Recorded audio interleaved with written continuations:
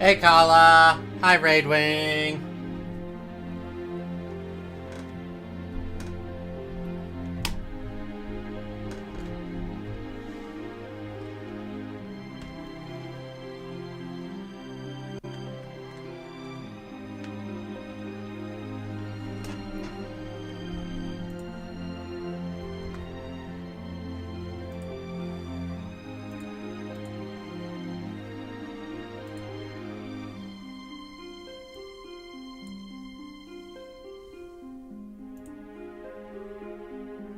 My mic did come through, right?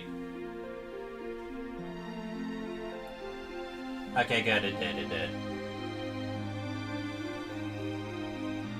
I did not see the demo.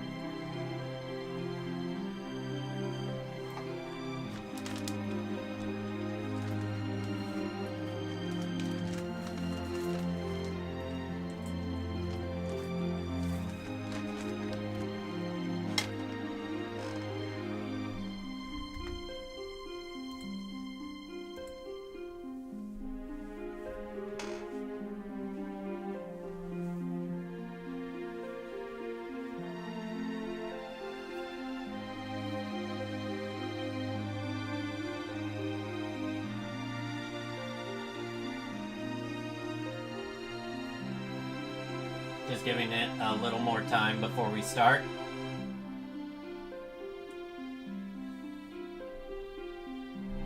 Concerned about me, Kala? I definitely appreciate that. I definitely do appreciate that.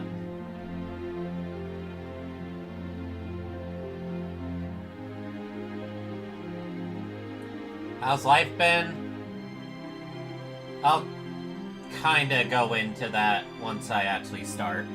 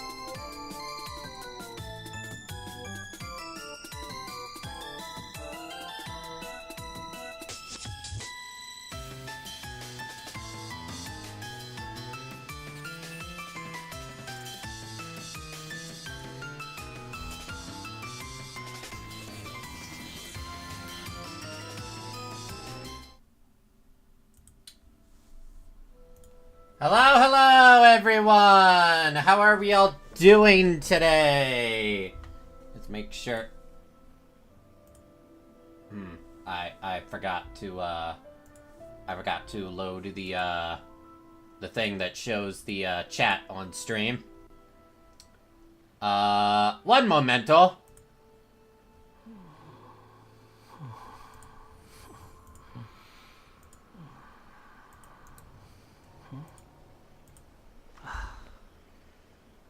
Okay.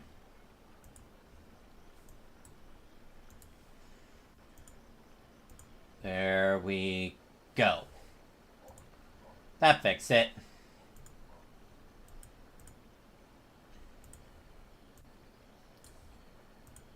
Alright, no so such thing as pure freedom in this world. How are we all doing Even today, though we cannot go on everyone? forever. Everyone finding everything alright? Too slow. Oh, my volume's a little high. Always gotta be careful of that when I have headphones on.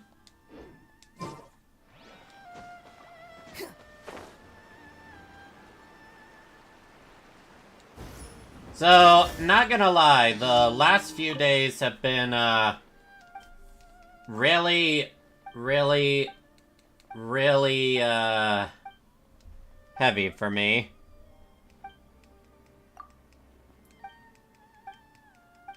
Sorry, it's hard for me to split my focus, so let me just... So we're going to the grocery store this time, okay? Quit following me. Oh, you had a good birthday? That's good to hear, Kala. That's very good to hear.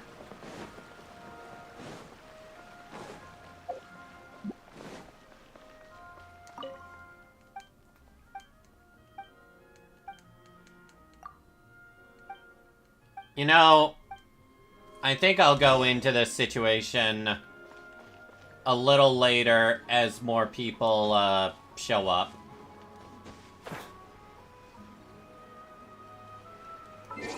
Oh yeah, that's right. I forgot to do something as well. Give me a quick sec.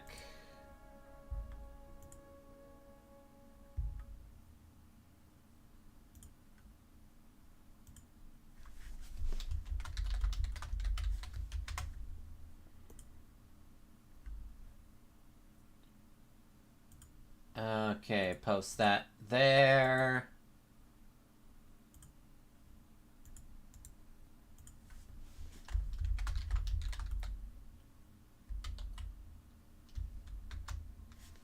Oh wait, I think I posted the wrong thing.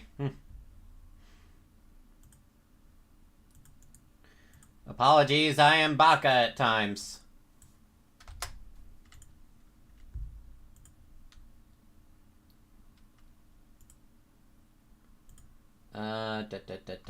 Da.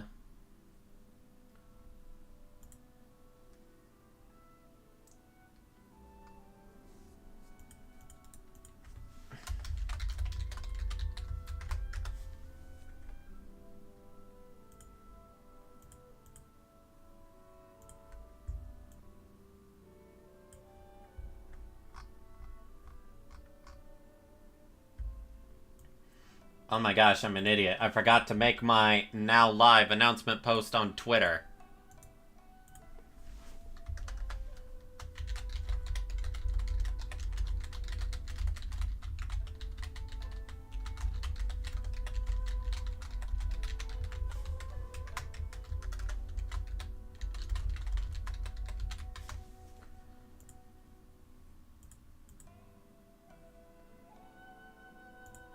Alright.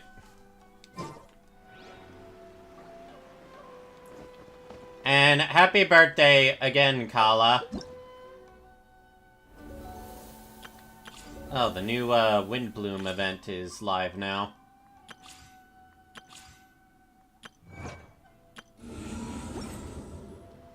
Thankies, and her name is Mercy.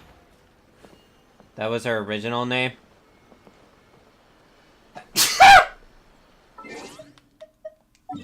Excuse me.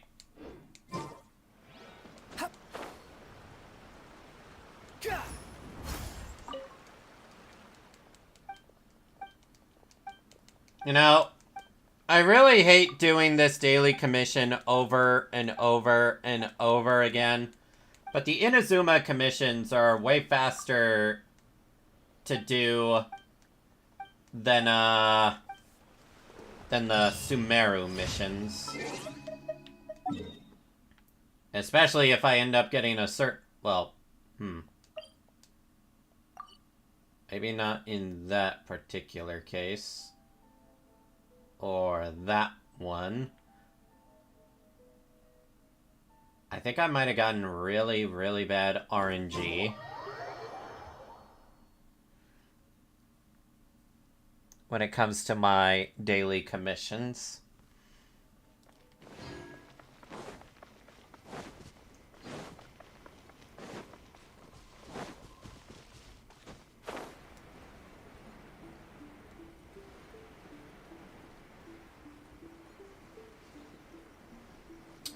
Yeah, I'm dumb. I forgot the ship's over here.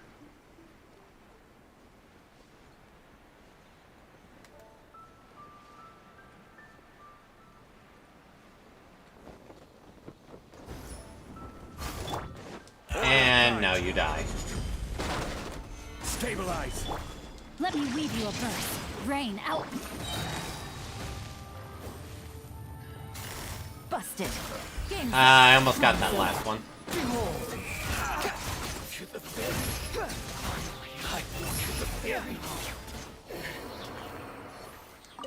Alright, let's collect the mats. What level do I have the Wanderer's talents at, now that I think about it?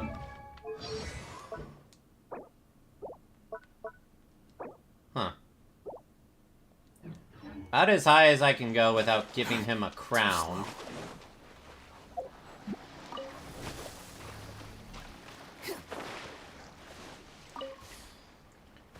Wind Waker music plays. Ba na na na na na na na na na na na na na ba ba da ba da ba da ba ba ba da ba.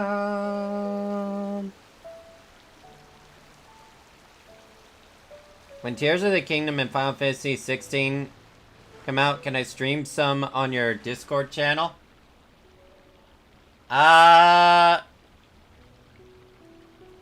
I think as long as you have the Ko-fi roll, you should be able to.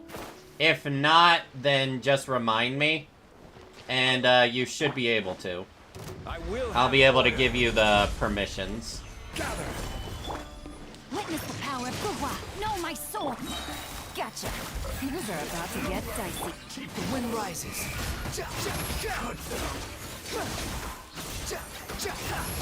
You win. This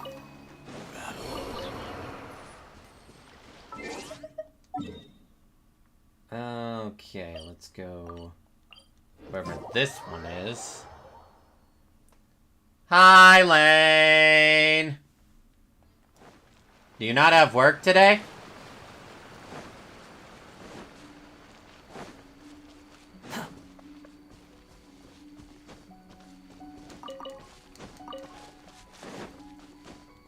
Behold.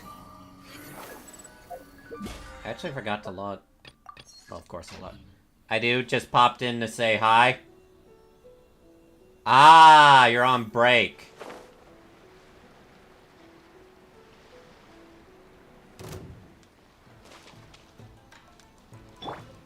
You're approaching me. order guide you. I see you wish to die. Let me weave you a verse. Busted. Here comes the catch.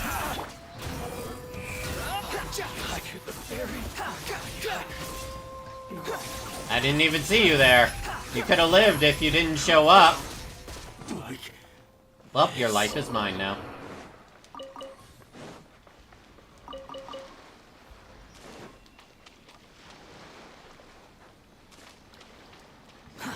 Too slow.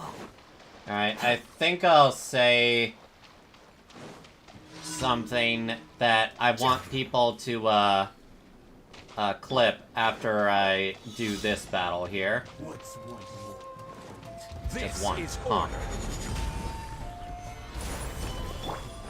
Ring cutter. This. Gotcha. Game's up. Fun's over. Squall Fury. This.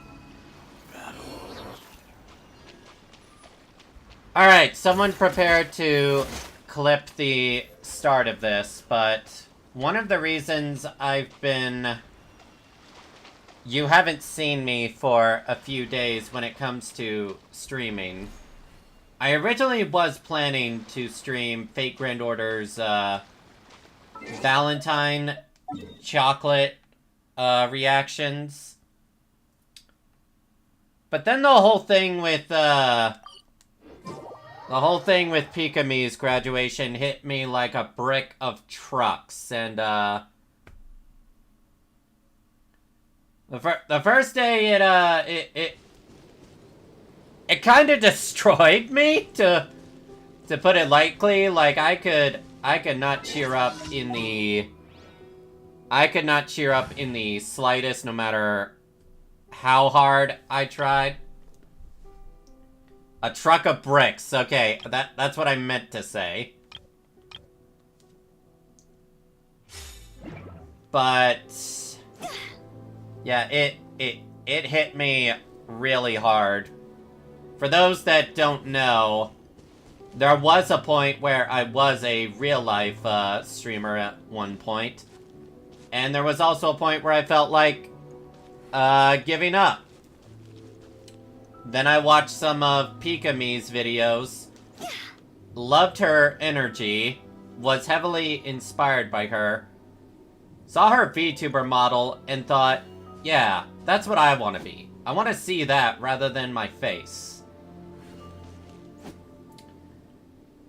And that's how the start of Dawn began. And Pikami is just such a wholesome bundle of joy. And hearing them retire would have been one thing. But considering the last thing they were going to do in February, it was going to stream Hogwarts Legacy. They were going to stream Hogwarts Legacy. They just wanted to appeal to some of their Western fans. To say that didn't go well would have been an understatement. They got canceled hard. And actually, I originally thought that was the main thing when it came to them graduating. But it turns out they have been planning to graduate for a few months now. And today as well, I found out that as far back as like June of last year, they've been having some issues when it comes to others bullying them for whatever things. They do not handle bullies well because of their past. Kind of the same way I don't respond to bullies well, though in my case I respond to it much more negatively in reaction compared to Pikami, who keeps it to themselves.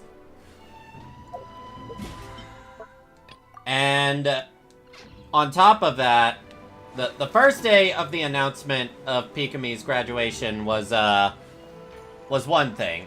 That day completely destroyed me. But to say Twitter is a war zone right now would be putting it incredibly lightly.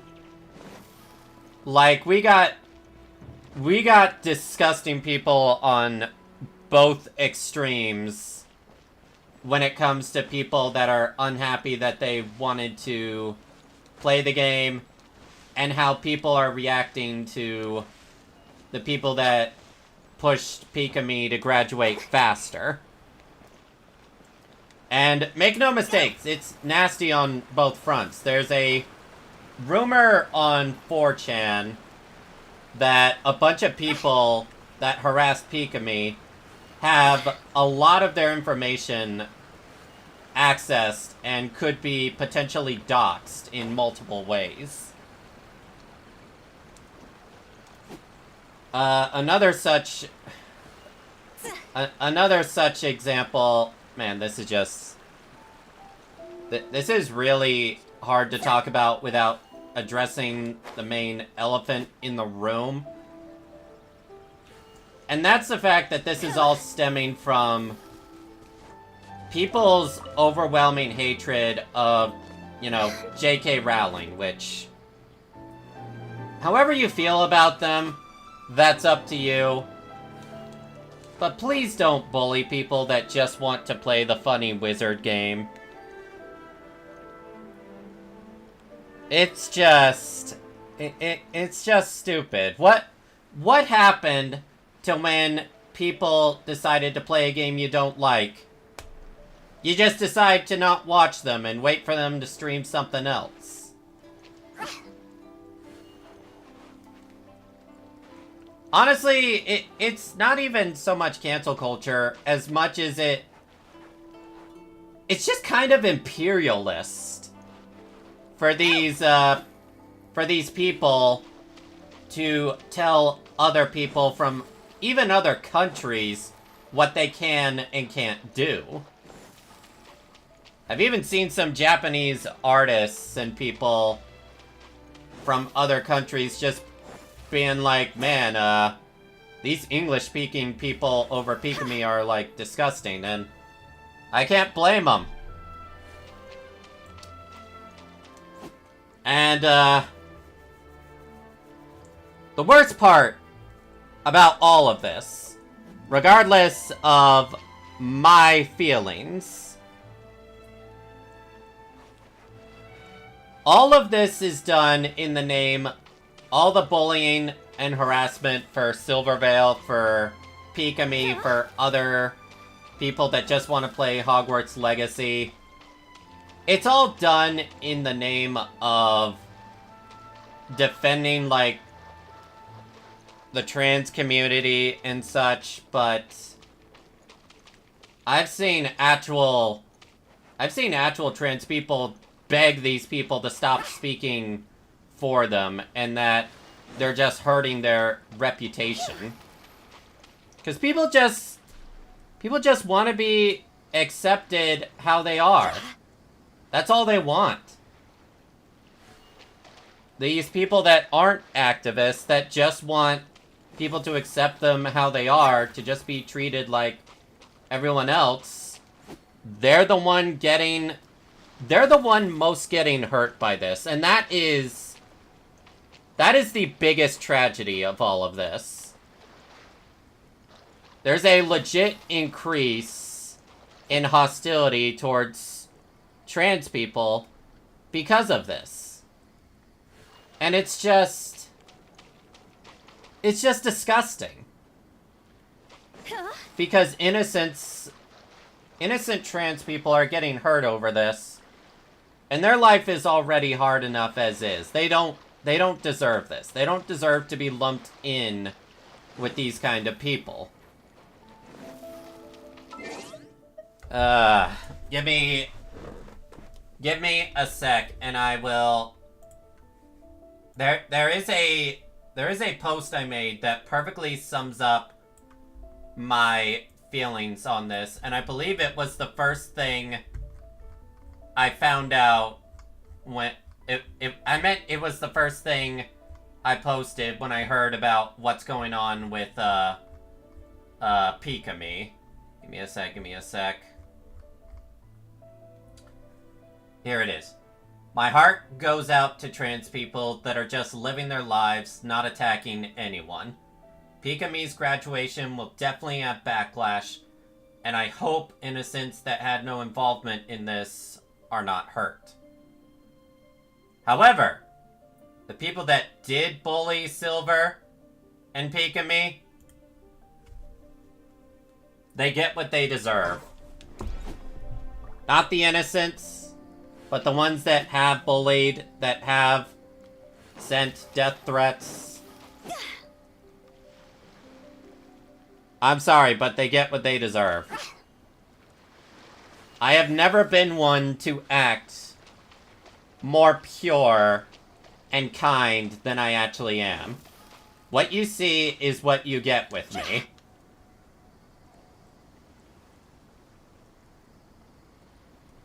Yeah, that's going to be a very, a very, very long clip. But I felt it was important to say.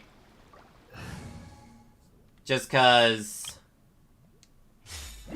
well, it kind of helps me mentally to just get it out and not just hold it back. And honestly, I said this in my Discord, but this whole situation with Pikami has made me... It's kind of destroyed my desire to hold back my tongue when it comes to this kind of stuff. Because this stuff is just... It's just disgusting. It pushes back a lot of stuff. And people are... It's just disgusting all around. And it's only getting worse on Twitter. Oh yeah, that reminds me. Kotaku actually stoked the flames. Claiming that, Pikami played the game. Complained there wasn't... something. I think they were saying that Pikami complained, wasn't enough trans representation or something. But Pikami never played the game. They considered streaming it, and then after they got the backlash, they were off the internet for a month. So now even sites like Kotaku are dragging Pikami's name through the mud just for their own agenda, and it's just...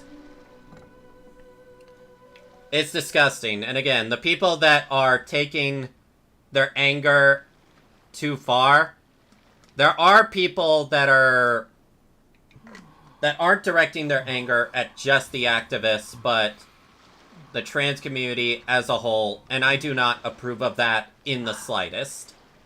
Keep your anger at the people that harass them, not the group they say to...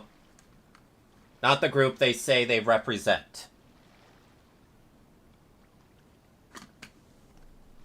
Again, it's just... It's so ugly I think I've got a sharp tongue. on both sides. I just tell it like it is.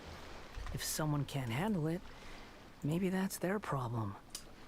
Good quote, Wanderer. Very good quote. Alright, BB, what'd you send me?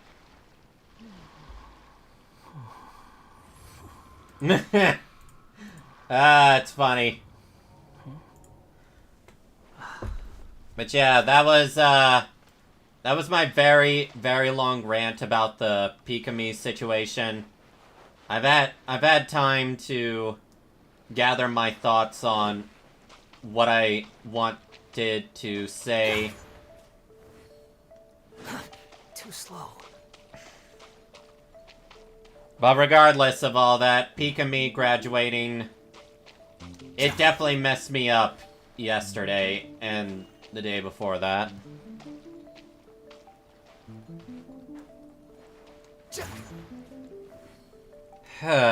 It just... I kind of agree with you, BB. Although, I did see something funny. I've seen a slight increase in VTubers. Like, I think there was this one VTuber that they hate Harry Potter, but they hate the activists more. So out of spite for what they're doing to Pikami, they decided to stream the game last night. Just to spite those people. And I can't say I blame them. Yeah, who Kala said. Did I do my daily commission? Yeah, I did. I need to kill a boss.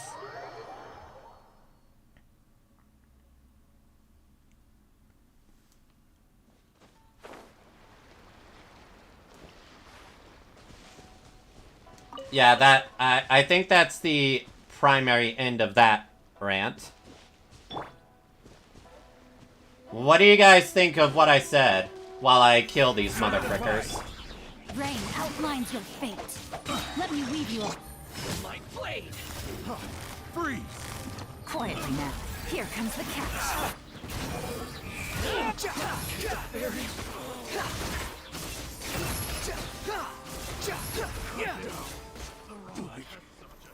Gonna be honest, my sister isn't gonna play Hogwarts Legacy because of Rowling. That's up to them. We should all respect people that don't want to play the game. But she does not force her opinion on others. My brother is playing it, and she was fine with it. See, that's how it should be. Quit following If people don't want to play the game, then don't play it. But they should not be punishing or bullying those that do want to play it. Also, I played it today out of spite, because F those trash bags. Not gonna lie, I was actually tempted to do the same myself. That was... You know you really fucked up when you got me tempted to stream something out of spite. Like, I tried to stay away from, like, drama like that, but at some point, even I'm just like, Gotcha. I can't even stay silent at this.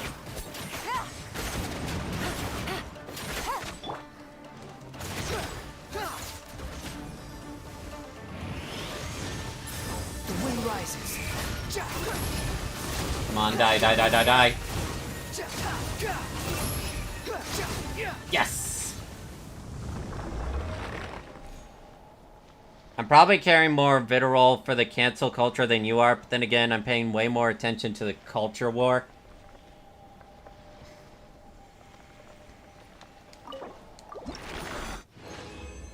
I'm not sure how many of these I need for Toma. Too slow.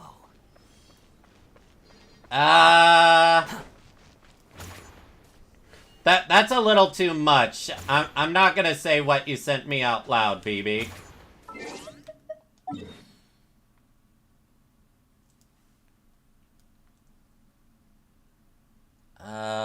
Okay. Alright, let's actually complete other quests. Oh.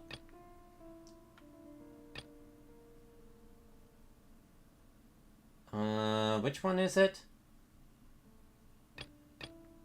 How far behind am I on the story? Complete Acer Pulpin Act 1 to start this quest.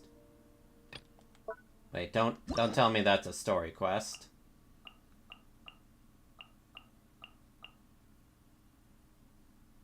This game!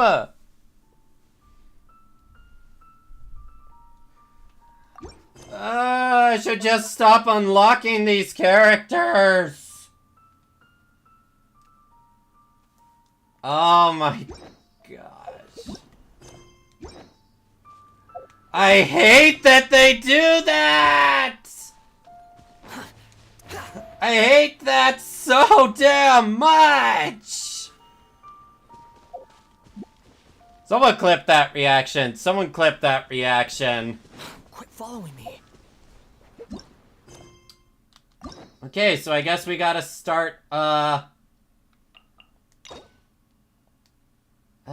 guess we gotta start Kazuha's quest. What the fuck does Kazuha have to do with this shit? Complete Palmer Act 1 quest. Alright, where is it?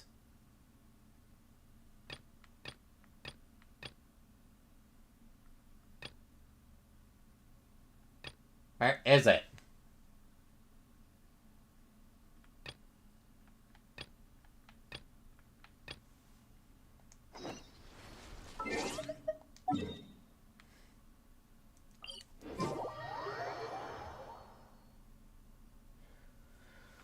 Oh, I hate that, I hate that, I hate that, I hate that so much. That is the one thing I hate about this game so much.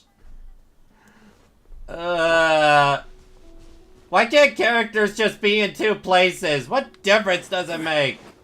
Order guide you. Solidify. No, my sword! Witness the power. Quietly now. Things are about to get...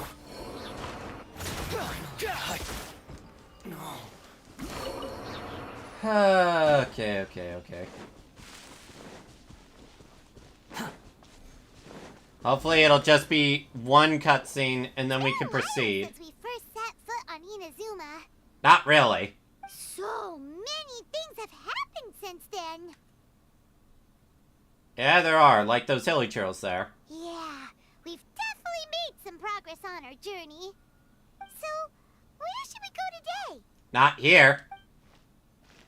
Wait a moment. Huh? What's up? Someone's coming, I guess? Hey! What the heck was that for? Doesn't want to talk, huh? Alright, let's convince him to calm down a little. Oh wow, he actually dashes further than it would seem. Who are you?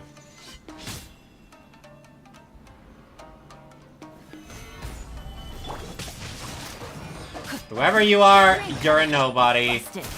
and you must die. Game's up. Fun's over.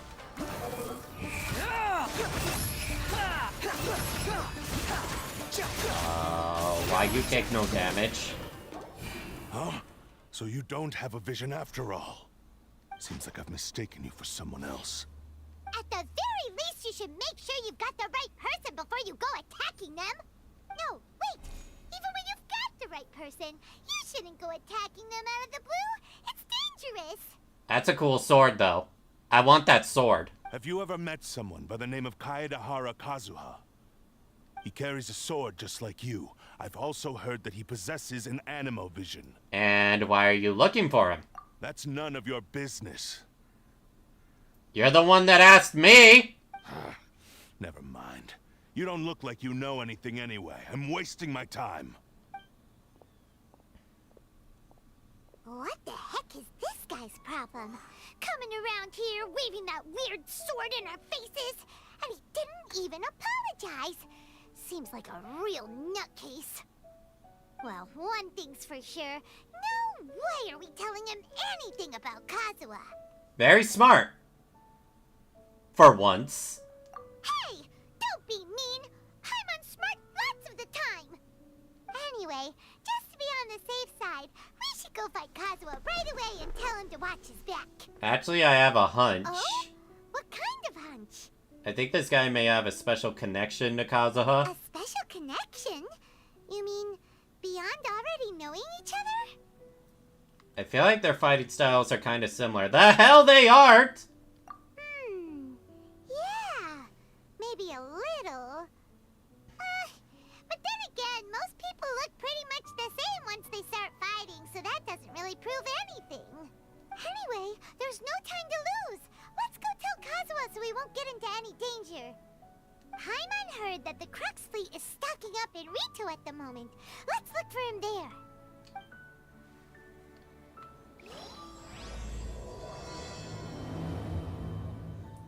Do I really have to, or... Game? Damn it.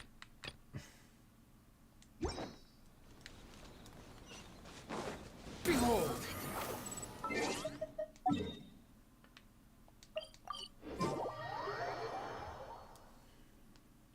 Now, I really didn't want to do the Kazuha story quest today. Also because I heard it's actually one of the more boring character quests. Like, I remember when this first came out, there were a lot of complaints that people did not like it.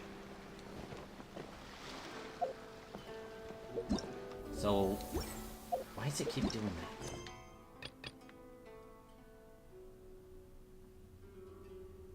Paul?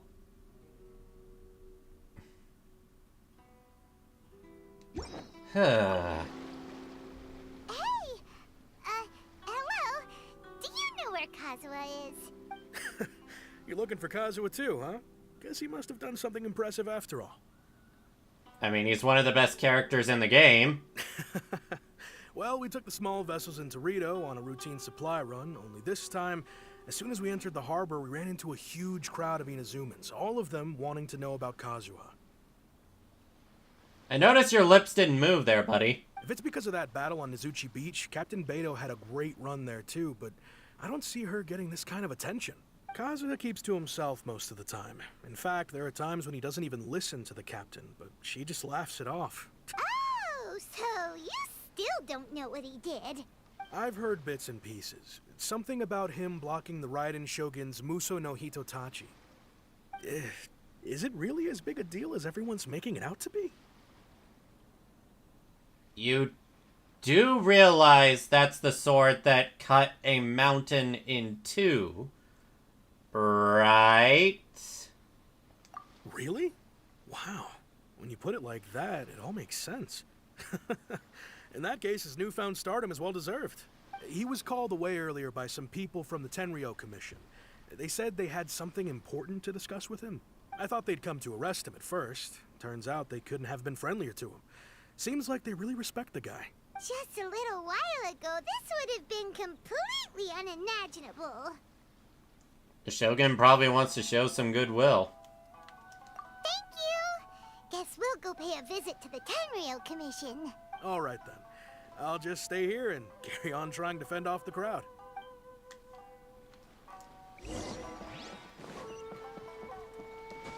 I must admit, getting that rant here on stream felt really good.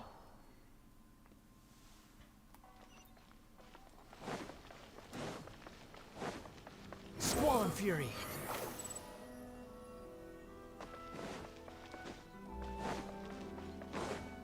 A while since I've been in here.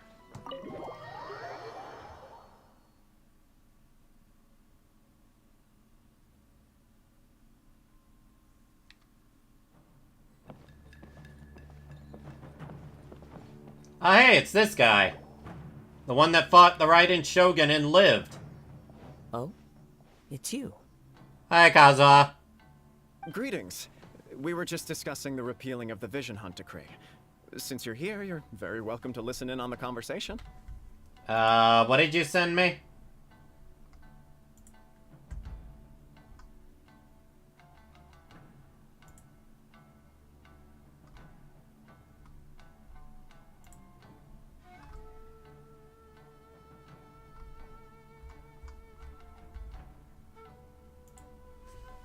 Nah, I don't see it. We invited Mr. Kaidahara here to extend a gesture of goodwill on behalf of the Shogunate. Your hard work has secured for us the agreeable state of affairs that we now enjoy. Also, I've been granted the chance to correct my clan's past mistakes, and for that, I'm deeply grateful. The Almighty Shogun has issued a large array of directives aimed at resolving, or at least easing, the tensions that have built up over the years. The Tri-Commission has made the recommendation to use this opportunity to restore the honor of the Kaidahara name.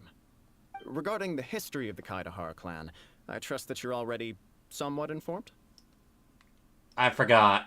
In short, there was once a group of select bladesmiths who served the Shogun directly, responsible for upholding and further developing the traditional blade forging arts of the Almighty Shogun. The Kaidahara clan belonged to this class. But there came a time when some of these bladesmiths revolted and fled to Snezhnaya. Both the Kaidahara and Kamisato clans were held accountable for lax oversight and entered a period of great turmoil. Huh. I knew his family fell to collapse, but I didn't know that most of them fled to Snezhnaya. Basically says that Venti promises that the Blow You Away gang will help you along your travels. Oh my, lewd. We later learned that the whole misadventure had been secretly orchestrated by the Fatui. Attributing all of the blame to the Kamisato and Kaidahara clans was neither proper nor just. Considering Mr. Kaidahara has once more made an outstanding contribution to Inazuma, the Almighty Shogun believes he should not only be rewarded for his achievements, but also receive recompense for the excessive punishment borne by his clan in the past. In the interest of preventing further harassment of the Bladesmith clans by the Fatui, we chose not to publicly release the findings of our investigations into these matters. We trust you can understand why this was necessary. This is a true honor. I am delighted to be in a position to receive the goodwill of the almighty Shogun, and the Shogunate at large. However, would I be correct to assume that this magnanimous gesture does not come without some strings attached? I can assure you that nothing could be further from the truth. We seek only to correct a past injustice. With the Kaedahara clan's reputation and occupation restored, the Kaedaharas will be bladesmiths once more, and your wanderings will finally come to an end. I'm not sure he wants to give up his wanderer You'll be able ways. to lead a safe and prosperous life in Inazuma City, with the almighty Shogun's blessing and full support of the Shogunate. I have grown accustomed to life among the elements. I fear I would no longer feel at home behind the tall walls of a stately abode. Yet my ancestors did indeed take great pride in the name of Kaedahara, and the art of blade making for which it stood. I do have a responsibility to restore their honor. Are you sure? I sense some hesitation in your words. Should you accept this offer, I imagine many of the malicious rumors currently circulating through the populace will disappear. Malicious rumors? All we heard on the way here was so much praise that we almost wondered whether there was another Kaedahara Kazuha in town. Well, to some, the Muso no Hitotachi is something that can never be defeated. They cannot accept the idea that Mr. Kaedahara really parried the Shogun's strike. Also, eyewitnesses saw him using the power of Electro in addition to that of Animo. As a result, the falsehood that Kaedahara Kazuha was using a delusion began to spread. Damn! What? But that doesn't make sense. Using a delusion turns you old and frail, and Kazuha still looks fine. That is correct. However, to some people, the idea of a single person wielding two elements at once is a more inconceivable notion still. This is just one of many similar rumors. I am very uncomfortable with being the subject of public discussion, no matter whether it brings suspicion or stardom my way. But perhaps if the Shogunate is willing to publicly support me, this situation will blow over more quickly. This is precisely why I encourage you to give our offer some serious thought. It stands to benefit all of us. Please allow me some time to consider. In fact, let us put this discussion on hold for the moment. Well then, what brings the two of you here? Yikes! We nearly forgot about the most important thing! Yeah, Samurai wants your head. Why would such a dangerous individual be looking for me? Could it be someone you trained with under the same No. master? This puzzles me as much as it does you. My fighting forms were taught to me by my family, based on techniques originally developed for blade testing. We undergo rigorous training to standardize every motion the blade is put through, so that each can be fairly assessed for quality. Over time, these techniques came to form something of a Kaedahara sword art, focused on blade testing, but with a full repertoire of combat forms. Those forms are quite different from the more practical ones typically used by samurai in battle. So it's hard to imagine that the similarity you speak of was coincidence alone. All the more reason to watch your back! This guy was a serious nutcase. Indeed. He sounds highly aggressive. Anyone he targets is at risk of serious injury, or worse. In that case, I will send some men out immediately to search for him. Thank you. I must say I am now very curious about this matter, and I will also need some time to consider your offer. I will first join the Traveler in investigating the one who attacked her, then give you a conclusive answer upon my return. Very well. Please stay safe. Come on. Let's go and track down your aggressor. The detective agency knows the most about what goes on in town. Let's see what Ryuji has to say. Interesting. So far, the story for this doesn't seem boring as much as... Well, you kinda gotta address... What does Kazuha do after the aftermath of him, blocking the Raiden Shogun's strikes and the current status of his own family.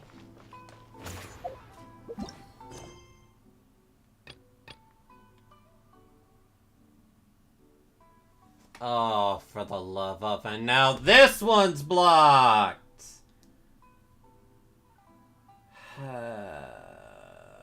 Octave of the Mushiro.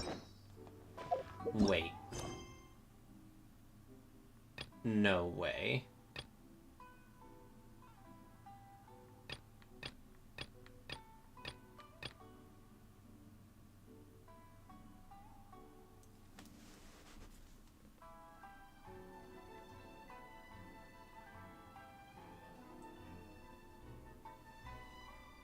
I have to, in order to play the current the last Archon quest I haven't done yet, I have to go through Kazuha's story, but now it's not letting me do Kazuha's story because one of a character that's going to be part of his story quest for a small bit is involved with another world quest. So I can't continue the main story until I complete whatever's involved with this character. Ah!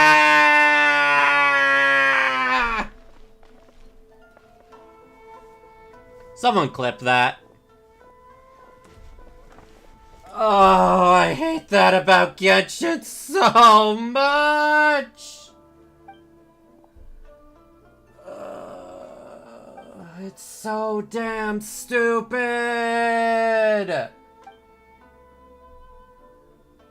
It completely breaks the open world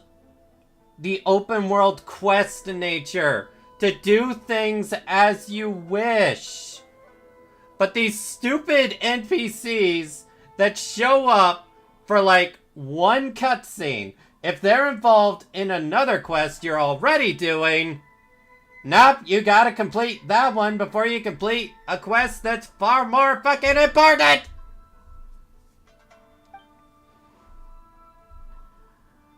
Oh, this is really the dumbest thing about Genshin. I gotta continue the quest I was doing before. I did not think that the stream I did last time involving Genshin would stop me from progressing the story.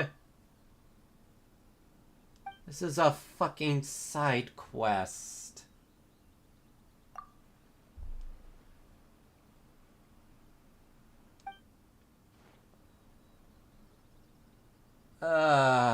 That's the two worst things about Genshin.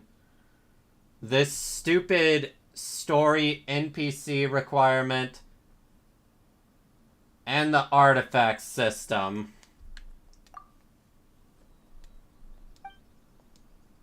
Ugh.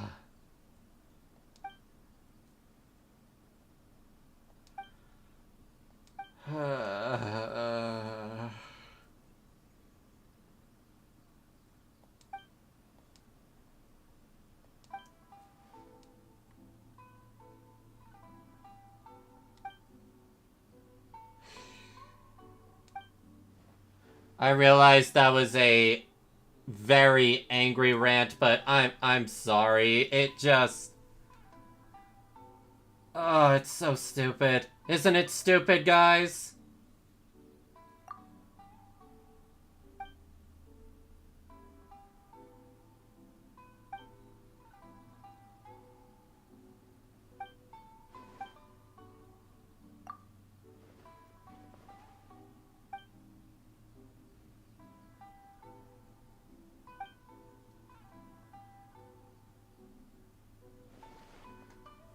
Oh boy, oh boy, oh boy. Also, hi, Cerno.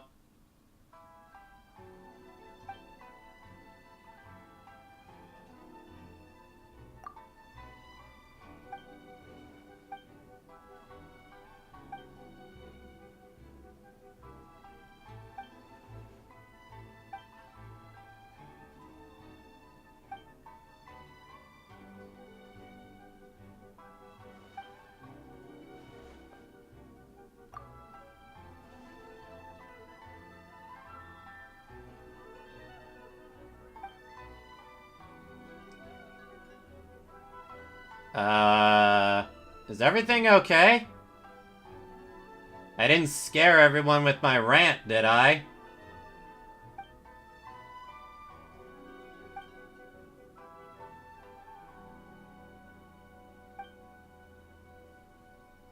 Alright, that's good.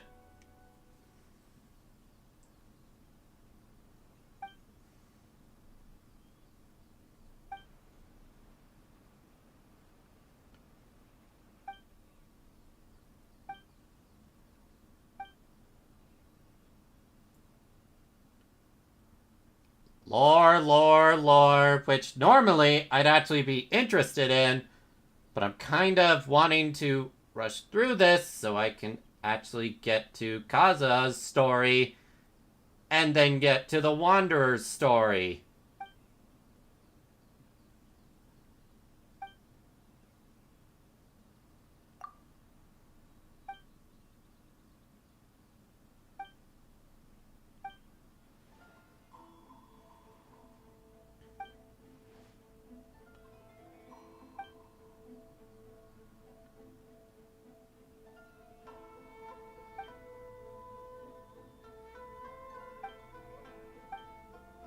Oh my gosh, please stop talking so I can just continue.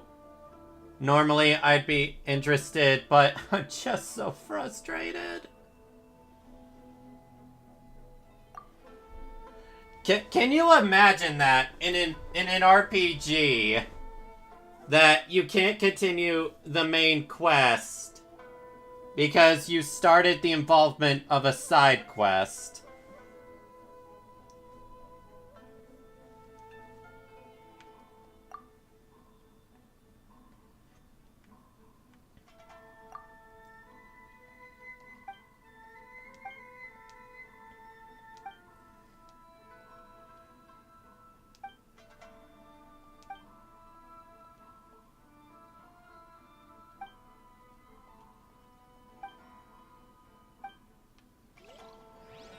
Please say that I don't have to talk to them anymore.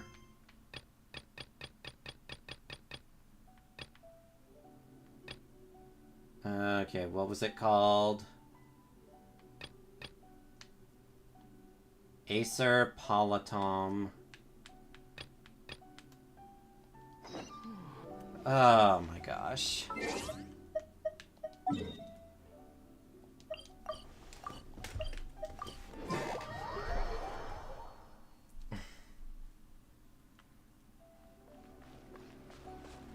Behold!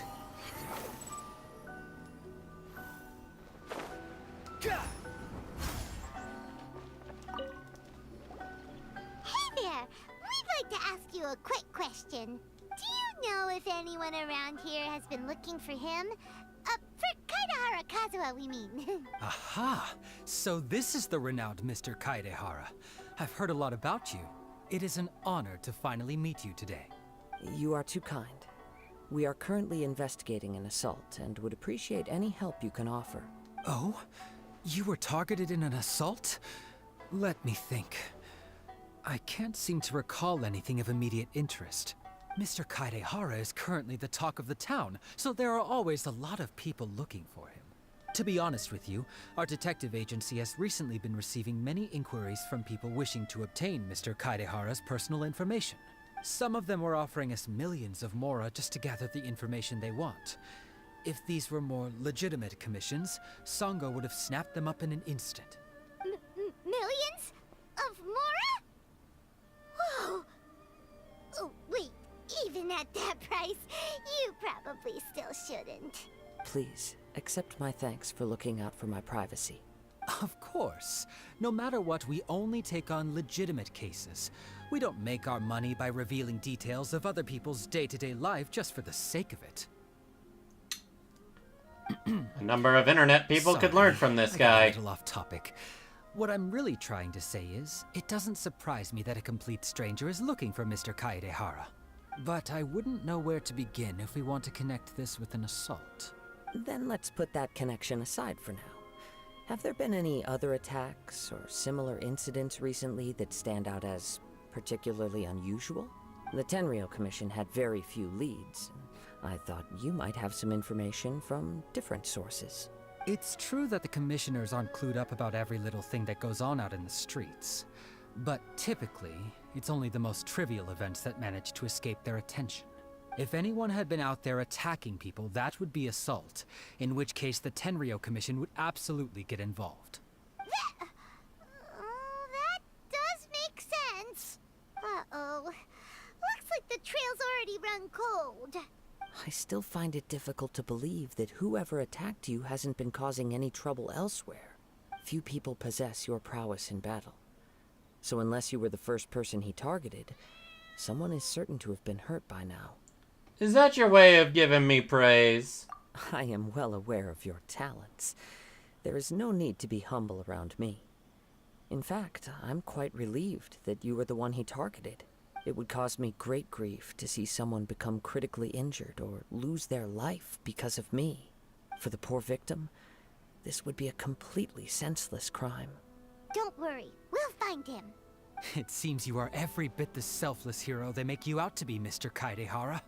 Surely this same concern for your fellow man is what drove you to fearlessly raise your blade against the almighty Shogun. You flatter me. Truth be told, I don't know quite what came over me in that moment. What came over you was the desire to protect the traveler. You are much too humble. Don't worry, I completely understand your concerns. I will try my best to gather whatever leads I can for you. Oh, actually, there was one strange incident over the last few days. It doesn't involve an attack, though. Let me tell you about it just in case. Sure. During times like this, the more information we have, the better. All right then. Recently, 2 people went missing from the city at around the same time. One of them is a pretty well-known collector, surnamed Nagato. The other, Amenoma Yuya, is a samurai Nagato? from the Amenoma clan. Nagato? Danganronpa Nagato? Amenoma. Now there's a familiar name. Right. Yuya is the nephew of Amenoma Togo, the owner of Amenoma Smithy. 2 grown men going missing at the same time. Their cases are likely connected, but I don't know much in the way of details. Alright, let me see what you, sent me, BB.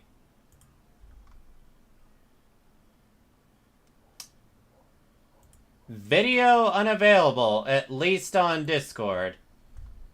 Okay, there's that.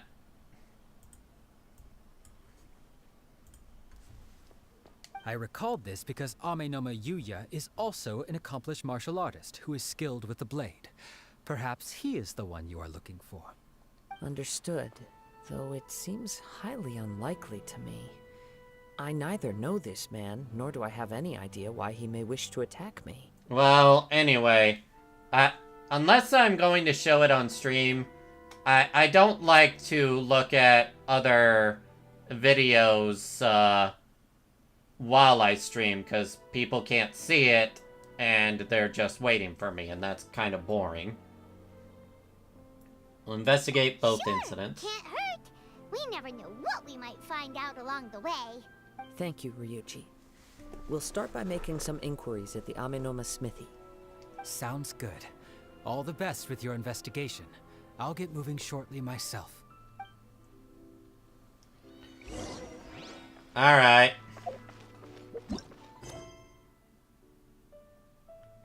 No. Oh, wait.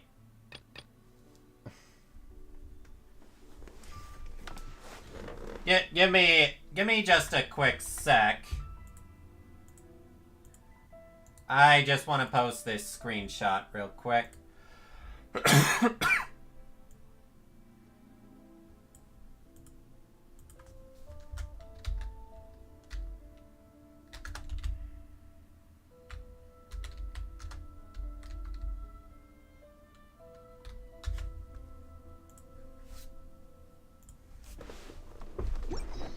I swear, I'm going to have a video, and the thumbnail is just going to be character is involved with, Why does it keep doing that? I'm just going to have it be complete other quests to continue. That is just going to be the thumbnail. Complete other quests to continue. Ah, if it isn't Kaedehara Kazuha. What brings you here today? Huh? You two know each other? Yes, the Kaedehara and Amenoma clans were both members of the Raiden Gokaden. Historically, there have always been deep links between the two clans. After I returned to Inazuma, I visited Mr. Amenoma to pay my respects. Let me quickly explain. The Raiden Gokaden was the collective term for the 5 most acclaimed bladesmithing arts in Inazuma.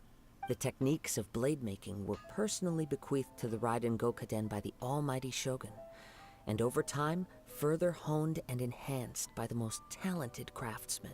Unfortunately, a series of events led to the gradual decline of many clans in the bladesmithing trade. Today, only the Amenoma clan has kept its art alive. So sad. It is a great pity indeed. In the old days, we each had our specialties, and just as iron sharpens iron, so too did we learn much from each other. As an example, the Amenoma art strives to emulate the abiding patience and determination of water as it turns stone to sand. There is nothing mystical to our work. There is only practice, day in and day out, until both body and mind have memorized the craft, turning each motion of every technique into an intrinsic part of the bladesmith's life. As for the art of the Kaedehara clan, I believe it's called the Ishin art. That's right. Ishin art strives for complete harmony between blade and mind from the moment that forging begins. Okay, I'm starting to see why people had complaints about this story For quest. only a blade thus forged can capture and convey its maker's thoughts and feelings, and eventually become an extension of its wielder's will. Indeed. Most samurai choose their blades, but an Ishin blade chooses its owner. You are, without a doubt, the most worthy wielder of an Ishin blade.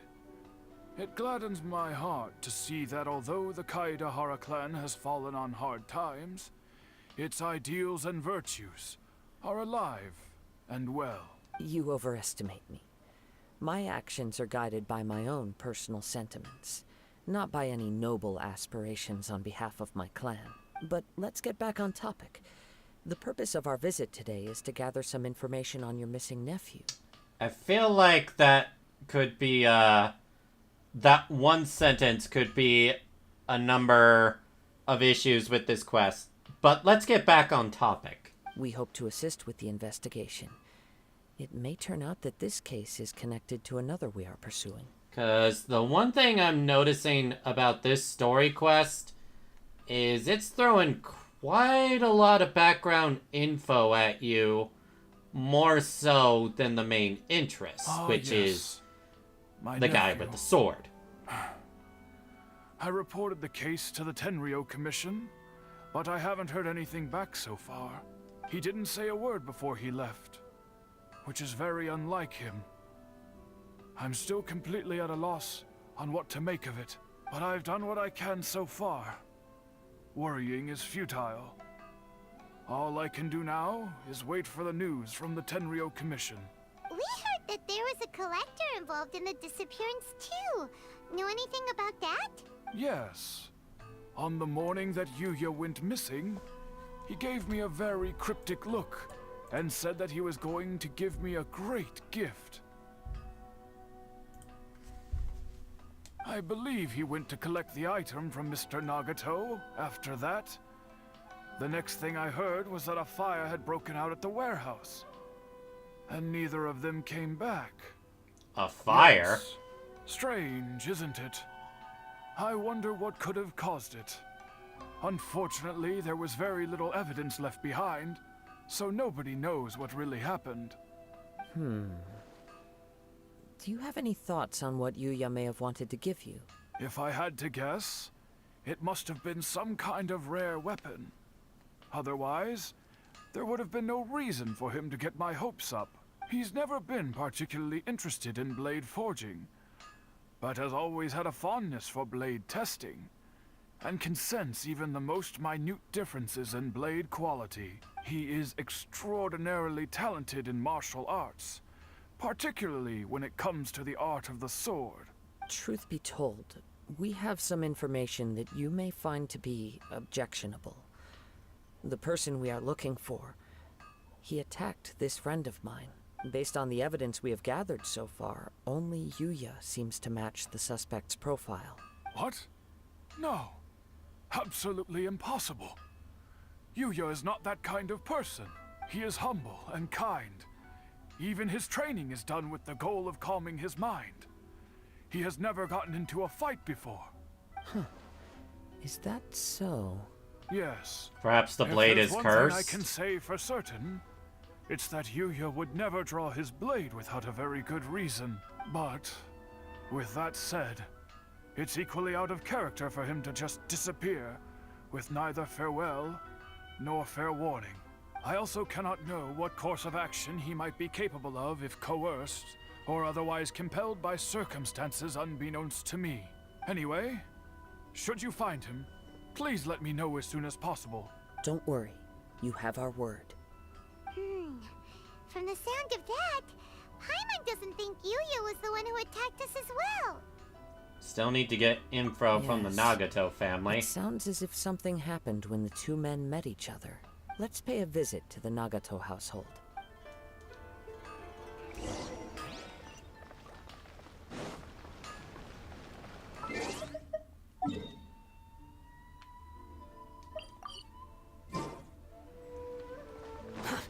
The wind rises. Alright, let's rush on over.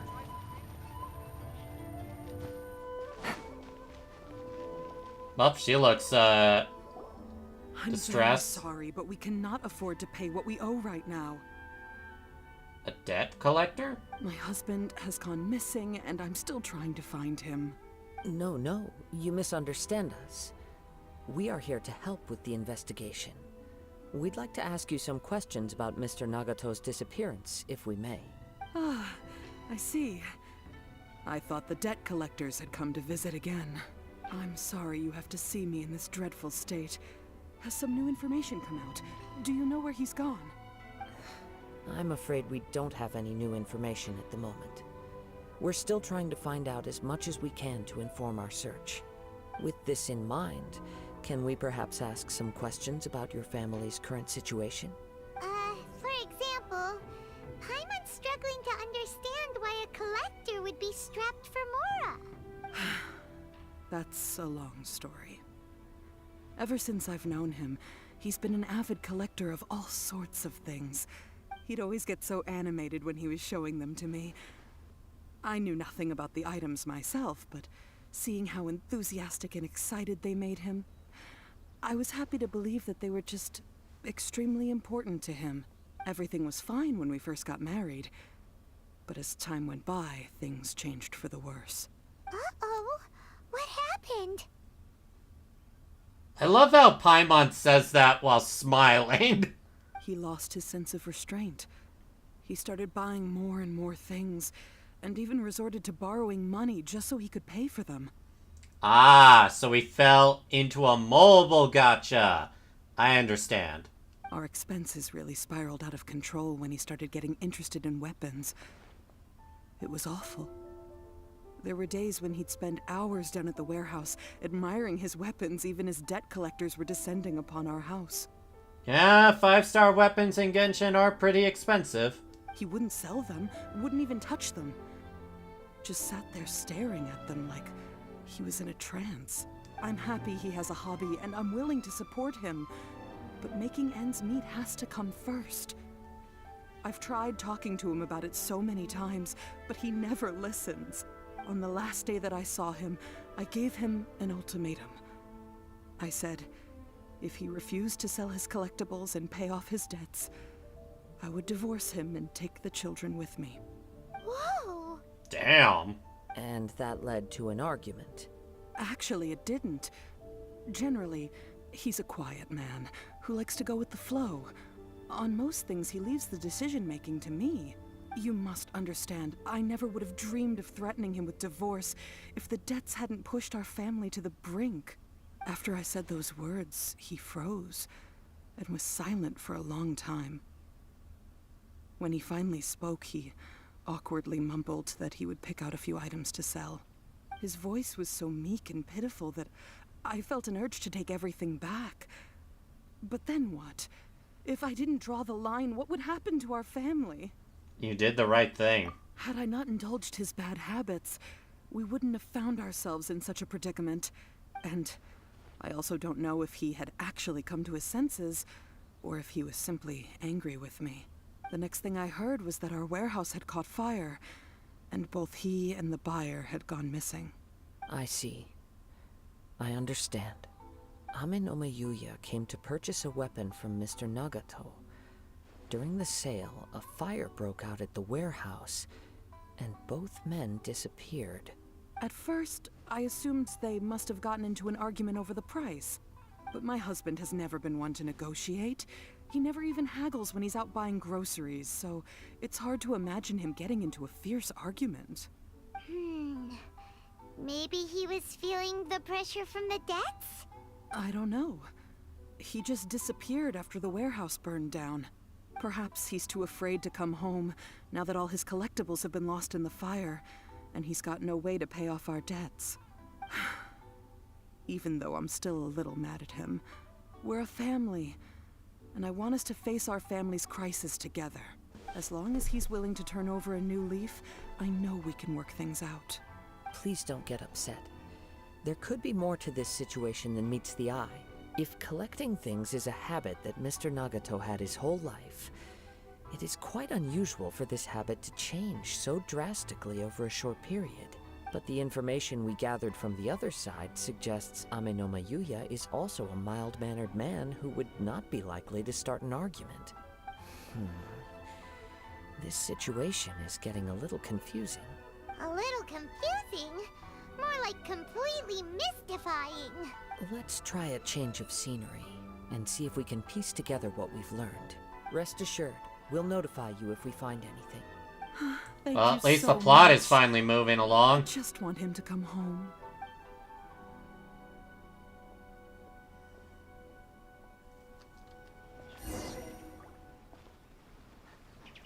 Based on the information we've gathered so far, I can only surmise that the sales meeting between the two men was somehow the catalyst for their disappearance.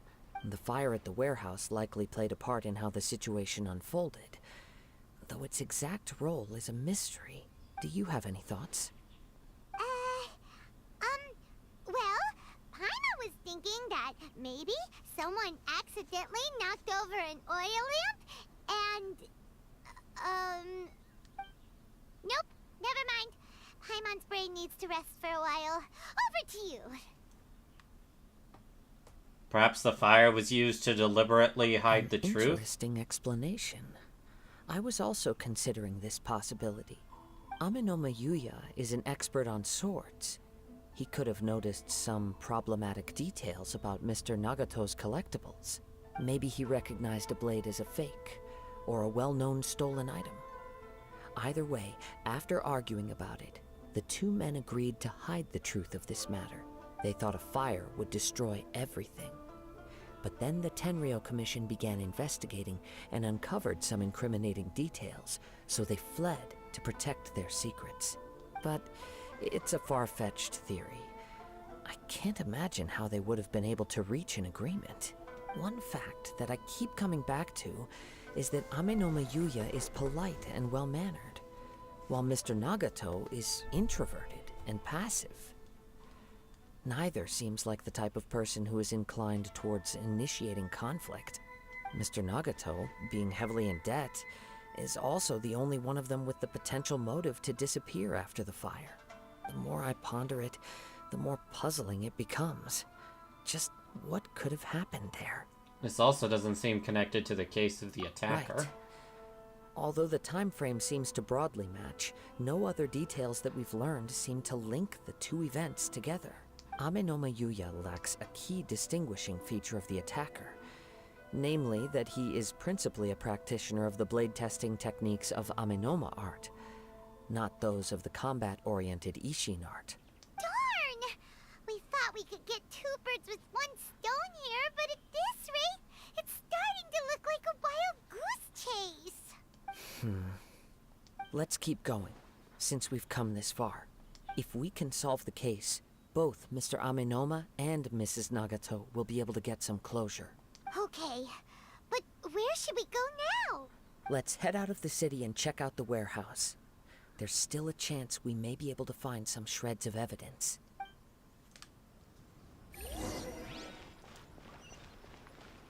Oh, so we're actually going to check out the warehouse. Take it easy.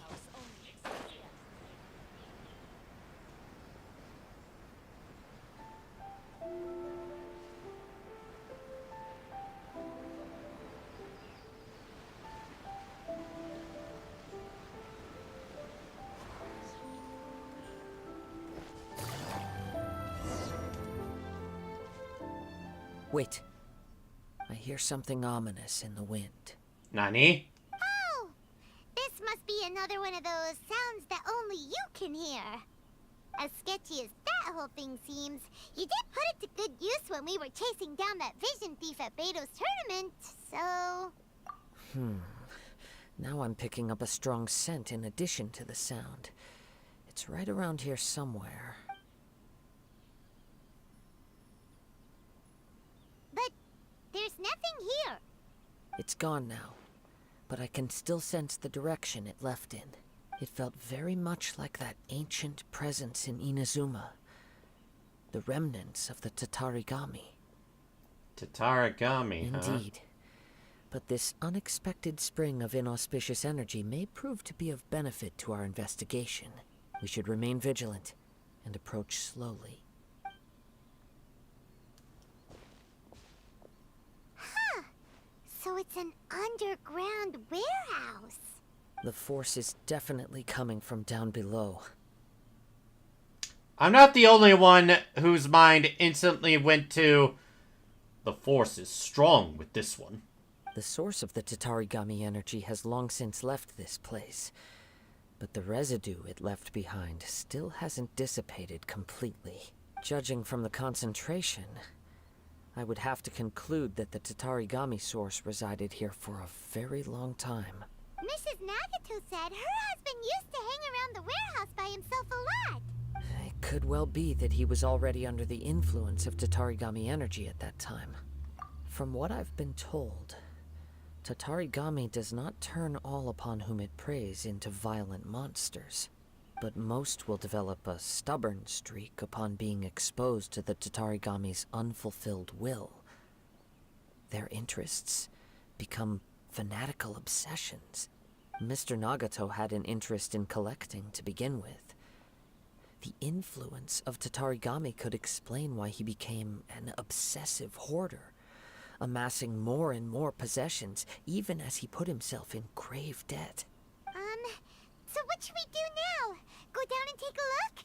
Step back. I'll open the door and take a look inside. Nah, we can handle it together. If we don't open this door, we can move no closer to the truth. You needn't worry. Both of us have faced far greater dangers than this. Relatively speaking, the risk here is trivial.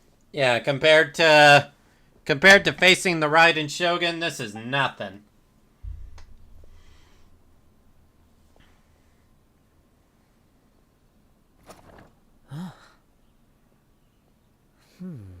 What's down there?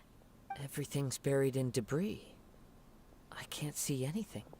It looks like the fire caused a cave-in, reducing the entire warehouse to rubble. I'm not sure if that's a good or bad thing. Too scary! Paimon was so sure that the warehouse boogeyman was about to jump out at us.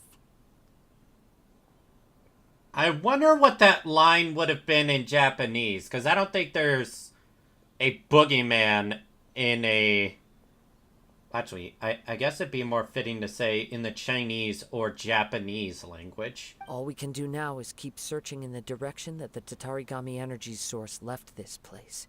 2 ordinary humans, entangled with the Tatarigami. I fear much misfortune has already befallen them. Let's hurry then. Let's go. If nothing else, it's vital that we find out where this Tatarigami energy is coming from. Quiet your mind and focus on what you sense around you. Perhaps you too will perceive its ominous presence in the wind. So you're saying use my elemental sight?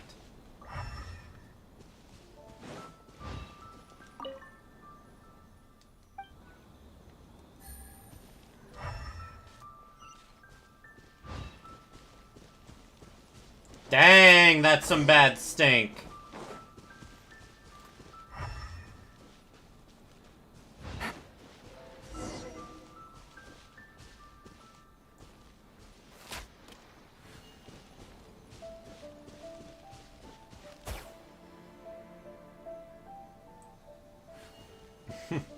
What's still the Force, BB?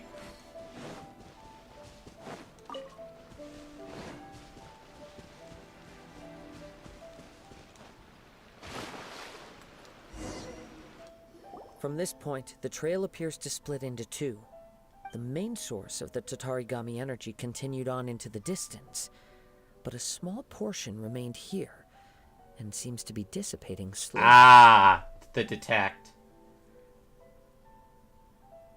There's no air in the desert. Hi, Shard. Actually, I will be right back real quick. Give me like a minute. I'm gonna use the restroom real quick.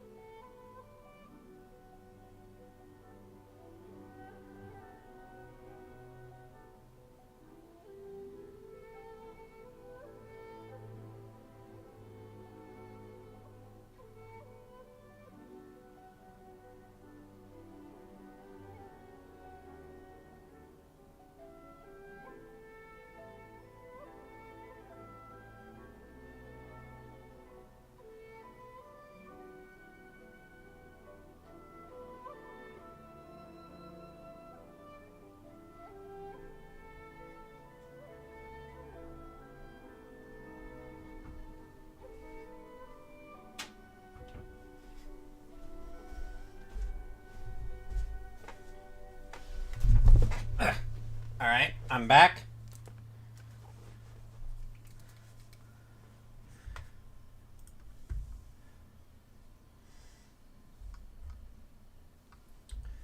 Okay, let's continue. It's actually a little warm in here. But that's what happens whenever I stream. I swear. So, what correspond to the 2? Quite possibly. Let's search the area.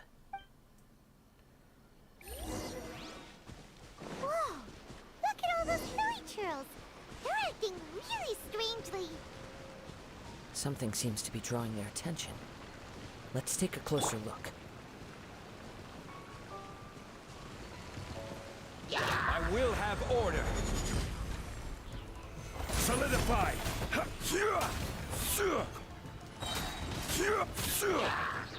Zhongli will take care of this all himself. Actually, no, he won't. This is order. Never mind, he will. It's... Ugh! Look at this red stuff! What is it? Blood? by the looks of it, a letter written on a piece of torn clothing. The ink is bone dry. It must have been written quite some time ago. Well, let's take a look.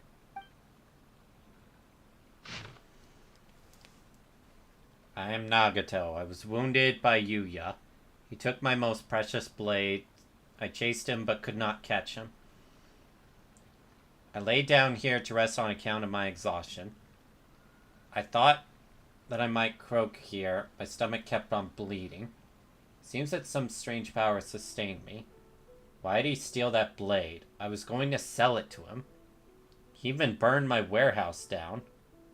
For some reason I can't fall unconscious, so all I can do is distract from the pain is right. What will happen to my family? Only now do I realize how stuck in my ways I was and how blind to my obsession. I must have been cursed. I collected all those strange and bizarre things, but they won me not one iota of happiness or warmth. Put all of it together and it still wouldn't have been worth a single word from her mouth. Thank you, and sorry for letting you down, my wife. Hi, Toka!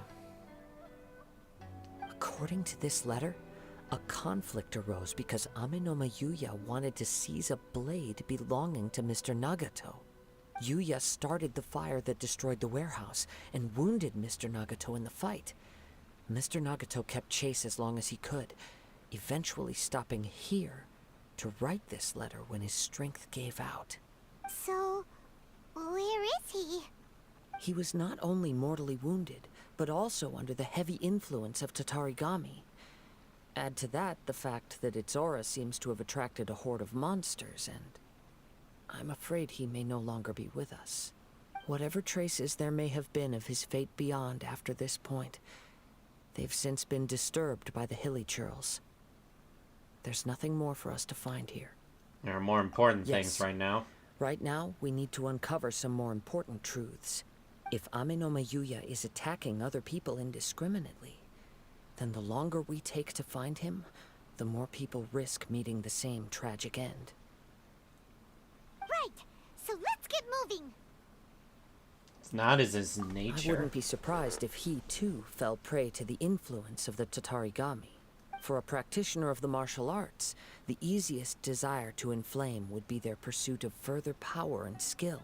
All the clues that at first seemed disparate and disconnected, it seems that now we know the thread that runs between them. I have a hypothesis that, if it's correct, not only explains the series of events leading to the two men's disappearance, but also zeroes in on the attacker's identity.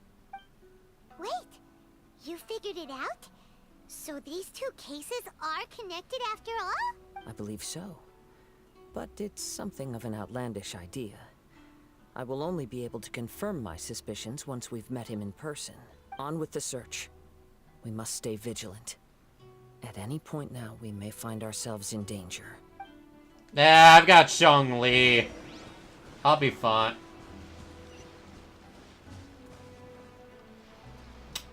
Well, that's a big clue.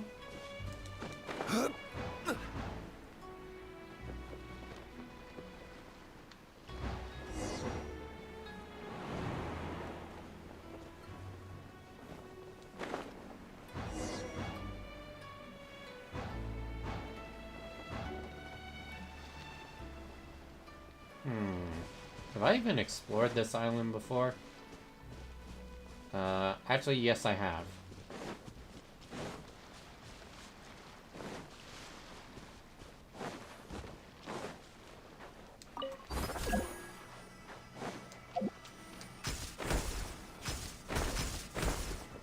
I'm guessing that's where something I already collected would have been.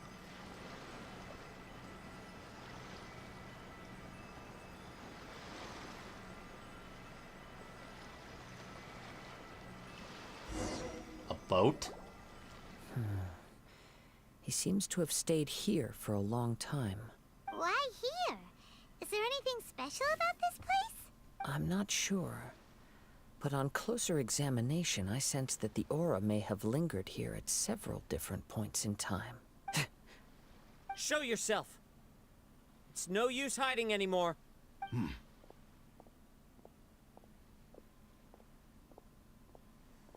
Kaedehara Kazuha.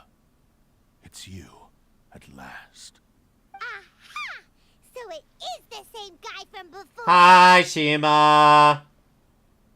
Yep, unfortunately. Problem, huh? What could you possibly have against Kazuha? Indeed, there should be no enmity between us. If it is Amenome Yuya that stands before us. But what if instead of facing Amenome Yuya, we are in fact facing the blade in his hand? Now that you mention it, it is giving off a strange light. Whoa, whoa! Surely you don't mean... Are you serious? Tatarigami energy often lodges itself within physical objects, then works to subtly affect any living organisms in its vicinity. The blade has resided in Mr. Nagato's warehouse for many years, affecting his state of mind, and more recently using the sale as a means to affect, or rather as a means to occupy, Amenome Yuya's body. You're sharper than I thought. You've already deduced the truth of the matter. Many, many years ago, I was forged by a famed bladesmith of the Ishin tradition. I was his pride and joy. In me, he placed all his hopes and dreams. Oh, Muramasa effect of the sword possessing someone. Yeah, I kinda saw that coming a mile away. As a descendant of the Kaedehara clan, you should be able to guess our greatest regret. I presume it has something to do with the Raiden Gokaden. Indeed. At that point in time, he failed to live up to the Raiden Shogun's expectations. In the end, all he could do was to flee the nation by sea on a ship bound for Snezhnaya. He was a bladesmith of great renown, a master of his craft. There was nothing that he could not accomplish. All he needed was more time and a little faith. And sure enough, in the end, he achieved what he had set out to do. All of his life's work, his wisdom, his skill, it culminated in his creation of me. He not only bestowed upon me the greatest of strength, but also endowed me with a consciousness of my own. In her conceit, the Raiden Shogun lost not only the single most perfect blade in the entire world, but also an irreplaceable achievement in the art of blade forging. So... swords can become conscious and control people? I mean, compared to all the other shit we've seen in this world? The people of the time in which I was born never believed I had that kind of power. They saw me as a mere blade, a sharp and well-crafted one, but in all other respects, an ordinary weapon. But that gave me the opportunity to take action. After the death of my creator, I decided to leave Snezhnaya and began my long quest to return to the distant land of Inazuma. Moving from one person to the next, I controlled the minds of countless hosts along the way, each bringing me one step closer to my ancestral home. I seek but one thing: to face the full force of the Raiden Shogun's blade and prove my power, the might of Ishin art. I really wish I could switch to the Raiden Shogun right now. So Amenome Yuya was not your first victim. Tell me, what happens to those you've possessed when you've finished using them? My hosts? Who cares what happens to them? They are but tools that serve my mission. When they got tired, or injured, or unusable, I hopped to the next one in line. All I needed them for was to take me back to Inazuma. You're awful. After I returned to Inazuma, I decided to bide my time in Nagato's warehouse until Amenome Yuya handed himself over to me on a silver platter. At long last, I'm approaching my journey's destination. By Amenome Yuya's body, I have found you, and by your hand, I shall defeat the Raiden Shogun. That's cute. Kaedehara Kazuha, you stood against the Raiden Shogun's Muso no Hitotachi. There can be no other to serve as my host for what is to come. Now, give your body over to me!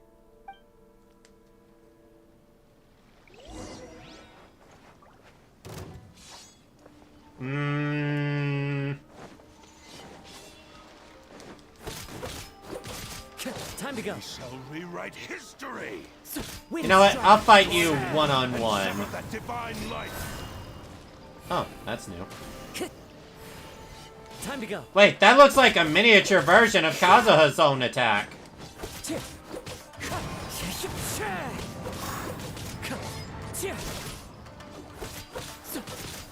Time to go.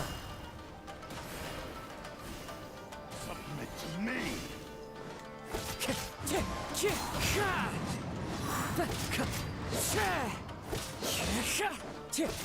Yeah, I want his sword too. Oh, wait, is that all the little damage you deal? Bruh! You are no threat to me at all! Fallen leaves, adorn my night!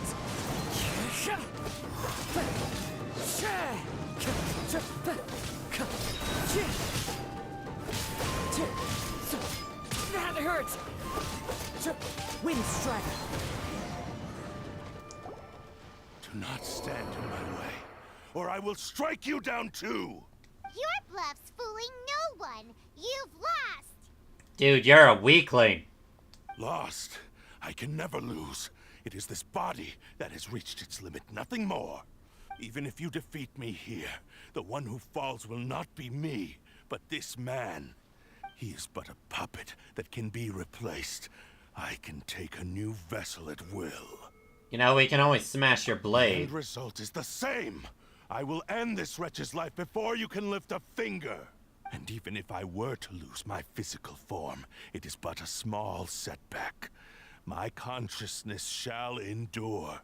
By any means necessary, and any medium available, I shall return and fulfill my destiny!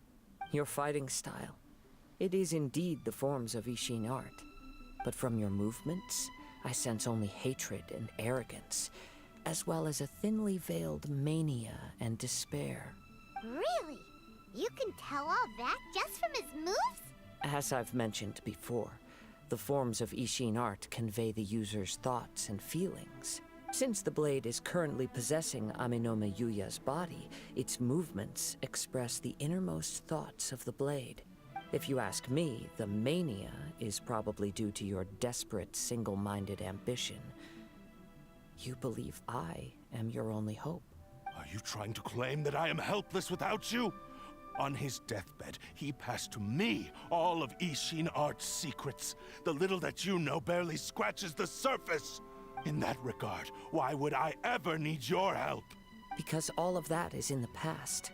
I've been wondering why you've not caused more trouble in all the years that you've been in Inazuma. If you are indeed a cursed blade that can possess its owner. Now that I've seen inside your mind, everything finally makes sense. You weren't biding your time. You were trapped. After all the time that's passed, you have grown weak. To the point that you are now unable to acquire a new host without making physical contact. Oh, that's right. Paimon remembers now. Mr. Nagato had a habit of never touching his collectibles. Only when Mr. Nagato witnessed his wife's distress and decided to sell his collectibles did you finally have an opportunity to reach out to Aminome Yuya and make your escape. And what of it? Well, that brings me to my second point. There's a despair in you that is so strong it threatens to overwhelm you. You were determined to fulfill your maker's ambition, whatever the cost. But this ambition is too grand and too heavy for you to bear. Each step you have taken has come at a great cost.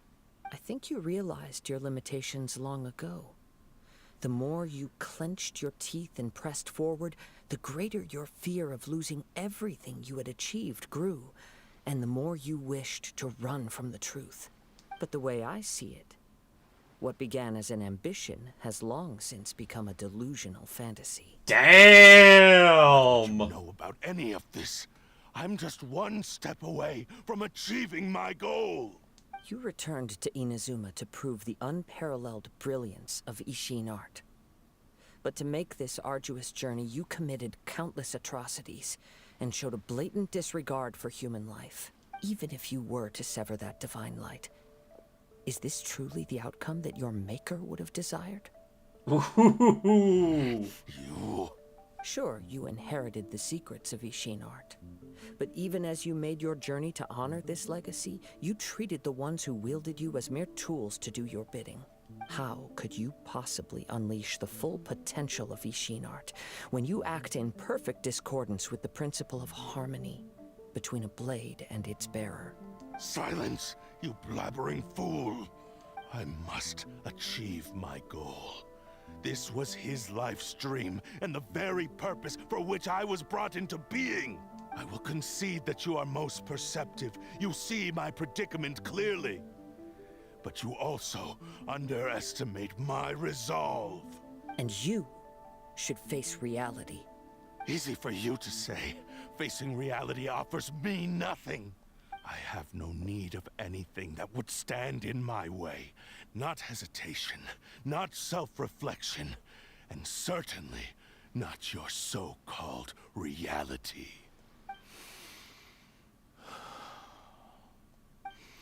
It is pointless to argue further, descendant of the Kaedahara clan. If you wish to save this man, then offer me your body in exchange.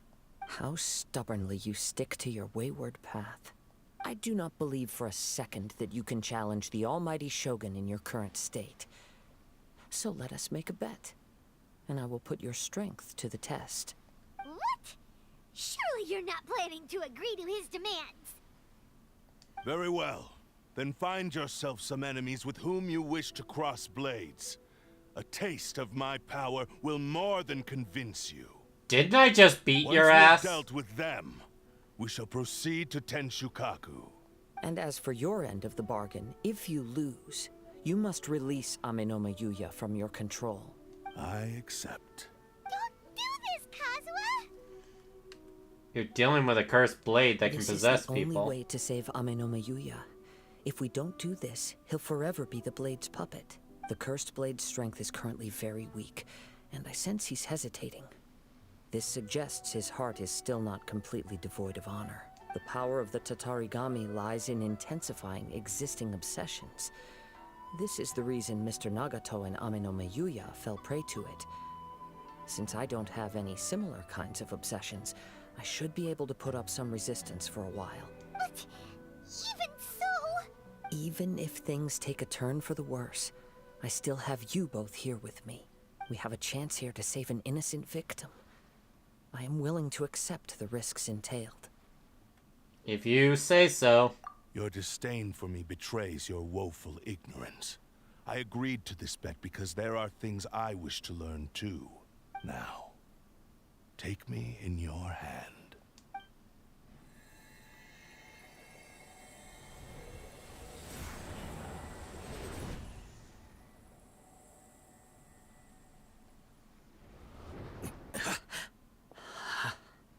Kazuha? I'm okay. I felt a little dizzy at first, but only for a moment. It's all right. So far, this was as I expected. If something feels off, let me know immediately. Thank you. What should we do next? Have you got a plan, Kazuha? We find some enemies. Although this blade has endured much turmoil, it probably hasn't experienced many real fights. If a blade built for Ishin art cannot enter a state of harmony between blade and bearer, it cannot unleash its true power. If he wants to avoid reality, then we need to fight until he has no choice but to face it. He shouldn't last long in an intense combat situation. Wait a minute! Paimon remembers hearing about something from the Adventurers Guild. Since the Takasukasa clan abandoned that secret base, it's been held by Ronin ever since. I guess we're killing some fools. Please lead the way. What about Amenoma Yuya? What should we do with him? The blade says he'll let Amenoma Yuya trail us silently. Although he hasn't regained his own consciousness yet, He isn't really, in any he immediate really danger. just called that haughty sword fresh meat. Are we sure this is a good idea? It's a pretty treacherous journey. Okay, fine. Just be careful. So I get to hold the blade, right?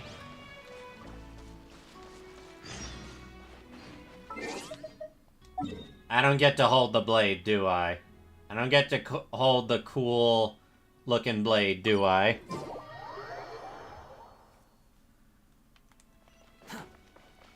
Quit following me. Squall and Fury. Oh wow, it's been a while since I've had to go here. That wasn't for a daily Too quest. slow.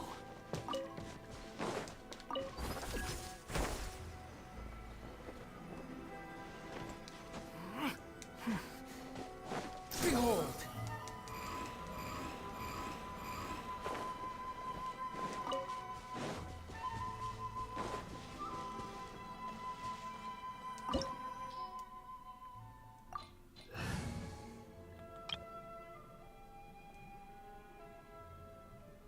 I think it would be fitting to bring the Raiden Shogun team.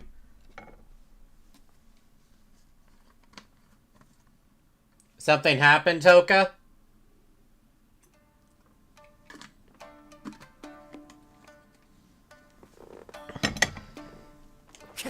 Ooh, I do get to hold the blade. Prized Ishin Blade. When a normal charge or plunging attack hits an opponent, it will release an accursed spirit, dealing AoE damage equal to 180% of attack, and restoring 100% of attack as HP. This effect can be triggered once every 8 seconds. The damage done by this weapon's wielder is decreased by 50%. Interesting.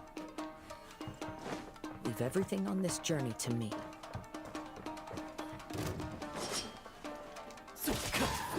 How's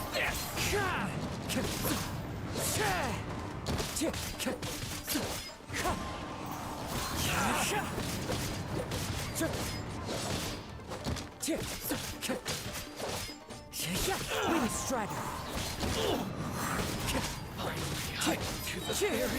Time to go.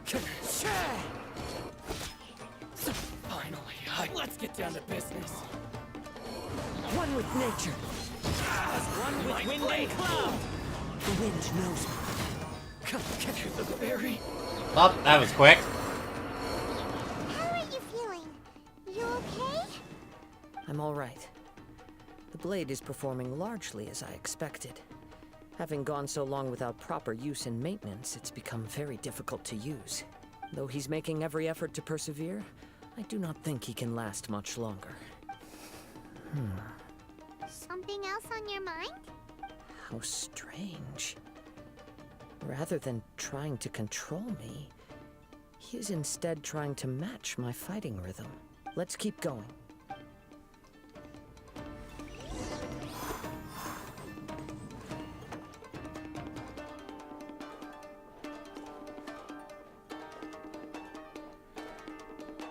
I didn't have an active chat in stream. Oh, I see, I see. Got a sword. That's the thing about streaming. When it comes to streaming, you're probably going to have days where there's not too many people in chat. Yee, head pats.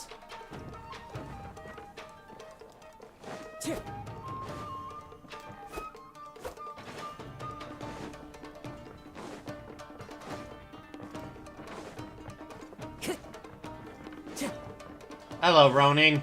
Time to die. Day. One with nature.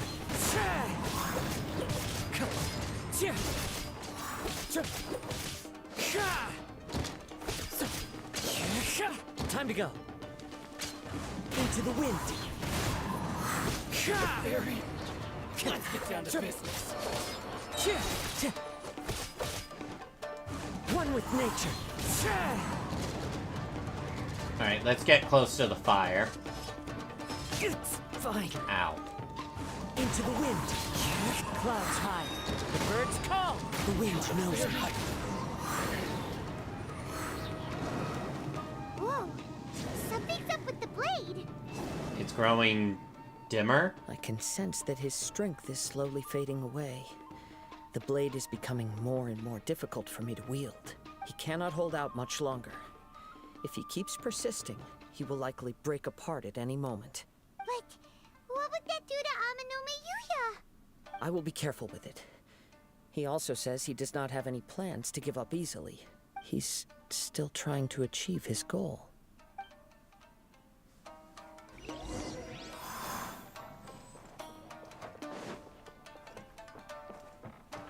Is there another chest here?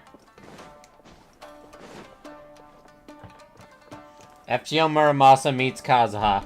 Heh, this kid has some damn good potential. Yeah, Muramasa would probably like Kazuha.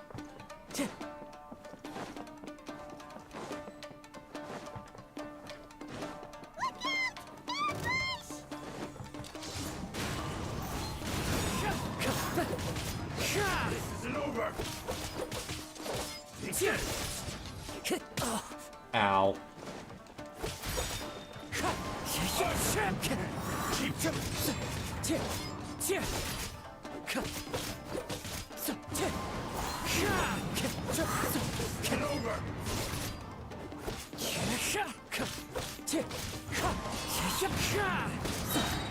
Fallen leaves, adorn my night! The wind knows me. Are you okay? It looked like you were really struggling the entire fight! Yes. And it looks like he's reached his limit. The sheen's grown a bit dimmer again. It doesn't look anywhere near as impressive as it did at the start. Perhaps this time, we'll finally have a chance to see his true form. True form? What are you talking about? Huh? What the? Is this the same blade as before? It looks like a piece of junk! Damn. The wear and tear is severe. If you choose to continue in the state you're in, you wouldn't even be able to beat Samurai and Kairagi, much less the almighty Shogun. Maybe you did truly wield power to rival the Shogun's light when first forged. But the long journey from Snezhnaya back to Inazuma has left you battered and broken. It barely needs stating anymore. Your ambition is a flight of fancy. The truth is right there in front of I him. finally figured out why it was that you agreed to my bet. You wanted to reach a state of harmony with me. For perhaps then you would still be able to wield commendable power. But regrettably, we are nothing alike. I will never understand your obstinacy and cruelty, nor can I empathize with the one who made you. The only one who truly understood you had already passed away by the time you were born. Huh? What's that supposed to mean? Here they are! Take them down! Where do they keep coming from? Yup, we can help this time. Don't worry. I'll use my own blade. It's just more of the same. Let me try.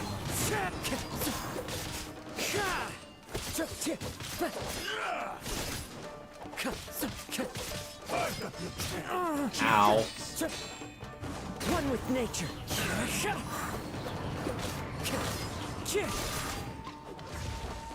Miss me! Wind striving. As one with wind and cloud.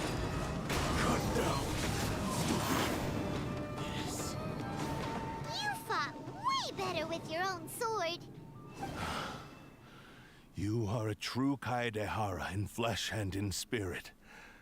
Though we fought briefly together, you have seen me for who I really am. No one knew anything of my story throughout my travels, nor did I tell it to anyone. You are the first person to know the truth. I thought that if I could achieve Ishin harmony with you, perhaps there would still be a ray of hope for me. But in this too, you have failed. Indeed. No matter how hard I tried, I could not attain that perfect harmony that your personal blade does with you. Too much time has passed. My physical state is poor, and without proper maintenance, I can only disguise my true appearance behind an outer sheen. Yours is the blade that took on the Muso no Hitotachi. And what a magnificent blade it is. Perhaps I shall never reach that level of glory. Actually, this is just a generic blade that I picked up during my travels in Liyue. What? Forging and maintenance are both important for a blade, but they are not everything. This blade has traveled the land with me for many years, and we have formed a close bond during that time. Plus, in the moment that I most needed it, I received aid from another power. Skill, blade, determination, and desire. All these must be aligned in the practice of Ishin art. There is something else I must tell you. Though your maker may not have been aware, your ability to possess your own consciousness derived from the power of the Tatarigami. Tatarigami is a malevolence from the ancient past. It is the source of your mania and savagery. Though you tried to cooperate with me while I was wielding you, the part of you driven by Tatarigami was constantly trying to seize control of my body. I sensed it, but I couldn't change it. It is an integral part of my consciousness. I resisted its temptations because I wanted to save Amenome Yuya. But I do not know whether you yourself have any intention of trying to fight it. I feel a great sense of regret for you. Since you embarked on a journey bound for a destination you were destined never to reach. The moment you embarked on this journey, you lost the only person who could have ever unleashed your true potential. And yet there was no way for you to turn your back on his ambition. You have known this for a long time. It is the true source of your despair. He gave me everything. My life, my form, my consciousness, and purpose. How could I possibly deny him his wish? I said to him, "Do not worry. From here on, I shall forge your legacy." I almost figured that we could reforge the blade. How could I go back on my word? Aww. I believe our bet is now settled. I have nothing further to say. Where are you going, Kazuha? He now has neither the ability nor the motivation to cause further harm. Let's give him some time to reflect on things. Damn, just leave him there. You are a weak blade. You could never stand before me.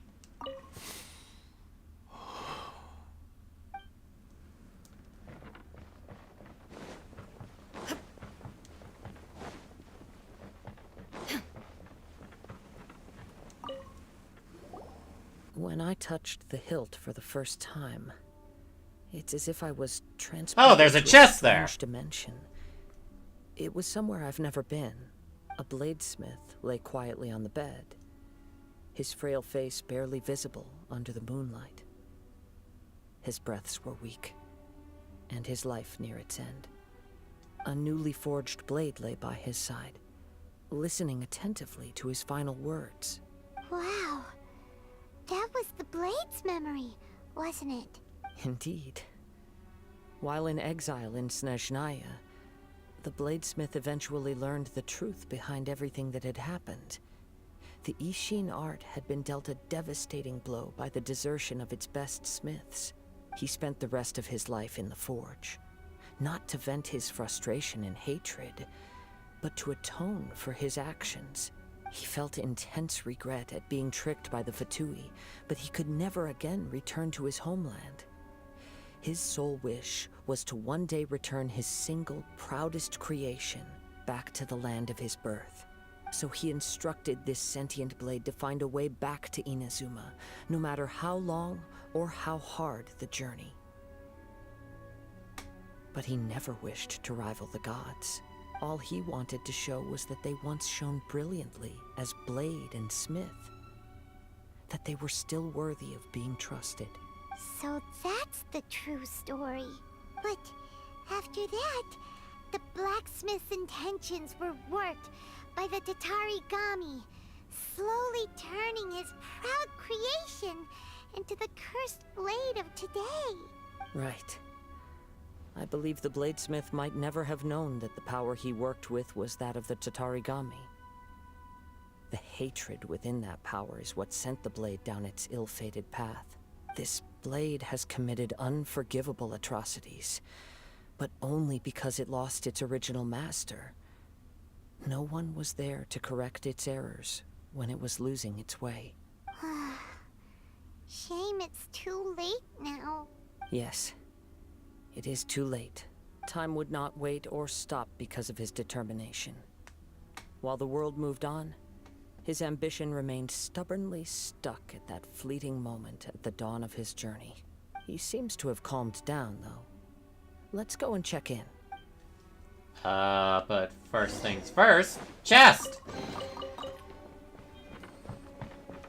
Let me check the sides to see if I missed any. I already missed one chest. I don't want to miss another.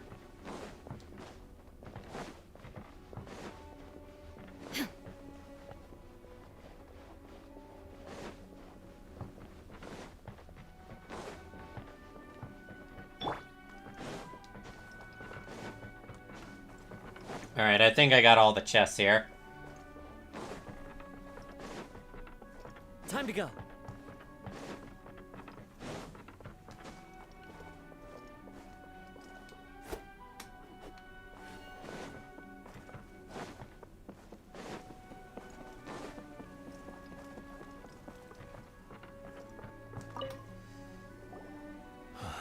When I look back at the past, I can remember the day of my forging like it was just yesterday. I once told him that I would pay any price to fulfill his wishes. Such was the debt I owed to him for giving me the gift of consciousness.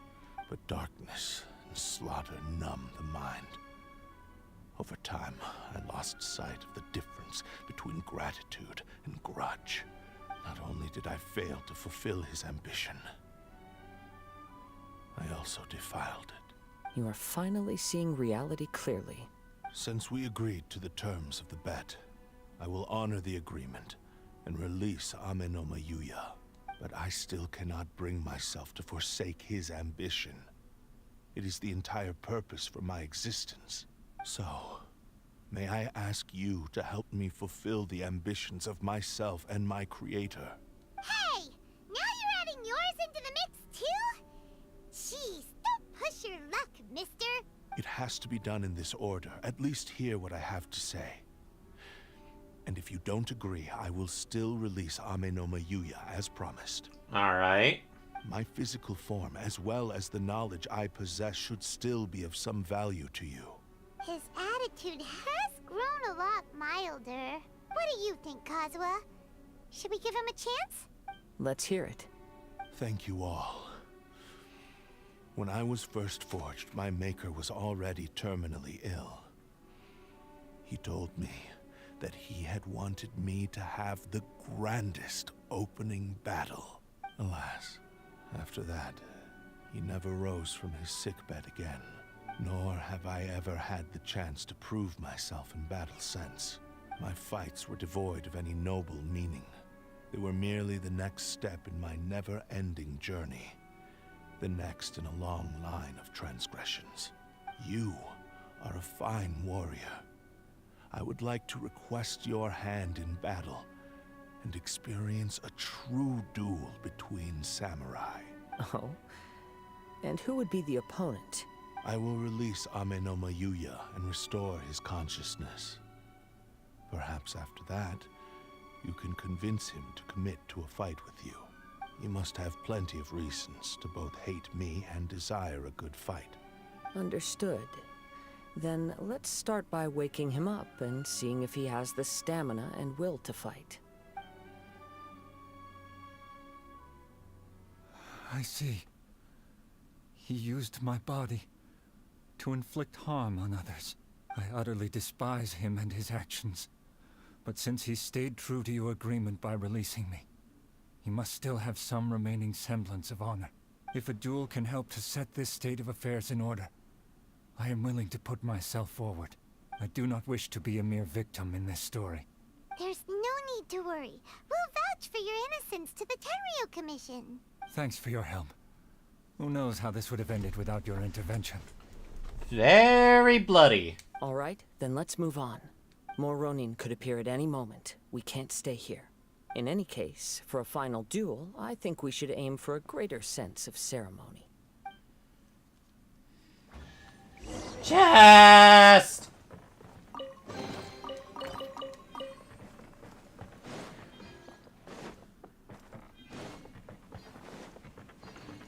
Right, I think I've obtained everything here.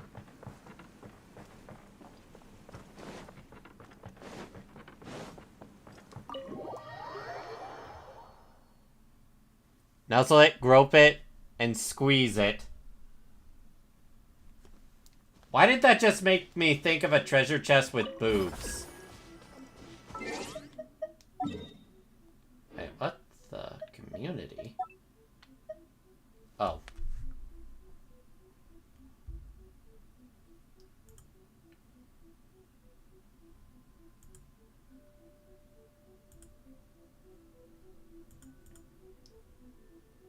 Huh. I'll have to check that out later. New mail. Oh, must be the thing I literally just did. Ooh! Ooh! Primo gem! How did I not get this? There was an incorrect translation time to this where Yao Yao could sprint immediately.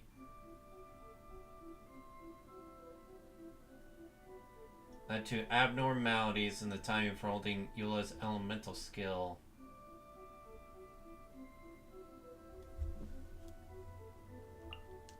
Huh. Alright. Good thing I checked that. That's another 600 Primo Gems.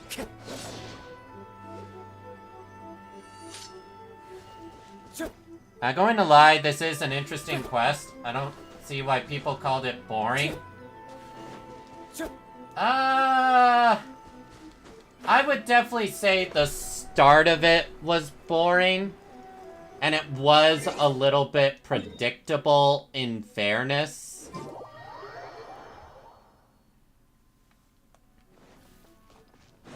I would say the start and middle point of it could get a little lore heavy.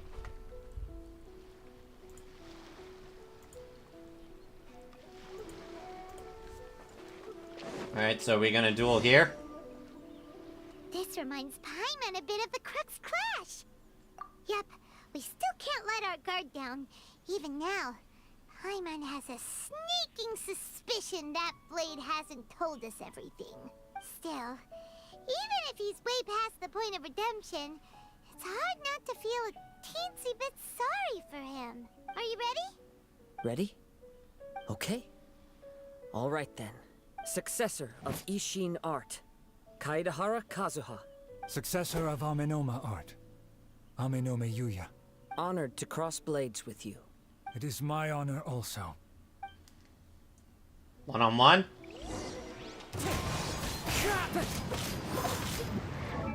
So what does the blade do now?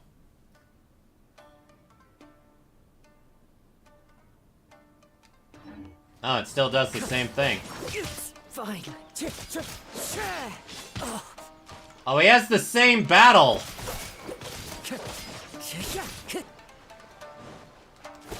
He has the same battle animations as the Cursed Blade. Okay, no, that one's a little new.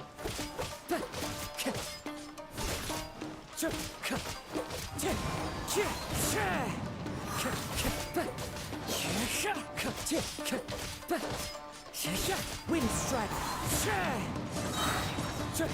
Fallen leaves, adorn my night into the wind.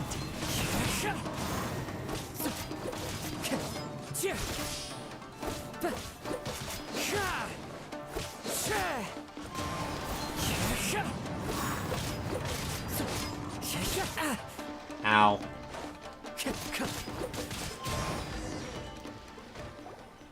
Thank you for the experience. Meanwhile, the enemy model vanished into nothing, but he's fine. Although he appears battered and broken, in your hands it seems he's regained a glimmer of brilliance. His sense of savage cruelty has completely faded away. But that same sense of determination remains strong. You also fought well. I'm sure he relished the experience.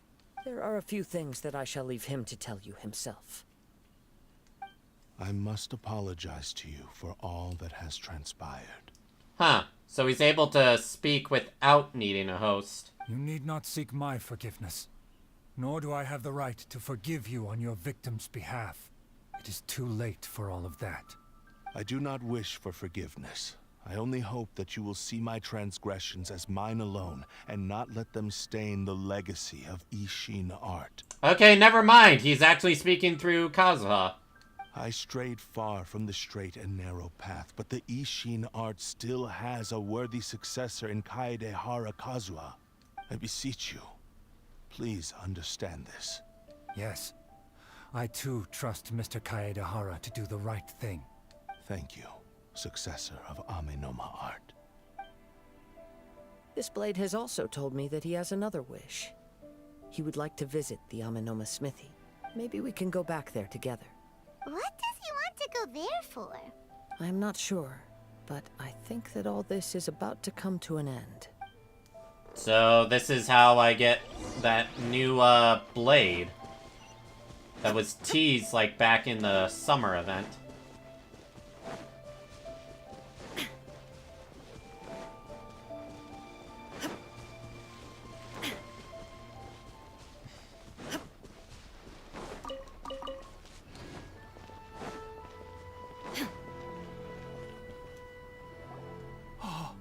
It's Yuya!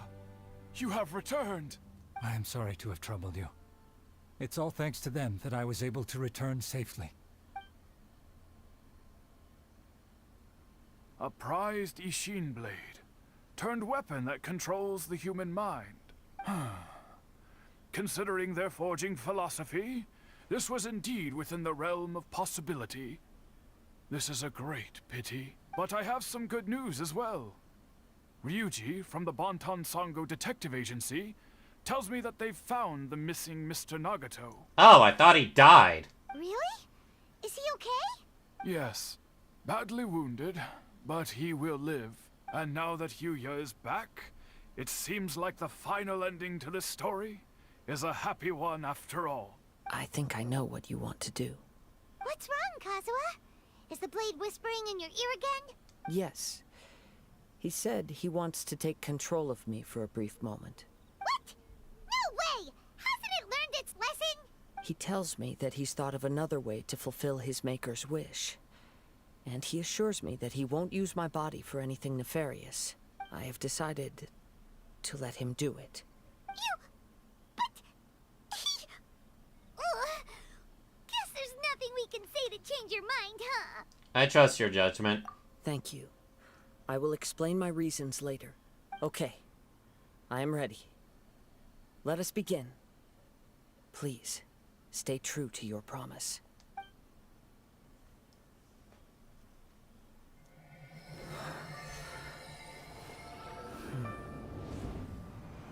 Ooh, cutscene. Is almost spent. Without him, my eventual demise is inevitable. But if I abandon the future to give everything I have in this moment, my physical form can be forged anew. Everything? You mean... Yes. The cost is my entire consciousness.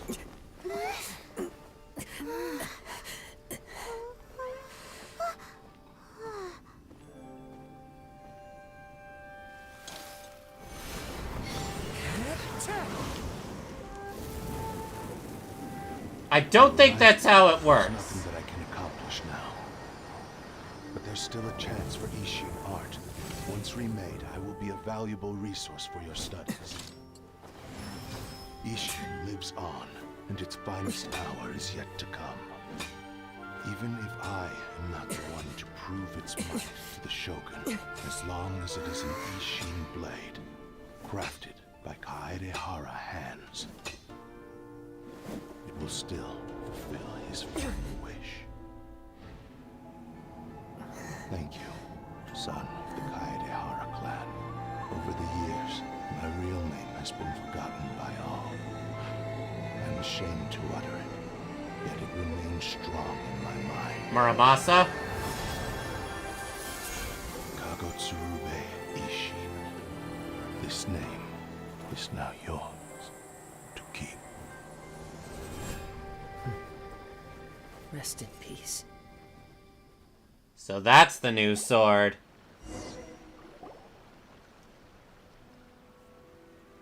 So, that's why he said it had to be done in that order.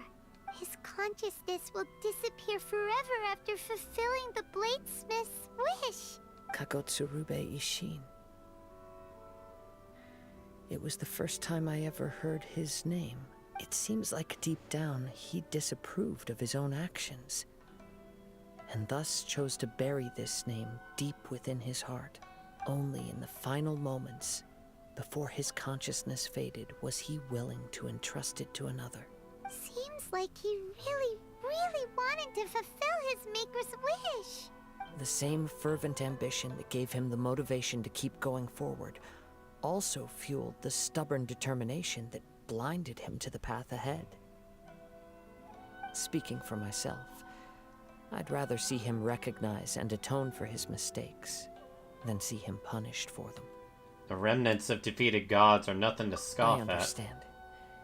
Perhaps this is a flaw in my personality. I've always been captivated by grand aspirations. Hearing his wish to rival the divine light touched something inside of me, just as the sight of those who fought to repeal the Vision Hunt decree did. Your quest to face the gods and trace your sibling inspires me in the same way. After everything I've seen, perhaps these pursuits fascinate me a little more than they should.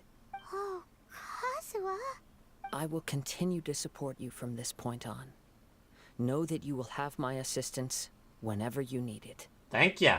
Wait, shouldn't we also go update Kujo Kamaji? Oh, you're right. We need to tell him about the findings of our investigation, and it's also time to give him a response to the offer he made me.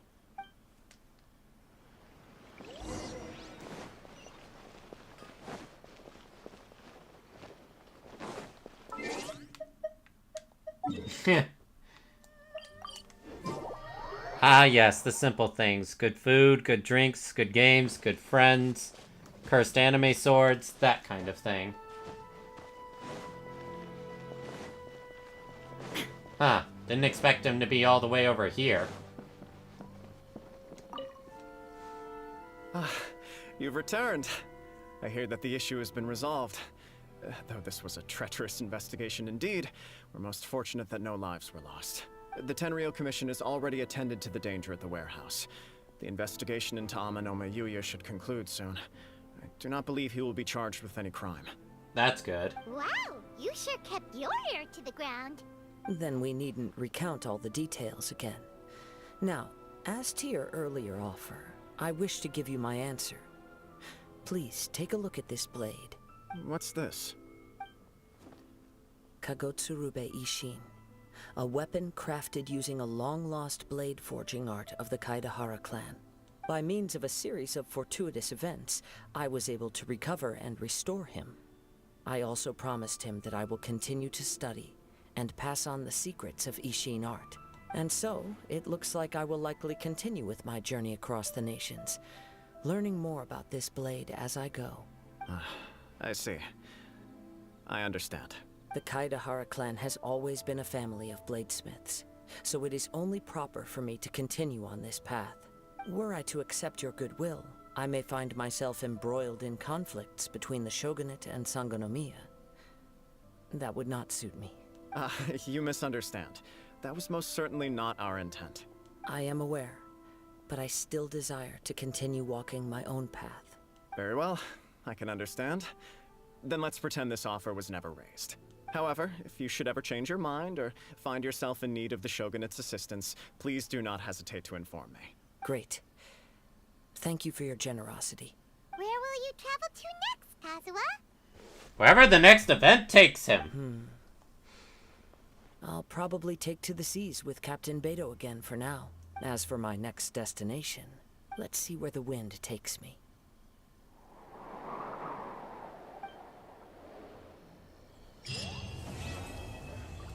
Alright. That was done. You must have a whole bunch of questions after our last conversation with Nahida. Paimon was ready to ask her a million more questions, but didn't want to seem too pushy. Like, about these Descenders. So, does that just mean people like you who come traveling to Teyvat from someplace else? And as for your brother... so many questions. Let's go find Nahida and see what else we can find out. I am curious of this new sword I have.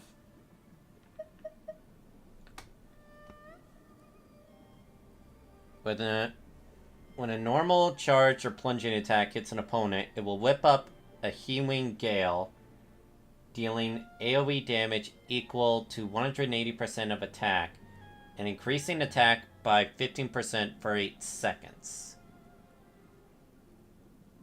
Huh.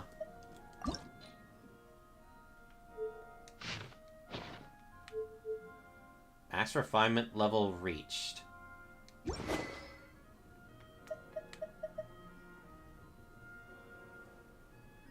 Interesting.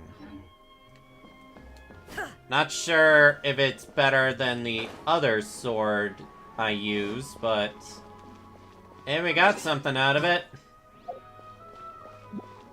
Yeah, he can equip that sword now. But... now it's finally time. Although, I cannot help but wonder... what the hell does any of that have to do with why we couldn't continue the main quest? Seems very odd.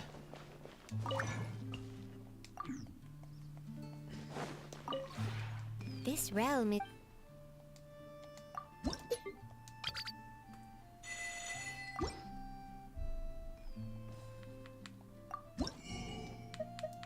Okay.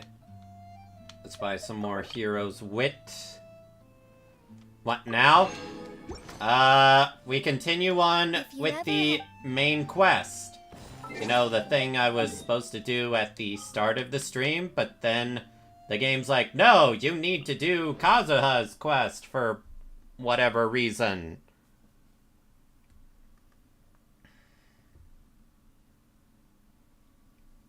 Oh, right.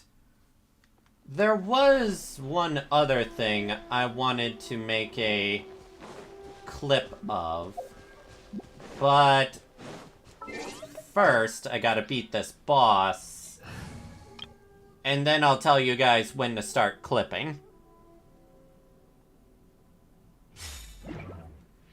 So at least I didn't miss the first hour. True, true. Quit following me. But for those that missed it, I basically gave my entire thoughts on the whole Pikami situation and how it affected me and my overall thoughts on how it's being treated. Where'd it go?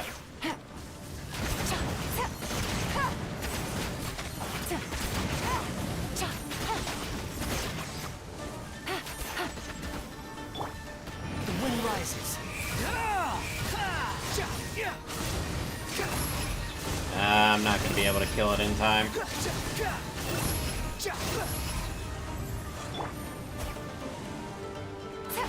One. Okay. Now he'll die.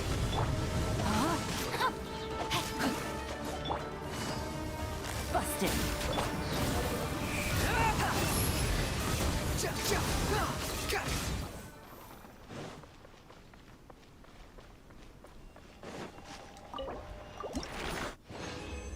Oh, I have no idea. Of what? Alright. Now, let's... Just how pissed off I am about it. Honestly, Cerno, as angry as you are, it probably wasn't as angry as I was the first day I heard of it.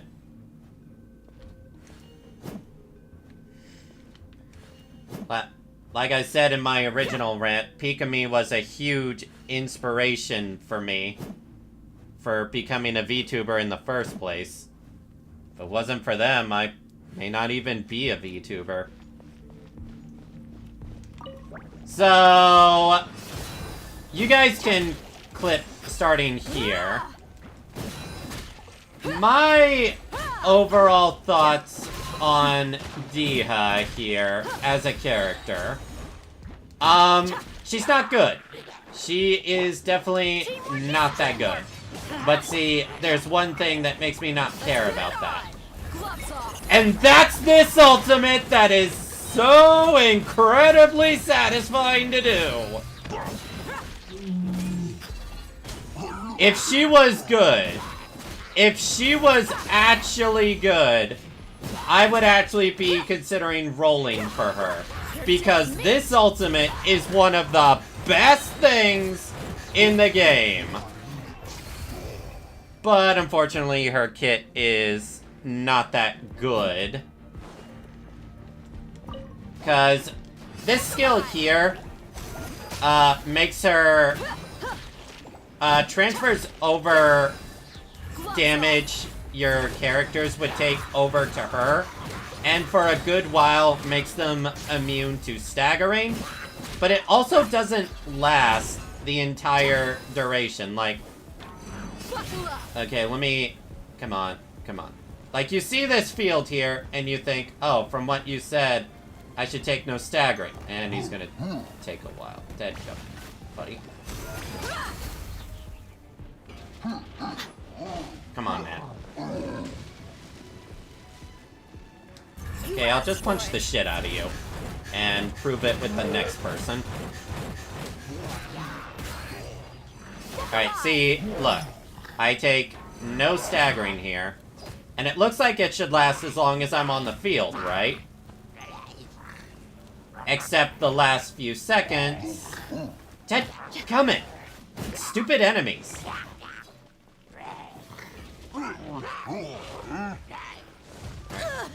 Let's try that again. Oh yeah, she also heals when her HP is low, so there is that. Alright. See? She took no stagger. She staggered there, though. Honestly, that is one impressive thing about her. The fact that she self-heals after taking a lot of, after HP goes down a certain percentage. Nah, it's not bugged. She's just not that good. Let's get it on. At the very least, you'll probably be able to beat stuff with her. Like, see here. You see the fact that, she doesn't take stagger here, but she did there. And... yeah, you can... You saw it... Yeah, you saw it there. You saw it there that you think as long as this field is up, you won't take stagger. Like, right there, for instance.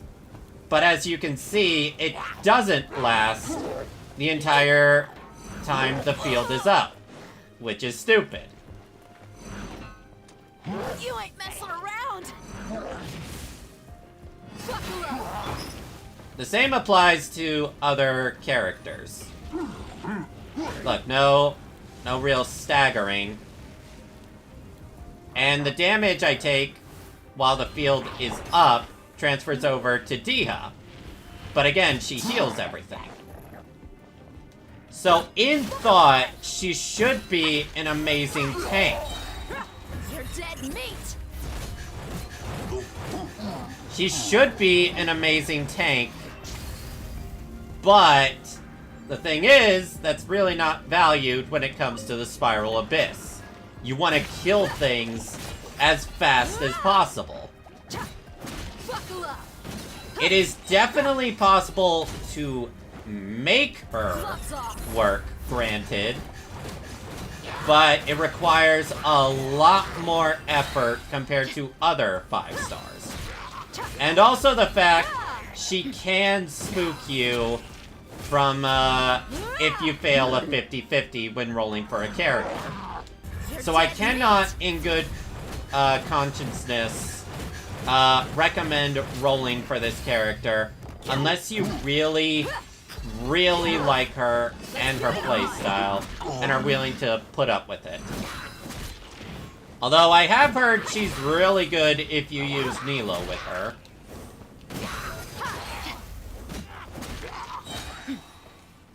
You asked for it.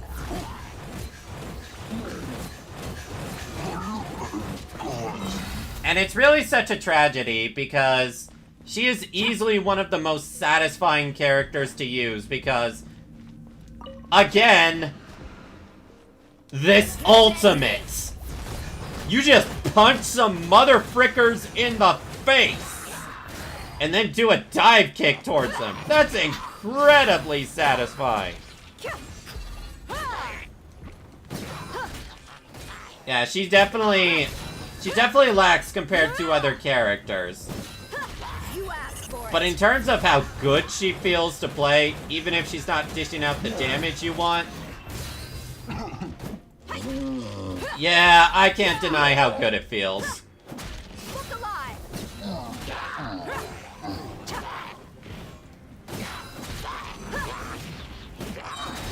You're dead meat. Seriously, I cannot get over how good this ultimate is. Also, you've seen that her kit is kind of supportive, so it feels weird that they give her such defensive tank utility, but her ultimate has nothing to do with supporting the team. It's just beating some motherfuckers. So it's just like, she's not even a jack of all trades, it's just her kit is all over the place and doesn't excel at anything. Again, it's a real tragedy, cause this character's super fun to use. Solidify! Let me weave you a verse. Rain outlines your fate. Gotcha. Game's up. Fun's over. Behold!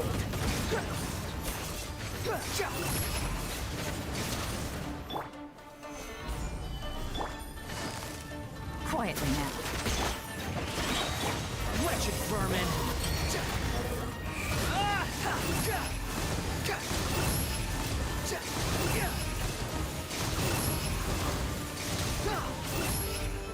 Alright. Break these. I will have order. Stabilize. Witness the power of Gua. Know my sword. Oh, I completely missed. Dia's hot, but doesn't have the Dami Mommy energy of Yelan, though. Agreed. Yelan is definitely a Dami Mommy.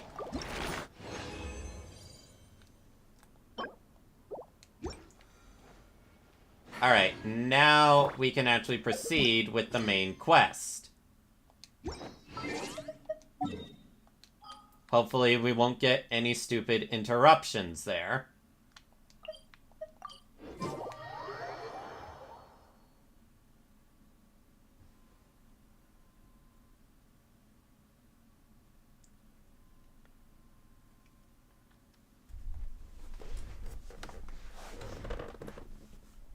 Honestly, I really hope that the next time I lose a 50-50, when I'm wishing, that Diha is the one who spooks me.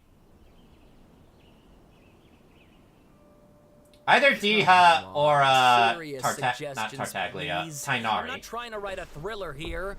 It's supposed to be an essay, you understand? An essay. That means facts and logic.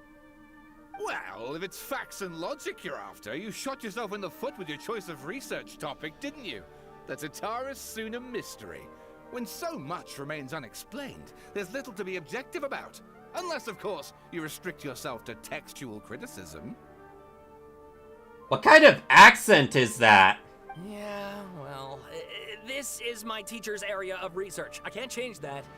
But it's fascinating enough without having to sensationalize it, don't you think? The strange location, the missing details, a mysterious person. I want to write my essay on something interesting, and I'm interested in getting to the bottom of all this. That's the only reason I came to you. Yes, you came to me. So all the more reason to take my advice. The fact is, it's the dramatization that will make people want to read it. There's no getting around that. Okay, but... Did one of them just mention Tatara Suna? But that's all the way in Inazuma! Is it just Paimon, or is it kinda unusual for someone in Sumeru to want to write a paper about that? Everyone here is just going about their business. Maybe it really is just Paimon. Guess people here are free to research pretty much anything. Great! Let's go find out what this Tatara Suna mystery is all about. Inversion of Genesis.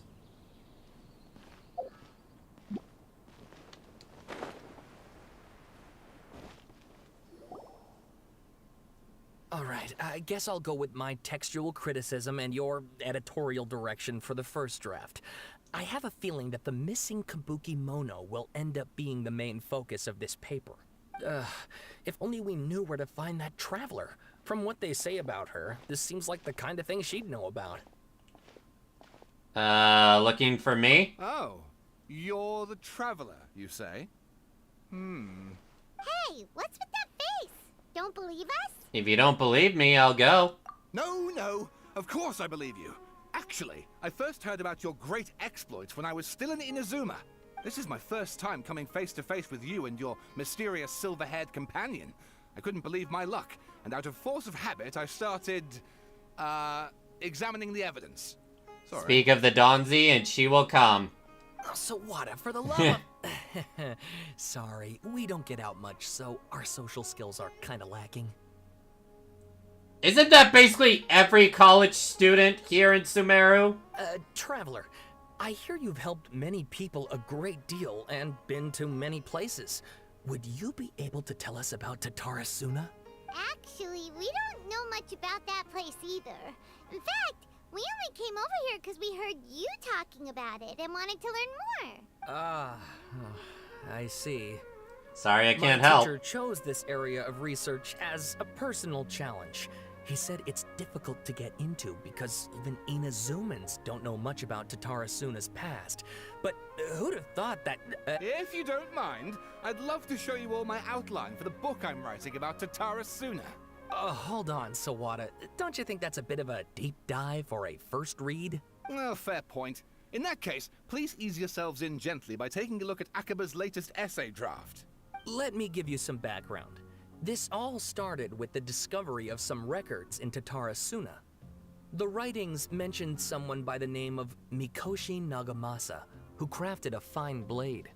But in the end, he threw it into a fire to destroy it, and killed his servant Katsuragi. Why? Well... Huh, so maybe that's why that story quest was related apart to from this. the sword maker, his servant, and the one who wrote this all down, the records also mention a Kabuki Mono.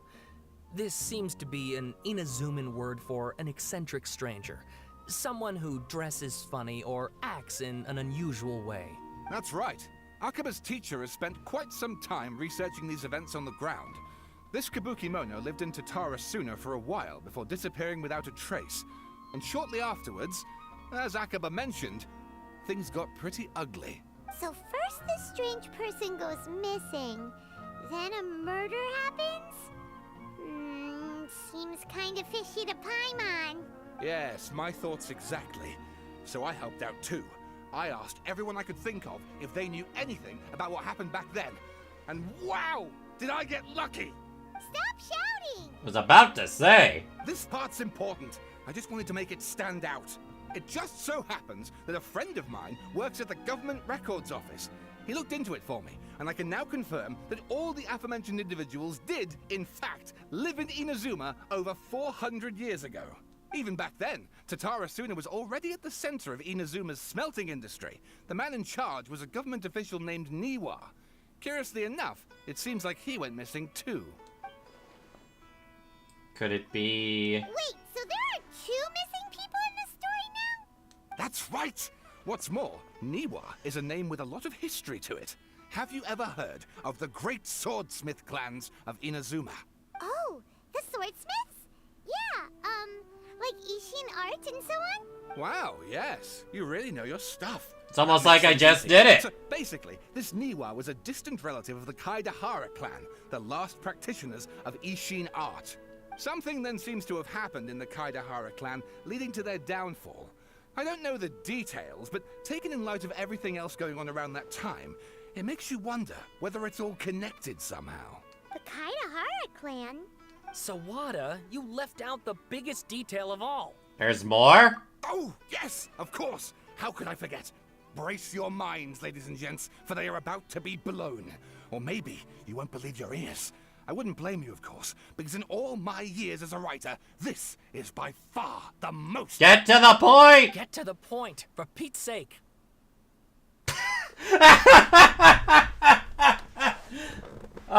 Someone clip that. I don't think it's a good thing that I actually agreed with a, one of the academia, but that's still funny. According to information acquired by Akaba's teacher, the Kabukimono was not a human, but a puppet. Ooh. A puppet? A shogun puppet that the Electro Archon made should be ruling Inazuma. It has to be the Balladeer. But what was he doing 400 years ago? Aha! Judging by the looks on your faces, you do know something after all. Glare at Paimon and hope she keeps her mouth shut. No! Paimon just meant, how creepy. The way you described it makes it sound like a ghost story. I agree, it does. But considering that non-human races in Inazuma are by no means uncommon, spooky events are to be expected. And that's exactly what my book is about. Please, take a look.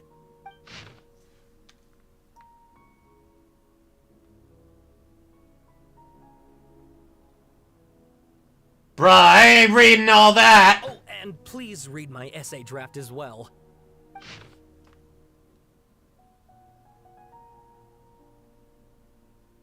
I ain't reading that either! Sawada was encouraging me to follow his more creative approach. You can clip that too. Essays should be grounded in facts. I don't think explaining everything away with mysterious forces will cut it. Oh, how about if I plug the holes in Sawada's narrative with political intrigue? Like, I could put a turf war between rival factions at the center of the whole series of events. No political subtext, please. Wait, you're allowed to just make stuff up? Pretty sure you've gone from essay to guessay there. Has this guy ever written an essay before? Akaba, look. Your teacher has researched this extensively. I've reached out to everyone I could think of. Whatever information we have now is all that there is to know. This is as much detail as you're ever going to get.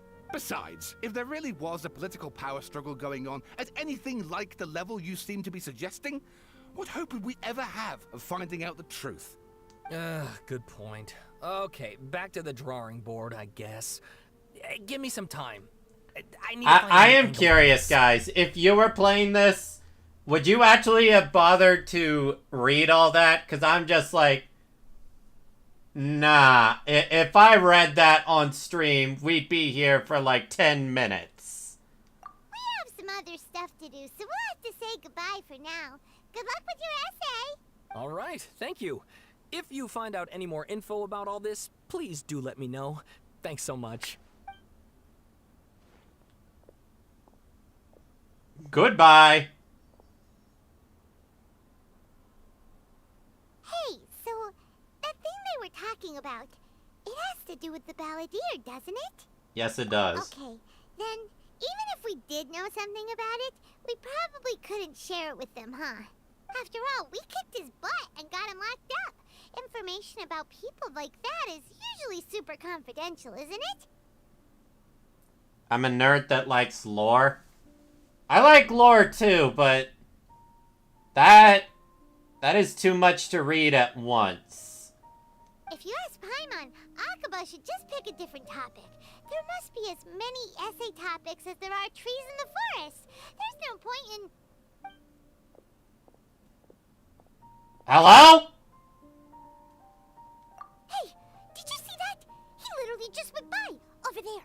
It looked like... What's the balladeer doing free? No, it can't have been. He got locked up. Oh, quick, let's catch up and see.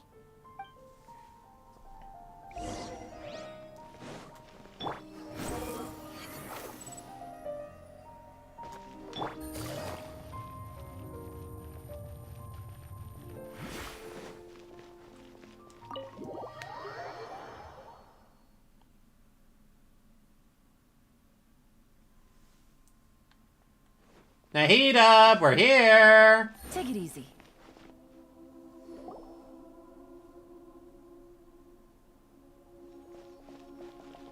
Traveler, Paimon, there you are. Nahida, bad news. We just saw the balladeer strolling around in public. Did he escape or... Ah! It's him! Sure enough, you're here. Hey! What are you doing in the sanctuary of Surasthana? Aren't you supposed to be locked up? I know you must have a lot of questions. Please, allow me to explain. It was my idea to set the balladeer free. We made a deal, and he's gonna do some investigation in Irminsul for me. A deal? Huh. You sure you trust this guy? What did you expect? Why do you think Sumeru would keep me around otherwise? Or maybe killing me is all you can think about. But if that's the case, why haven't you done it already? Don't flatter yourself. It was... Nahida said there's still some mysteries in you to figure out. Ah, so if it were up to you, you'd finish the job? Guess I had you all wrong. There I was thinking you were just getting cold feet. Damn! The balls on this guy! Someone clip that too! Well, that escalated quickly. Not a good start. Could I ask you all to please calm down?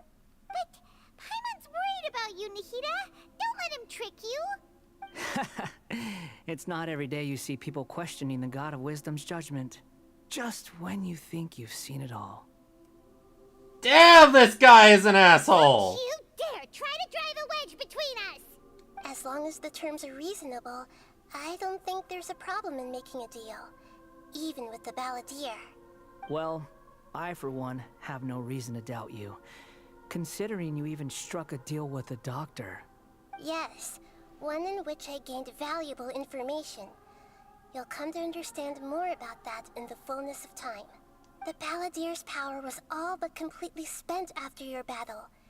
He's no longer strong enough to be a strategic threat to us. That puts him in quite a precarious position. Plus, he's a former Harbinger with knowledge of many of the Fatui's sensitive secrets. Being stuck here in Sumeru could make him a sitting duck, depending on how the Fatui plan to respond. Wait a second. Former? You mean, he's not a Harbinger anymore? I take no pleasure in saying this, but it seems as if the doctor had no intention of welcoming back a loser, so... So he tossed you out like trash, huh? Sometimes it's you using them, other times it's them using you. Most human relationships are this way. Certainly all the stable ones are. That's how it was between me and the Fatui. And also between each of the Harbingers. So as long as you have some value to offer, nobody will ever abandon you. But after recent events, even I have to admit that I'm not worth quite what I used to be. Really? What a crying shame. Well, if the Fatui are gonna reevaluate my utility, I need to have a backup plan for myself. As we discussed, I don't like causing harm to living beings, and you said you need protection. So, why not join forces with us? I think these two have made their objection to that idea fairly clear, don't you? And they're your friends, so I guess you'll be siding with them. Yeah, obviously! Nahida, don't listen to him! Then let's put that discussion to the side for now. We still have time. Today can be a trial run. Where we go from here will depend on how well we manage to cooperate today. All right, then I'll do what we agreed. Good. Go now, and keep in touch. Nahida, are you serious about this? Yes. I have my reasons for this decision. In fact, I'm largely doing it for your benefit. My benefit? Yes. As I told you once before, there's information about your twin in Irminsul. Oh, yeah. Actually, that's the whole reason we came to see you today. So, you have an update on that? Mm-hmm. You may remember me mentioning that the Fatui had not included your twin's details in the Descender category. This is an extremely important point. It's possible that the Fatui have other information that even I don't know about. And since the Balladeer used to be one of them, he'll be better acquainted with this information than I am. He was granted the power to connect with Irminsul when he almost became the god of a new era. Even though he no longer has the Gnosis, some traces of its power remain in him. He can still connect. The amount of information in Irminsul is vast beyond description. Sifting through all of it without knowing what to look for would take too long, even for me. So I asked the Balladeer to search in Irminsul for any information about the Descenders. He's more familiar with this kind of information, and should be able to find it more quickly. And what if he lies to you? Exactly! Or what if... Paimon just doesn't trust him! He's treated us as enemies every time we've run into him! I understand. But sometimes, everything is dictated by which side you're on. How things will go in the future depends on what information he brings back. And Traveler, I know what your heart desires most of all. Booba or ass on my face? Our minds have connected several times before. There is a corner of your heart reserved for an intense longing. A feeling of being all alone in the dark, searching for the one candle whose light still burns. As Sumeru's deity, it is my responsibility to be on guard against the Balladeer. But as someone who counts you as a friend, I want to do something for you. This is why Nahida is the best character. If this deal with the Balladeer can give you the answers you've been longing to find, then it's worth it. Damn. Thank you, Nahida. It's my pleasure, really. You're Sumeru's hero. You've more than earned it. Paimon's still worried about this idea. Is there anything we can do to help? I was going to contact you about that, but then you suddenly showed up on your own accord. Seems like we have a telepathic connection. In fact, I was going to ask you to supervise the Balladeer on my behalf while he carries out the task I assigned. Even though he only has a fraction of his full power left, that's still a fraction of a former Harbinger. If you could accompany him, it would put my mind at ease. Of course, I'll be there to help guide you through Irminsul from the outside. Got it. Great. Thank you. Prepare yourselves. I'm going to transport you into Irminsul.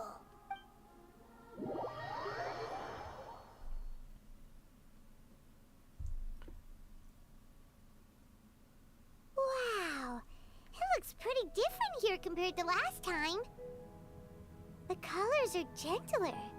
Guess that must be because Sumeru's at peace now. Alright, I will be right back real quick. Gotta use the restroom. Give me like a minute or two.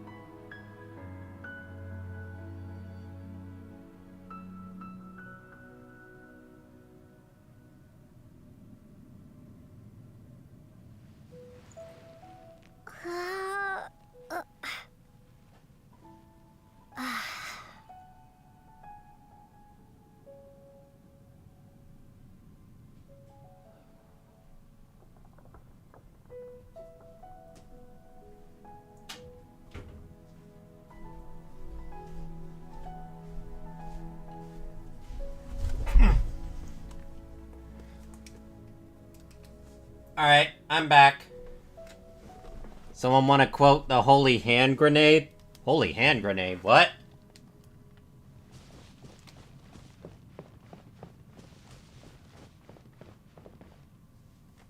Look at that. Hot on my heels. You know, you didn't have to cut your catch-up short just to keep me company. Oh, but I guess you panicked when you realized that I might enter Irminsul ahead of you. Nahida sent me here to babysit you. Shut your beak, jailbird! No way a prisoner gets to be so smug! I understand that prisoners have to put up with harassment from the guards. But right now, I'm on temporary release. So maybe you should think about backing off a little. My gosh, this guy has the biggest attitude in all of Genshin. Sounds like a successful rendezvous. I need to be quite clear about something. In a few moments, you'll be entering into the innermost region of Irminsul. It is an environment like no other, and the most important place in all of Sumeru. Unlike anywhere else, Irminsul's inner region consists exclusively of torrents of information. You must put aside your differences and be extremely careful as you navigate your way through. I know there are many grievances between you, on both sides, but it is essential that you remain calm after entry. This is as much for your own safety as anything else. Understood. Fine. Let's call it truce. But only until this mission's over. Let's cut each other a little slack, shall we? We are gonna be traveling together after all. Per my agreement with Lesser Lord Kusanali, I'll be at the front. It's my job to lead the way and get rid of any obstacles in our path. All you have to do is keep your pretty eyes open and try not to fall behind. You sure are confident. Paimon will give you that. You make it sound like you're even more experienced at adventuring than us. If there are no further objections, I suggest we get going. Or did you need some time to mentally prepare yourselves? Ew! Ugh, the snark on this guy. It's unbearable. There's no need for all the biting sarcasm. We can start now. Irminsul access granted. Initiating connection procedure. Is this a small sapling? Oh, darn it! Come on, let's catch up with him.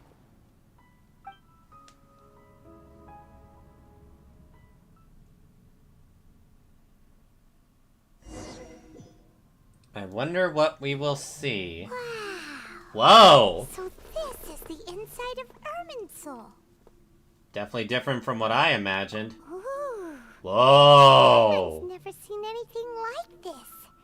And it feels like a sacred place. Irminsul is closely intertwined with the entirety of Tevat. Every bit of information flowing here means something. Pick your jaws up off the floor. It's time to go. Why is it that Paimon just wants to do the opposite of everything he says? Lesser Lord Kusanali, we will now proceed to the heart of Irminsul. Can you still sense where the heart of Irminsul is? Yes. Permission to begin searching for information there? Permission granted. Go ahead. Let's go. Stay close. Don't go running off. Hey, so say we did go running off in here. What would happen? What are you smirking at? I was just imagining the look on your travel companion's face if you went and got lost. Anything's possible in here. You can't rule anything out. So if you want to stay safe, your best option is to stick close to me.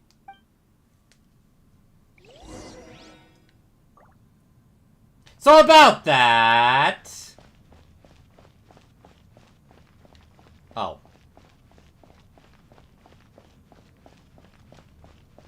And here I was hoping something would happen. Guess not. These sapling things have spread out. Whoa. Those are all packets of information from inside Irminsul. Be careful not to touch them.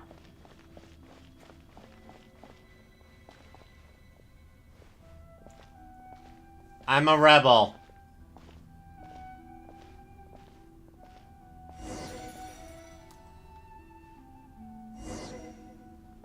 looks the same in every direction. Seems the Balladeer is more used to it than I am. No wonder he mentioned about getting lost. Huh.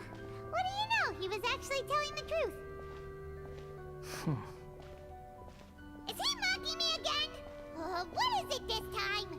Everything. There's a time and a place to lie, but this definitely isn't it. So why don't you relax your guard a little?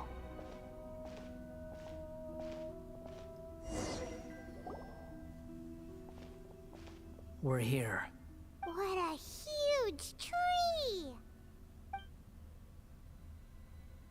All the information of the world is Lesser through Lord it. Kusanali. Good, you made it. Are you ready? Ready when you are. Then please begin. Preparing to access cognitive currents. Establishing waypoint. The Balladier's actually doing what Nahida tells him. Guess he must want to stay alive. Maybe he had a similar role in the Fatui? The rest is up to you. If you discover anything at all, make sure to share it with us. Will do. Huh. For once, we're the ones with nothing to do.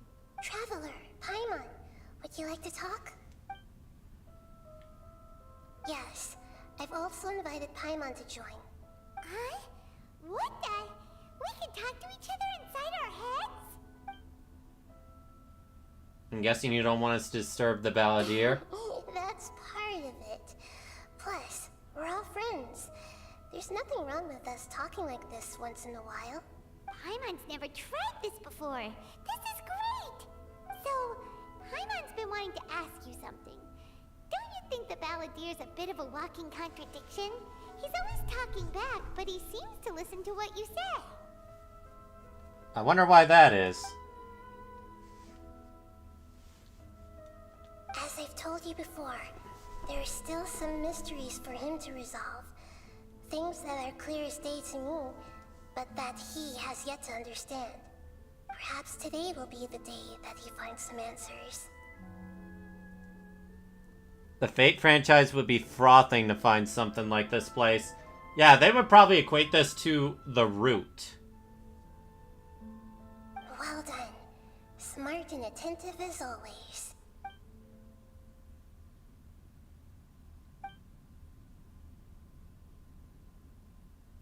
So, you made contact with that part of his mind.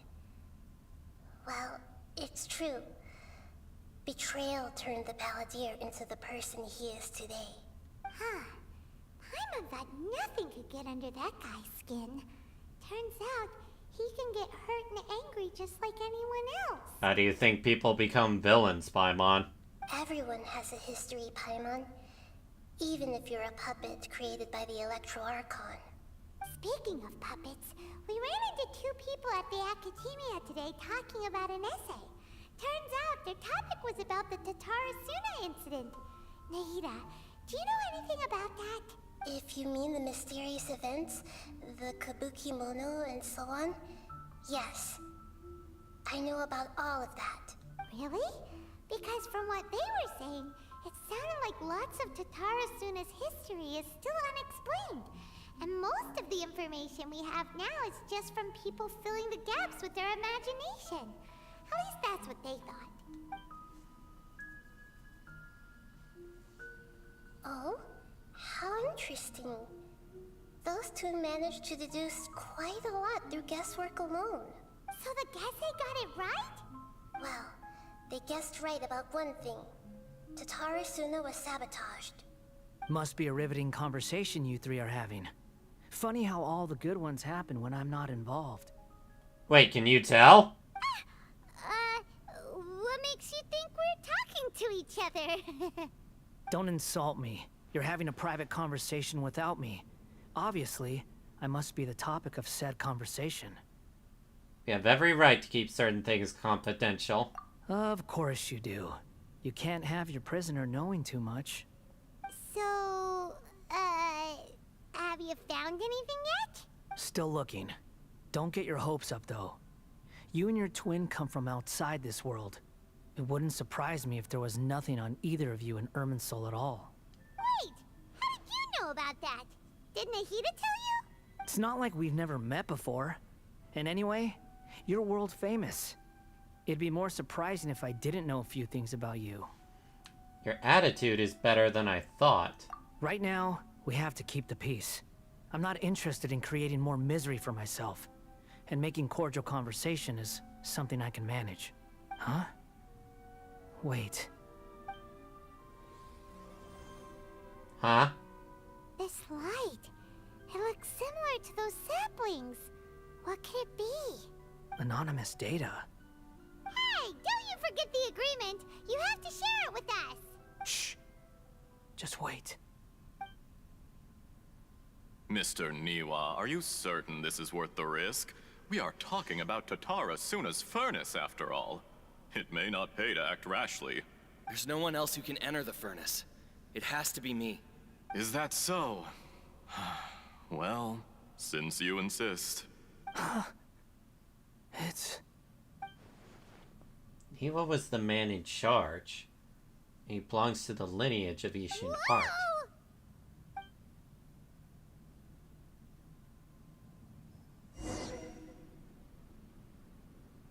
Nani? I have been in Tatara Suna for some time now. You have shown me great hospitality, as has Mikoshi Nagamasa, and indeed, everyone else. Under your leadership, Tatara Suna is a warm, welcoming place. Like a giant village. People are gainfully employed. Their lives have purpose. They are motivated. As I understand, the Raiden Shogun has, in recent years, eliminated much of the evil that plagued Inazuma. As for Tatara Suna, it was originally established as a means of safely disposing crystal marrow. The forging industry with crystal marrow as a raw material has since flourished, giving rise to generations of swordsmiths. Some world-renowned, others... Yeah, Kazuha and his family do tie heavily into this. Legacy. Skills, blood, dreams. Every smith brought into this trade looks to find their purpose between steel and blade. That is why you accepted the proposal brought to you by myself and Akame. Yes, well, were it not for you coming to Inazuma and happening to make Akame's acquaintance, the two of you never would have joined forces. And he would be the first to admit that there's no way he could have revolutionized our forging process like this on his own. At least not on the same timescale. You allowed Akame to take all the credit for a method that you jointly developed. He sold it to me.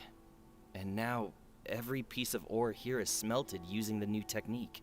Even now, you remain one of Tatara Suna's key consultants, working right here alongside us. I believe it is you, sir, who are truly responsible for the changes in our manufacturing and forging methods. You flatter me. From the outset, I saw much that was commendable in the forging industry of Inazuma. And it has been my great honor to befriend you all. So you say, Escher. But is this really the truth? My good sir, what do you mean? I tried to resist thinking it was all connected. Because I didn't want to speculate. And I didn't want to believe that things could turn out this way. What have we gained from adopting your new technology? Ominous black smoke?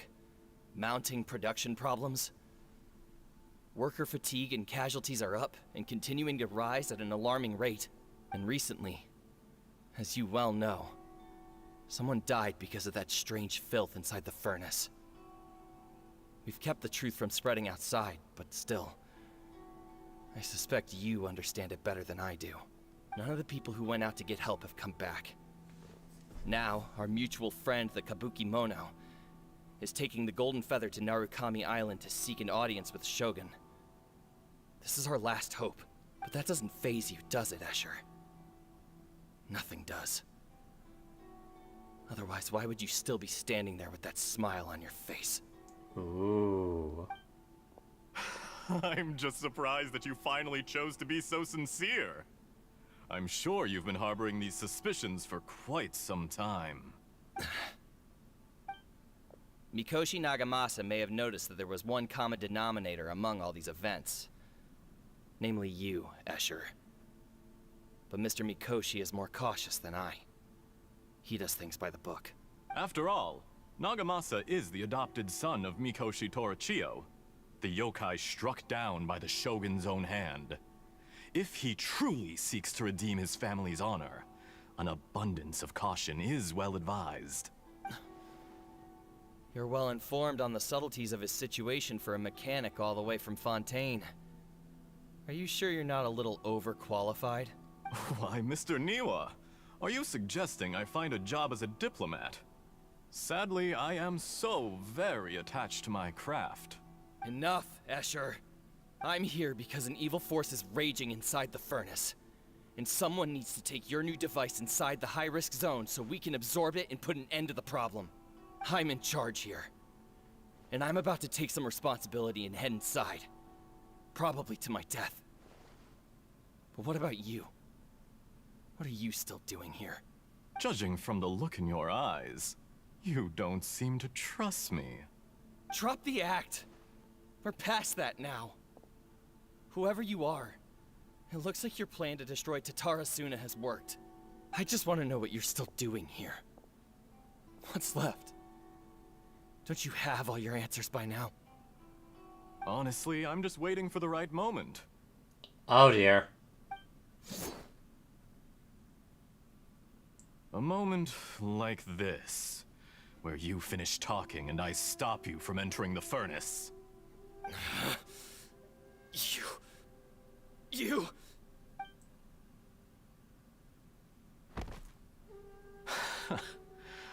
You're a little smarter than I initially gave you credit for.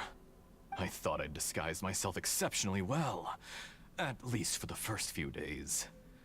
But to my surprise, you had your people look into my background right from the start. It's a long journey from Inazuma to Fontaine, but that didn't stop them.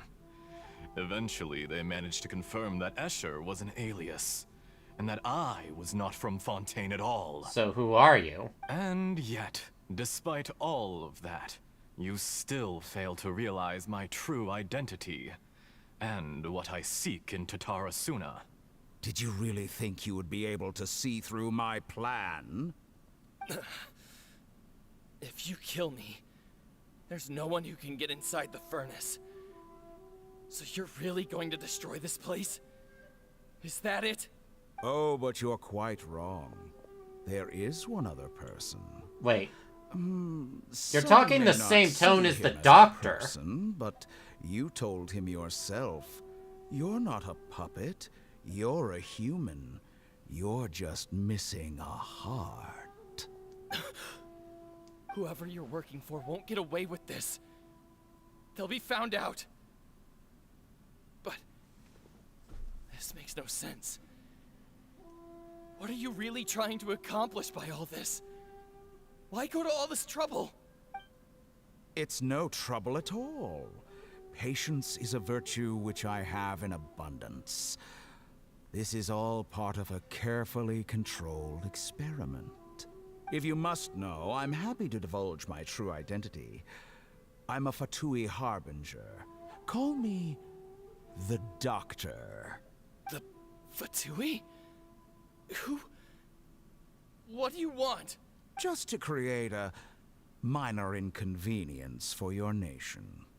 That's it? That's why you gave us your cursed technology? Just to let loose the evil energy from the crystal marrow? Look how even the righteous soul is filled with venom when faced with its demise. My device functions precisely as you say. It is the only chance you have of preventing a catastrophe and keeping the truth from the outside world. However, I did not make it with you in mind. It is easier for a person to be possessed by evil spirits when they are filled with hate. So give in to your fury. I want to see what happens when a malevolent heart is placed into an unsuspecting puppet. What? Make no mistake, even without you, that pure, innocent puppet would only end up being used by someone else instead. What other reason would a human have for befriending one who is not of our kind?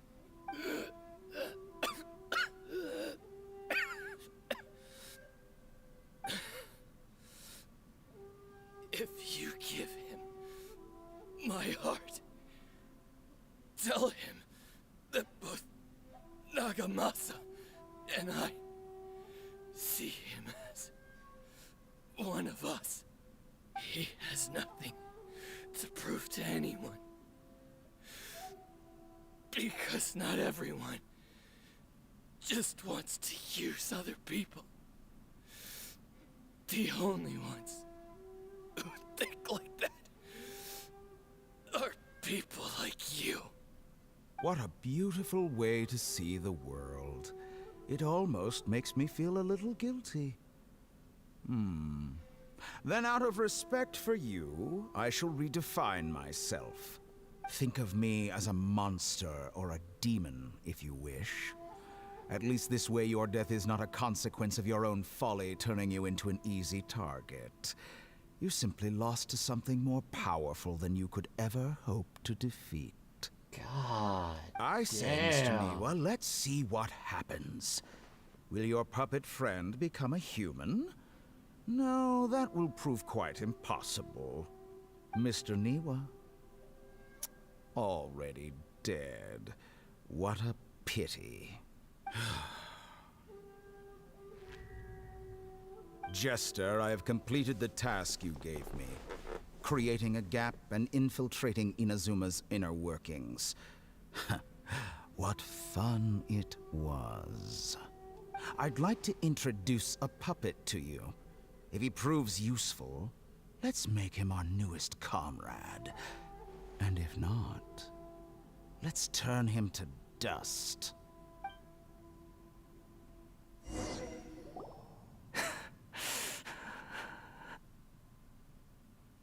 Oh my god, Scaramouche.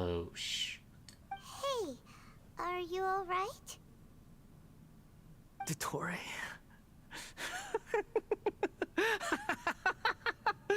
Dottore!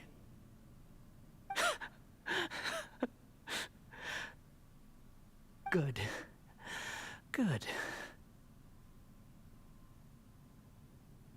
No, I haven't gotten to the Dainsleif quest yet.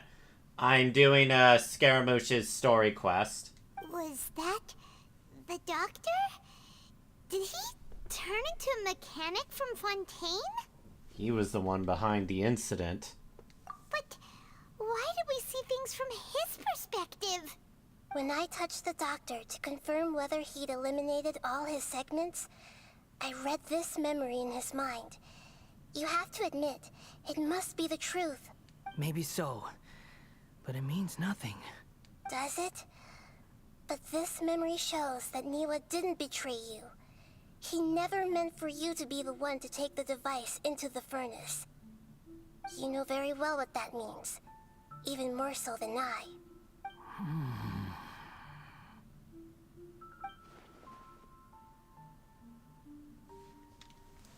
This betrayal was a lie that he has believed for hundreds of years. Part of the doctor's experiment. Scaramouche was a puppet with Niwa's heart. If the betrayal never happened, then it only existed in his imagination. Let's give him some space. He looks really mad. Paimon doesn't want to be anywhere near him right now. We need to give him some time to process his emotions. Paimon's still confused about the Tatarasuna incident. So, the doctor was behind it, but why has that gotten him so worked up? Nobody has ever deceived you like that, Paimon. It's natural that you find it difficult to understand. Perhaps he needed to learn this someday. So now you have the complete picture. Katsuragi took the Kabukimono to live with the people of Tatarasuna. Later, the doctor showed up, disguised as a mechanic from Fontaine. And that's when the trouble began. It was all a horrific experiment planned by the doctor. everything he did was just to plant seeds of disaster in Inazuma that would bear fruit in the future.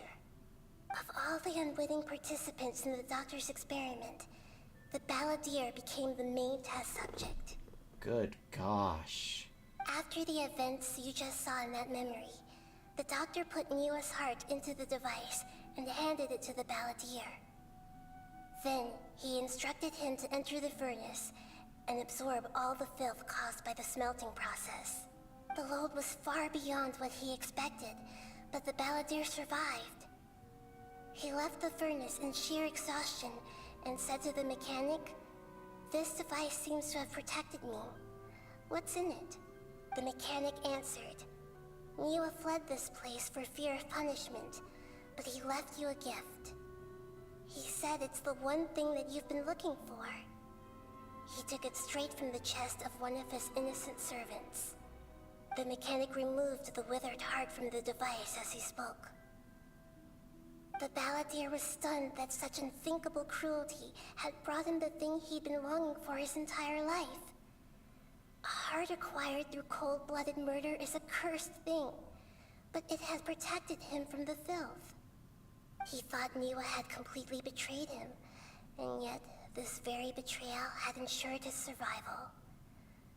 Overwhelmed with anger and sorrow, the balladeer threw the heart to the ground and left Tatarasuna without looking back.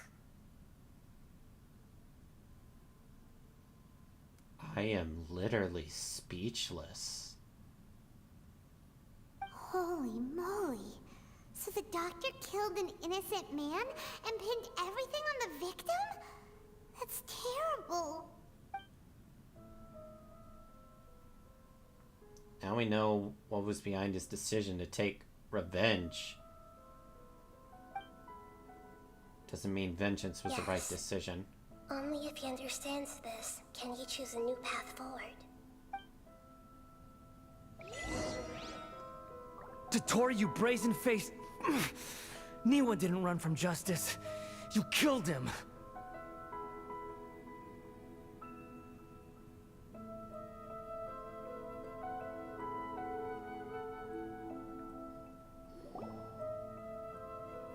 A while later...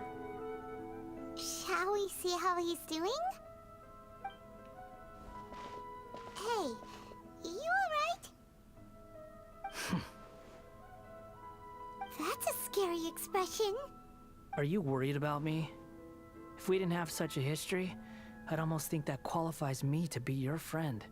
We just want to make sure this doesn't affect the plan. It won't. I'll keep my end of the deal. Hey, aren't you investigating the stuff we want to know about? That's why we're here. But unfortunately, there's no information about the Descenders in Irminsul. Even if you can't find anything, that seems to confirm it. Irminsul does not keep records on the Descenders. Anyone who comes from beyond this world is not counted as part of Teyvat. Oh, does that mean we have to leave empty-handed? Not unexpected, but still. Thanks, Nahida. Don't thank me just yet. And Scaramouche. You look really upset. Well, since Irminsul was a dead end, I guess I can share some other info that might interest you. Huh? About what? The reason why there are records about your brother in Irminsul. It might have something to do with Conria. Apparently, Conria was his first destination when he arrived in this world. Really? Plus, he only came to this world because the heavens responded to the summoning. The heavens responded to the... Heavens responded? To the summoning? The Jester told me this himself. You can take his word on this. He was a royal mage in Conria, and lived with your brother for a time. Another Fatui Harbinger. I don't know the details. It's up to you whether you want to believe me. All I can say is, I wouldn't lie to you about this. Did you get all that, Lesser Lord Kusanali? Yes. Astonishing news. Does this info count towards my mission? It wasn't from Irminsul, but was it valuable? Very valuable. Good. In that case, I'll take some time for myself now. Huh? What have you done? Lesser Lord Kusanali was right. My power's all but completely spent. Even if I use all of the divine power left in me, I can't sustain this shield for very long. I shared a secret with you, and now you owe me. So in return, I'd like you to answer a question for me. What do you want to know? Give me your hand. Huh?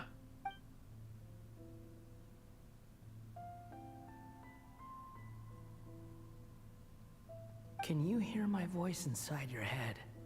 Yeah, I can. No, I can't do anything like that anymore. At most, all I can do is exchange a few words with you. So tell me, in this world, is it possible to change the past? Why would you ask that? Done. Huh? What the? What happened? Paimon only saw you hold hands for a second. Nothing. I was just thanking her for helping me.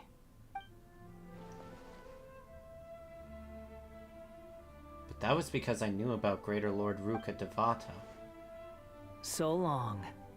I suggest you get yourselves out of here quickly. Where are you going? Hey, wait up! Didn't you say not to go running off? Balladeer, That's stop! reaction time. But I don't think we'll be seeing each other again. From this day forth, the names Balladeer and Kabukimono will cease to exist. Those who died in Tatarasuna because of me deserve another chance at life. Hey, Balladeer! Don't do anything Oh stupid. shit, this is getting dark. You know, I never did like insects. Hordes of the puny things swarming together can be a real nuisance. And I enjoy nothing more than to stamp them out like the pests they are. But if a colony of harmless ants isn't threatening anyone, I guess they deserve to be left alone. Luckily, everything can be set right. It's time to solve this once and for all. Balladeer! Balladeer! Uh-oh, he disappeared. Come on, we gotta find him somehow. So what the hell are we supposed to do? I think so. Oh no, he's really gone. Oh, can you hear me? Nahida! Traveler, Paimon, Balladeer, what happened just now? I was suddenly cut off by some kind of power. It was the Balladeer's fault. He shut you out. I didn't think he'd be capable of something like that with so little power left. Did he keep some of his power hidden when he was defeated? Or did he achieve something beyond his abilities, and it took everything he had? Where the heck did he go? Ugh, it's all our fault. We were supposed to keep an eye on him. Sorry, Nahida. Don't be. It's not your fault. Please, let me handle this from here, even though I'm not sure I can solve it. We're running out of time. Follow my lead and get out of Irminsul as soon as possible.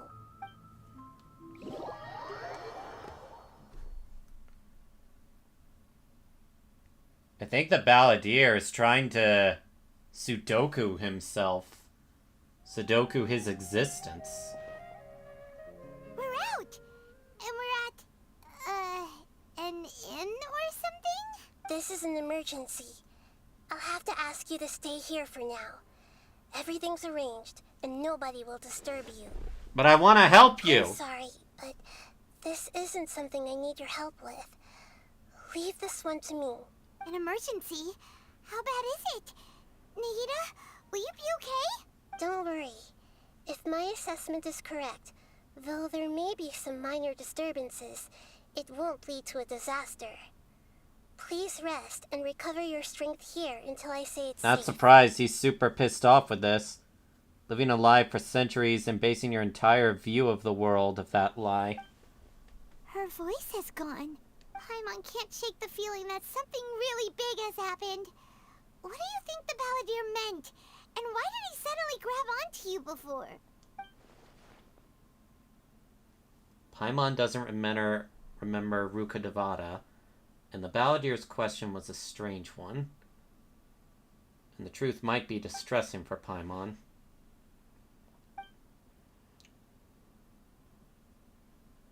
He wants to change the past? But surely that's impossible! Not easy, that's for sure. You can't just rewrite history. All that stuff happened already in real life. It's like, imagine Paimon drank all the water in this inn. Even if no one was there to see it, Paimon would sure as heck remember drinking it. So, why does Paimon still have a bad feeling about this? Paimon can't help but feel scared about what he might do. Ooh, Paimon's so confused. Maybe he wants to erase himself from history. You okay? Sorry. Paimon accidentally... It's the Balladier's fault for causing Paimon all this mental stress. But erasing yourself from history? It's unthinkable. Is that really possible in Irminsul? Maybe. Uh-oh. Paimon's head is overheating from trying to understand what he's up to. And it's still not working. Ugh. Paimon's had it with that little brat. He's been nothing but trouble ever since we met him. There's no way he'll actually succeed, right? Otherwise, won't everyone who's connected to him be affected too? If the Balladeer does erase himself, many people in Inazuma will be affected. It will affect everyone with a connection. Kazuha, Ayaka, Ayato. Will this mean that they'll disappear? There's nothing we can do about it at this point. Hey, have you got any ideas on what we should do next? Seems like now there's nothing left for us to do but to go to sleep. But Paimon's still so worried. Paimon won't be able to sleep a wink tonight. So, how about, we list all our favorite foods to take our mind off things? Heck, if that doesn't work, Paimon's probably gonna collapse of anxiety here. Alright, Paimon will start. First dish. Munstack grilled fish. Oh, and chicken mushroom skewers. Tea break pancakes, cream stew, sauteed matsutake, and Dragon chili chicken, almond tofu, satisfying salad. I don't think it's working, Paimon.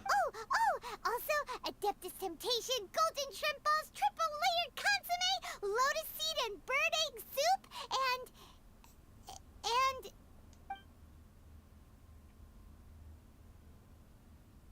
What the?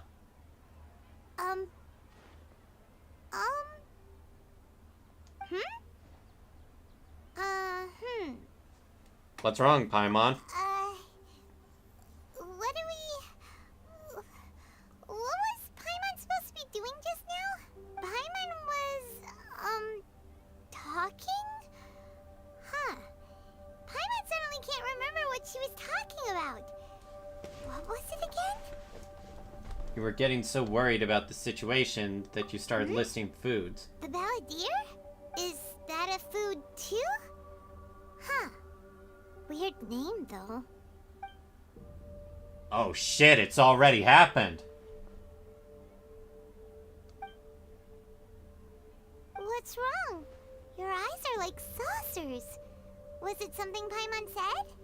No, it's nothing. The Balladeer. Is that someone's name? 'Cause it sounds like a nickname or something. I need to know what else has changed. Paimon, come with me. Okay, sure. Where are we going? I want to go back to Inazuma. Fine by Paimon, but is everything okay? You're acting like this is an emergency. Now's not the time to explain.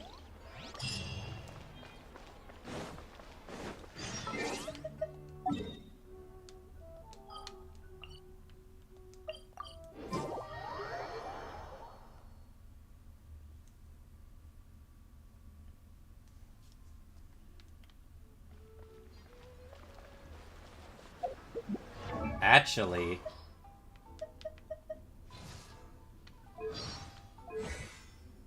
I'm curious now.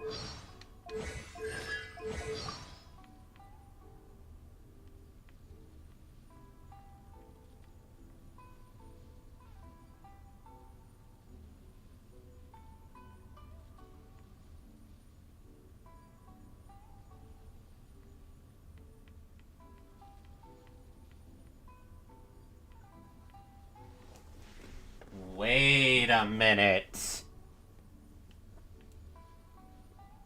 The Raiden Shogun knows of the Balladeer.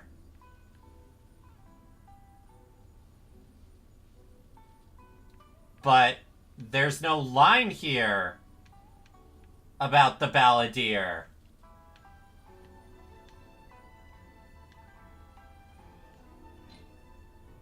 Alright, I'm trying to think of other characters.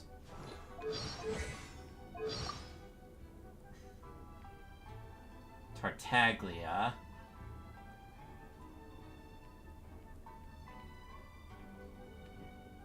About the Fair Lady.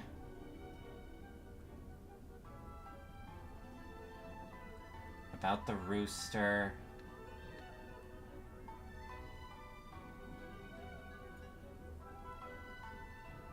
Did Nahida not expressly say that we should stay in the inn until our permission was given? Okay. Nothing...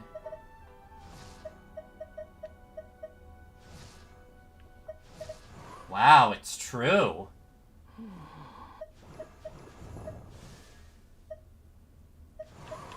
Not even Child has anything to say about the Balladeer.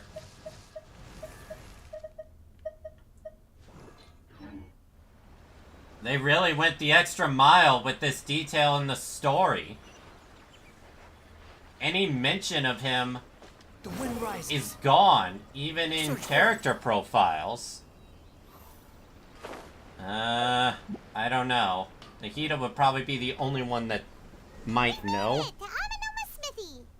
Ah, it's been a while.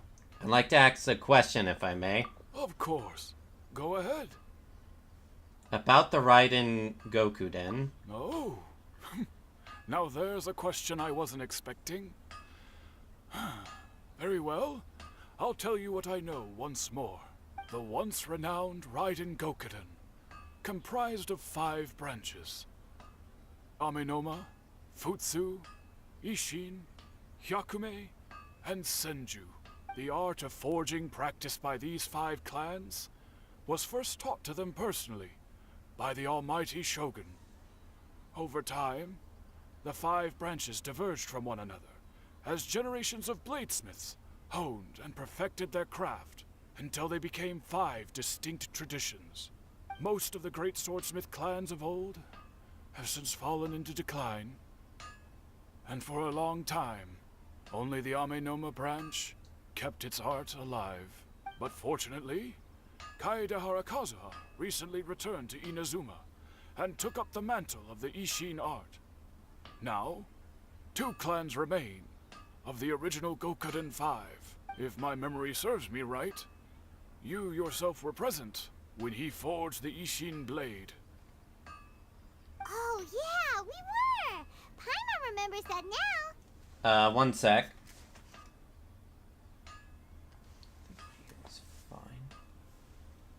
We learned a bit about the decline of the Raiden Gokuden then, too. It seems like such a shame. What was the reason for their decline? That, my friends, is a tragic tale indeed. In fact, this was not made known to me for most of my life. All these years, I knew of those great clans' demise, but never the cause. Only recently, when the question was on my mind, did I ask Kaedehara Kazuha about this. He told me that, as we are both heirs to a branch of the Yeah, I can now Gokuden, see why we needed to do it was Kazuha's right quest. that I should know the truth. There is no harm in telling you, but I must warn you. It is a dark and sorrowful tale. The Raiden Gokuden were the targets of a murderous rampage by a vengeful bladesmith. Vengeful? Why? 400 years ago, so I'm told, there was a catastrophic malfunction in Tatarasuna's furnace. One brave swordsmith heard the commotion and chose not to flee, but he rushed to the scene, hoping to prevent a disaster. Tatarasuna was home to a state-of-the-art forging and smelting operation in that day, and overseeing it was the armory officer. His surname was Niwa, though he had family ties to the Kaedehara clan. Knowing that they had just one chance to save countless lives, Mr. Niwa and the swordsmith leaped together into the furnace. The furnace quickly stabilized, but neither of them made it out. The smith's death, though heroic, dealt a devastating blow to his family's fortunes. His orphaned son was left to fend for himself, and grew up deeply resentful at the world. In his heart, the whole of Inazuma was culpable in his tragedy. He hated the almighty Shogun for her apparent indifference towards his father's death, and he hated everyone who had done nothing to try and save him. Powerless and destitute, the only legacy he had to pass on to his children was his hatred. Generation after generation bore this grudge, living in utter misery. Alas, if only the story could have ended there. But 100 years ago, the then head of this family reached the end of his wits.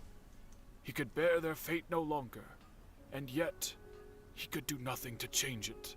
Finally, he made a drastic decision to take revenge on the Raiden Gokuden. In doing so, he sought to vent his pent anger and shake the very foundations of Inazuma's forging industry.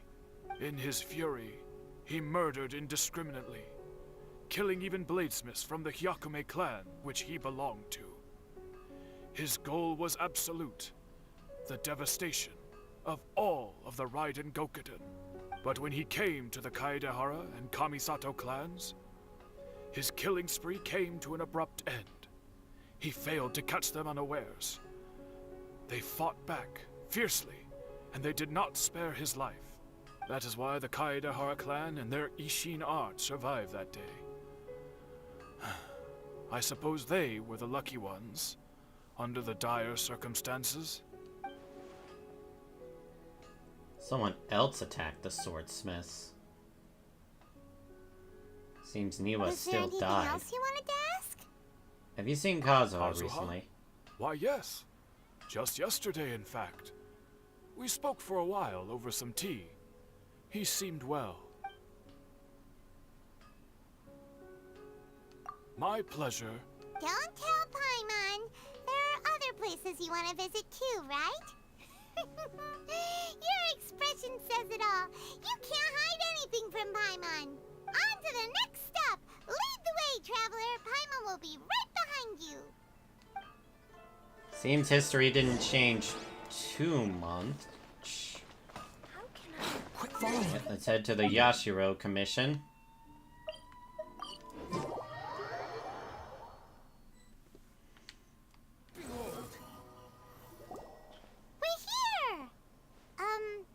This is the Yashiro Commission's headquarters, so...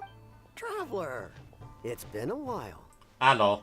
If you're looking for the Commissioner and Miss Kamisato, I'm afraid your timing is unfortunate. They're not here right now. Are they out on business? The Commissioner is out on business, and Miss Kamisato is standing in for some meetings in the Commissioner's place. If it's urgent, you're welcome to wait inside until they get back. What do you think? Shall we go in? We'll take you up on that offer. Can we take a walk If it were around? anyone else, I couldn't allow it. But seeing as you're so close with the Commissioner and Miss Kamisato, I think it should be okay. We'll be heading in then. Thanks! Hello, dears. Is there something you want to say? Can I ask you a couple of questions? Of course, traveler. Yes, I know who you are. Miss Kamisato has told me about you. What would you like to know?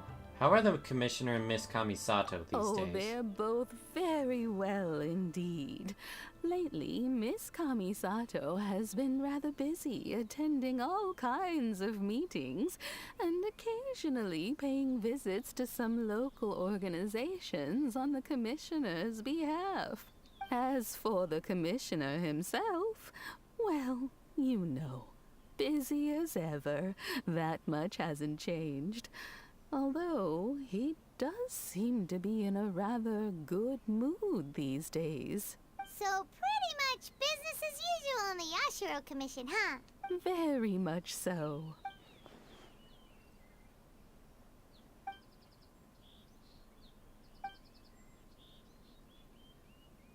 Well, got any more questions? That's all for now. You're very welcome. In fact, I would love nothing more than for you to come and visit more often. But I'm sure you must be far too busy to have time for that. Miss Kamisato talks about you all the time. Well, I'm sure she does. To have you as a friend, and she's always saying how talented you are and how much she admires you. I must say, many things in Inazuma seem to have taken a turn for the better since you arrived here. So you're not just Miss Kamisato's knight in shining armor, you know. You're a hero to us all. I mean it. Whenever the commissioner dines at home, Toma always joins him. I always find myself at my most relaxed when I'm serving the two of them and listening to them chat away. The way this old lady talks has an echo at the end. The commissioner has such a Really? busy schedule that he doesn't always have the chance to take his meals at home. But given the opportunity, he always prefers to dine here. They say it's I don't hear it. Toma's a much better chef than most. Oh, the commissioner is so fond of home comforts. They get to talking about you sometimes too, you know. Always with a very fond tone. The way one would talk about dear old friends around whom one can truly be themselves. Miss Kamisato occasionally joins them as well. Whenever the whole family gets together and they start talking about people they've met and experienced. I know she's genuine, but I swear, this tone just makes me feel like she's about to pull a knife on me. It's been many years now since the late Mr. and Mrs. Kamisato passed away. Much has happened in the Kamisato clan in that time. As someone who is old and gray enough to have watched their son and daughter grow up, it makes me so happy to see Yeah, them she really does and stretch the dependable syllables of when she friend whose talks. company they enjoy so much. So, in the future, if you ever do have I'm the kind of time, reminded please of, know you're always very welcome at the Yashiro Commission headquarters. of the classic There will Spider-Man always be movies, at least Aunt one May, way with who how will be she talks. delighted to have the pleasure of your company. Wonderful. Thank you. Paimon likes it here too. Also, you were saying something about the food here being really great. Paimon's itching to try it. We may just have to invite ourselves around for dinner sometime. Paimon meant we should come pay a visit again real soon. Ideally around dinner time. Of course. You're always welcome. Alright, goodbye for now. Where are we going next? To Tarasuna. Great! Goodbye, ma'am. Don't worry, we'll see ourselves out. All Bully right, McGuire. then. Oh, are you two leaving already? Yep, everything's taken care of now. Very well. Safe travels. Goodbye. Goodbye.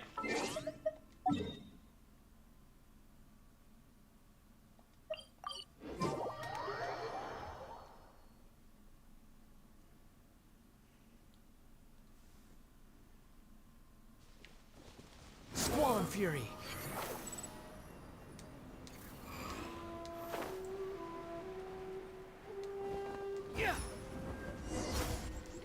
Who be this? Here we are. But what are we looking something. Or someone. Do my eyes deceive me, or is that the Traveler and Paimon? It's a doctor. Xavier? What are you doing here? Wait, no. Never mind. I was in the general area, and now I'm in this specific area. There, that's me. So what about you two? We have some questions and thought you might be able to help. Do you know much about Tatarasuna? Certainly do. I've researched the furnace here in some depth. If there's anything you want to know, just ask away. How well do you understand the history of this area? Like the back of my hand. Make no mistake, I have been here a good many times before. Not only that, but I've met people in Inazuma whose families used to live in Tatarasuna years ago. They said it's all true, the history here. Go on. I'm listening. Oh, well, it's a long story, don't you know? The tale of Tatarasuna starts a long time ago. I'm told that its history is one of the most foremost forging and smelting operations in the nation. Goes back around 1,000 years. Still, the furnace has had a couple of serious maintenance issues along the way. A couple? When exactly?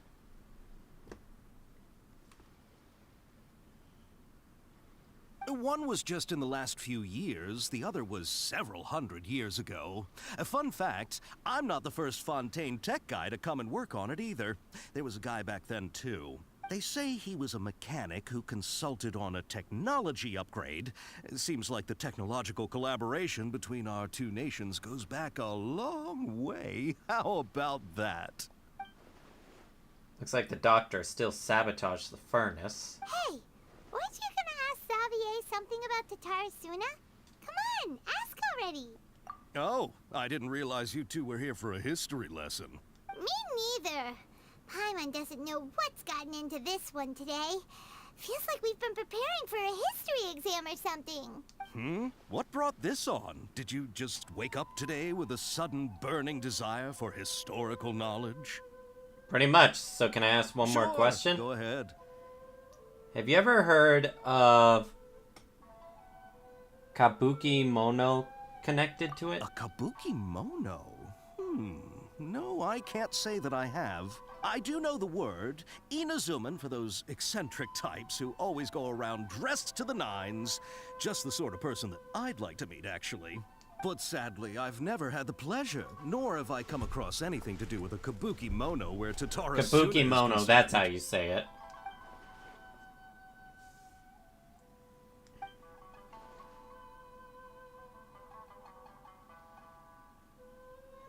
Of course! Don't mention it. Oh, we're leaving? Okay, bye, Xavier. Oh, you're most welcome. More than happy to help. Farewell. Alright, where to next? Looks like you got all the information you're looking for. Let's go see Sure, Nahida. What's up with you today? Keep your smile, Spinal Crocodile. No matter what happens, Paimon will always be there for you. Thank you, Paimon. Don't mention it. Alright, let's head off and go meet Nahida.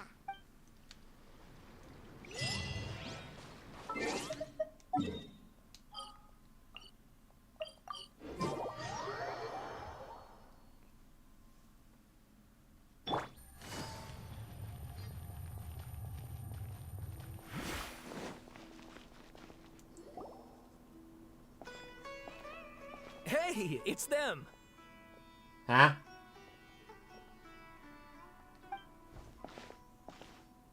Akaba, Sawada, you're still here? Oh, hey, NPCs. Still talking about the essay? Indeed we are. If you have a moment, we'd love for you to join us once more. We have time. What do you want to talk to us about? It's the same topic we discussed last time. Obviously. Still looking for more info about Tatarasuna, huh? Should we join them? Unfortunately, we haven't made any real progress. The article that you let me read last time was great. Oh, of course.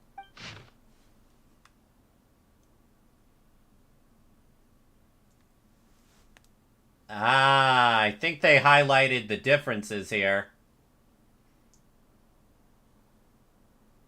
A very small portion, however, mentioned the word outsider. Should be known that the appearance of such a character who is suspected to be based off a real person is a curious case. Foreign mechanic once visited it. The reason for his migration was to exchange knowledge and forge ties.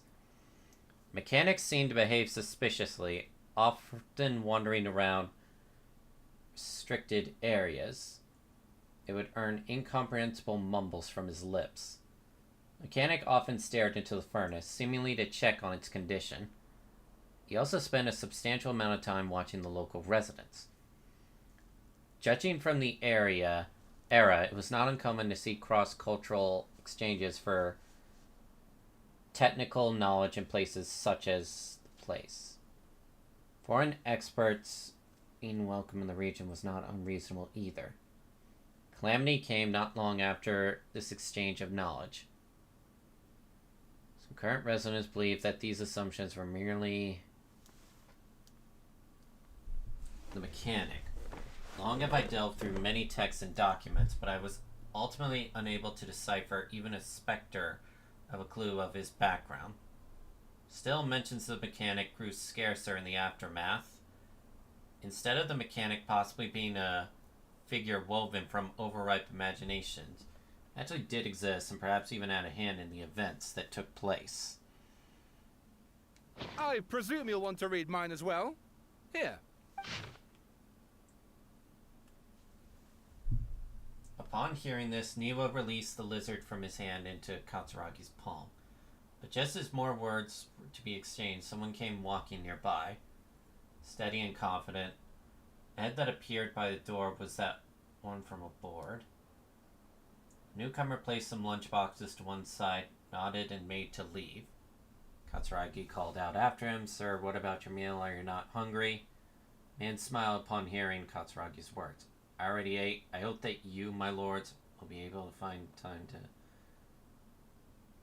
He was stated with... Like a falling spear, the black cloud reached the bottom of the boat and was joined in the briefness of discretion. Crotched, yet he did not, for the dark pick the remnants of a ship clean.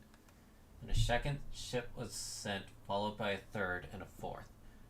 Each who left to seek salvation did so under foul skies and bleak fortunes. Needed to gain aid from Unizuma.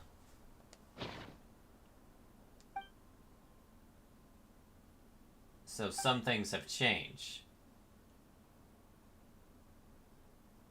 Well, what do you think? A masterpiece. Hey, Traveler, remember how last time Akaba was saying how you wished you could gather more information about all this? Well, we just got back from Inazuma. So how about we tell them what we learned? What did you find out? Something big? It's a long story. Basically, we have some friends in Inazuma, and... Wow, so many new details. Thank you so much for sharing that with us. Well, well, so it all comes down to one man's desire for revenge. Huh. You heard this from a member of the Amanoma clan, you say? Then I guess it must be true. Ugh. So there's no ghost story here after all. This new information actually lends further credence to my hypothesis. Evidently, swordsmiths were seen as having an incredibly prestigious role in society those days, to the extent that harming them was conceived of, at least by the perpetrator, as a way of exacting revenge against those in power. Yes, okay, point taken, you were right. But that doesn't mean I can't carry on with my novel. And they're back at it. These guys are really into this. We got some things to take care of. Bye-bye. Oh, so sorry. Look at us, prattling on about our projects and ignoring you. Thank you so much for the information. You're welcome. Keep us in the loop if you find out anything else. Will do. Alright, let's go talk to Nahida.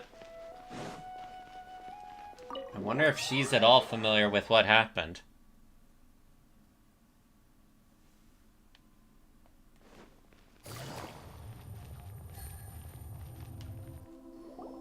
Nahida, we're here! Traveler, Paimon, how have you been? Ugh, where to start? Paimon hasn't had a moment's rest this whole time. That night, we ended up chatting and chatting until suddenly the sun was up. And then she decided she wanted to go to Inazuma. I was investigating the situation. The Balladeer?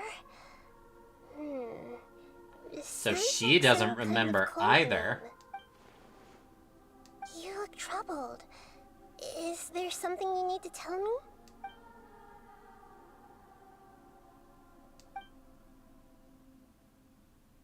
He finished erasing himself before Nahida could stop him.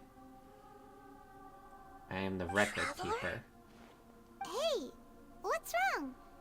You look so upset. There are things that have happened that only I can remember. I have to tell you the truth.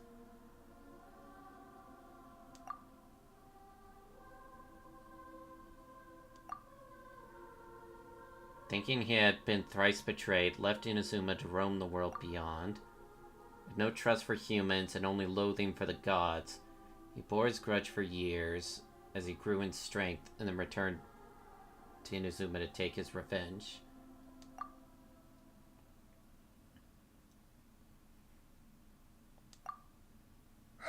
That's quite a story. So, this puppet known as the Balladeer erased himself from Irminsul, hoping that he could change the past. But how was he even able to do that? As the Traveler said, he very nearly became Sumeru's deity. Admittedly, I remember it a little differently. I don't recall finding anyone inside the machine after we defeated it. Nevertheless, it does make sense. If someone were to successfully erase themselves from Irminsul, the world would change to reflect the new reality. So, you believe this person really existed, and we just don't remember him because, well, because he literally changed the world? Yes. Theoretically speaking, it is possible to do this. But I'm struggling to imagine the kind of person who would dare go through with it. The Traveler comes from a world beyond Tevat. That's why there's no information about her in Irminsul. And it also explains why any changes to Irminsul wouldn't affect her. So if there's anyone in the world capable of retaining memories from a past that has been rewritten, it's you. It's quite incredible when you think about it. You can say that again. I'm having a hard time understanding this Balladeer guy's motivations. Why did he do it? I can only make inferences based on the information we've been given. As for what kind of person he was, only you remember that.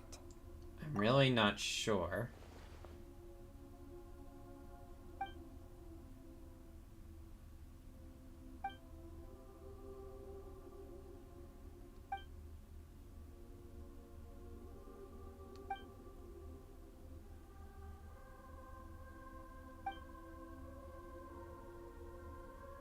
Something else worrying you? Something that you can't share? I just feel empty. Change the fate of the ones who had died, right? Once the Balladeer realized he hadn't been betrayed after all, it must have completely changed his view of the people of Tatarasuna. Now he saw them as friends again. He couldn't keep hating humans after that. And if he thought there was a chance he could save his old friends, it would be hard not to try. The story makes sense. Every part of it. The Balladeer tried to achieve godhood with the Doctor's help. He was unsuccessful, but retained the power to connect with Irminsul. That power then enabled him to change what was recorded in Irminsul and erase himself, even though he didn't have much strength left. Yeah, it does make sense, but it still ended in tragedy for his friends. It just feels so hopeless. He gave everything to do this, but it seems like he got nothing in return. The dead still didn't get a second chance. Those fated to a tragic end could not be saved. Please wait a moment. I want to check something. Found it. This should be the one. It turns out that I have a strange way of confirming everything she has told us. What is it? record from a personal collection. It was tucked away in a corner. You should take a look. Wait, that resembles a fairy tale. Is this a fairy tale? Who wrote it? I authored this record myself. Huh? You wrote a fairy tale that somehow has something to do with the Balladeer? When combined with the Traveler's narrative, it's clear that this story is an allegory. Everything in it is a symbol for something else. Hold on. So this record survived from the past? Yes. Any information about the Balladeer or the Kabuki Mono and other records will have been changed. But I wrote this story in a way that means it was left intact. Changing the information in Irminsul changes to that. But Irminsul can't change information that was well hidden in advance. I guess I must have written this story as a backup before the Balladeer entered Irminsul. That's incredible! What a great idea! And sending the Traveler into Irminsul with the Balladeer must have been a further precaution. I knew she'd remember everything. Nahida's smart! This story is abstract enough that it still resonates with the present information recorded in Irminsul. But if we connect all the different pieces together, the true story that emerges is the one she told us. The now erased life of the Balladeer.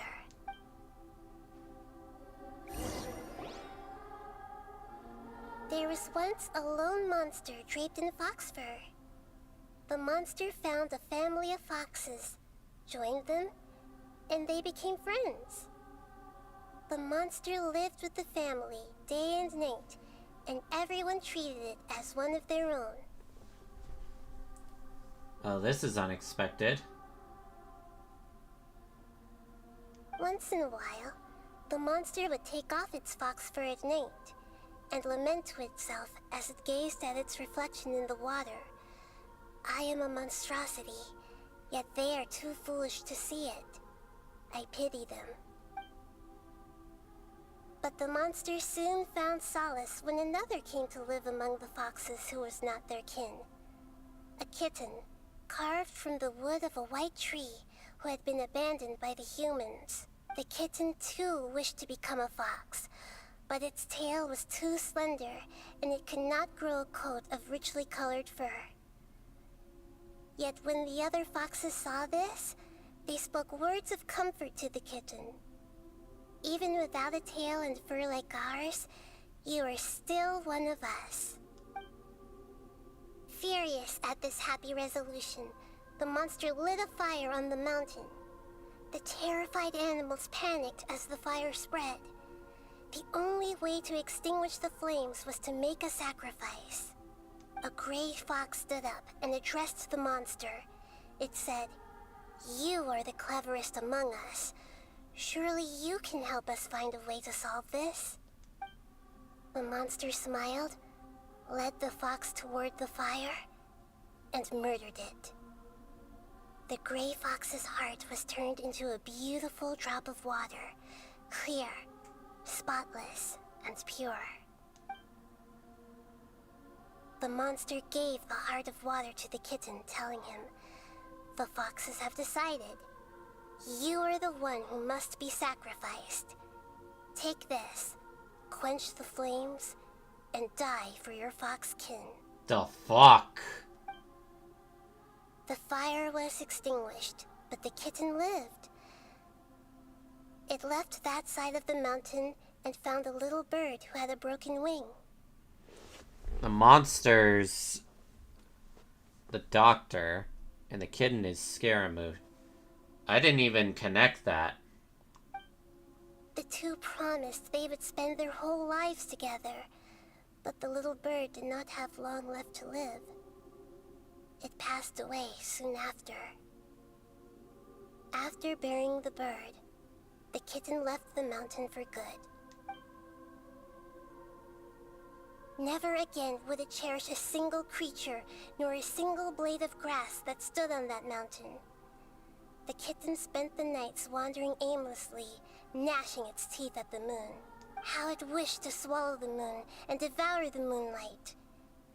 If the world could only return to darkness, then it would finally be peaceful and content. I will become the new moon, the answer to everything. Then, no one will know that there were once birds, foxes, and cats in this world. And no one can know that they were different.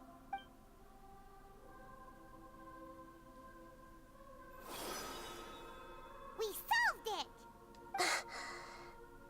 I remember now. This is not just the Balladeer story. It is his very own memories. I made a backup so that it would be preserved no matter what happened. To become a god, he was experimented on and modified countless times. It was brutal torture, and the only reason he was able to survive is that he was a puppet. This memory was extracted from him by the scholars. Presumably, they kept it to have something to defend themselves with. Creating a deity was just the first step. Some of them wanted to be able to control it. That's why they backed up his memory for later use. I buried it deep inside one of my own dreams, and then hid it inside an allegorical story so that it wouldn't be altered. It's hard to believe that this person really existed, let alone that he tried to get rid of us on more than one occasion. Paimon has no memory of him at all. He completely vanished like a puff of smoke. The Balladeer agreed to help me look for information about the Descenders, and although he was unsuccessful, he still helped you. Before he vanished, he confirmed an important detail, that Conria was where your twin first came into this world. We still don't know how the change to Irminsul will affect the senior ranks of the Fatui, but in all likelihood, they won't even remember their own Harbinger. Feels like life is as insignificant as a feather. It sounds like Paimon wouldn't like this guy a whole lot if he was still around. But still, Paimon doesn't like the way it all ended that much better. This is why wisdom alone cannot answer all our questions. We look, we see, and we comprehend, but the question still troubles us. So the answer is not everything. People yearn to find the truth and then conquer the troubles they face. When you give someone the truth, you give them a chance to choose their own destiny. To others looking on, this may seem like a pointless endeavor, but for him, the chance to act on his desire to disappear must have meant a lot. Never forget that even when we walk beneath dark clouds along a road filled with suffering, the light of wisdom is always there, guiding us toward a better destination. And that is what you have been doing all along. Yeah, Nahida's right. Cheer up. How about we go get something to eat? We can pick up this heavy conversation again later. Good idea. Paimon, why don't you take her out for a walk to clear her head? You got it. Come on, Traveler. You need to get out of your head for a while. You'll feel much better after taking a walk. Let's go get a snack from one of the stalls in the Grand Bazaar. That'll be sure to lift our spirits. You got anything else to say, Nahida? It's really tough being the only one who remembers all that. But Paimon's always here to help cheer you up. There's a few things I'd like to look into. You should go take a walk and try to unwind.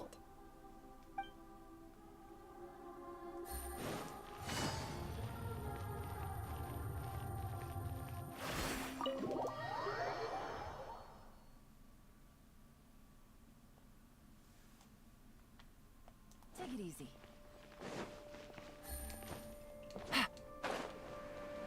Alright, let's teleport down.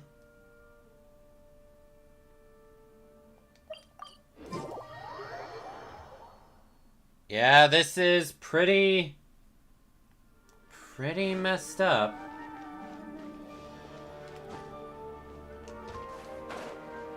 Ow.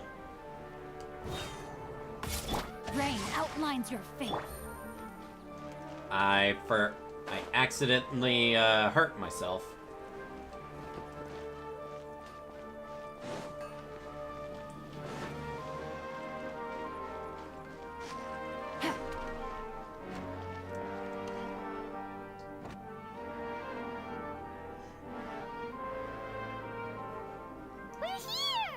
What should we eat first?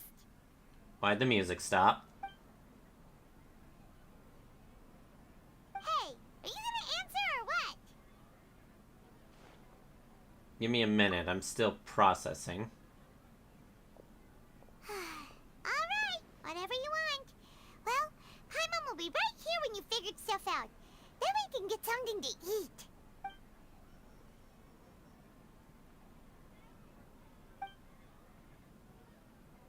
What is it? Have you figured it all out? Greater Lord Rukkhadevata. She said that no one can erase themselves from existence. Not even her. Otherwise, why would she need to create her own reincarnation? Why'd you jump up all of a sudden? She doesn't know about Greater Lord Rukkhadevata. It's simply not possible for the Balladeer to completely erase his existence. So what Excuse happened me, boss. to him? There seems to be a small problem with the last bill. Look, here. Well, how about that?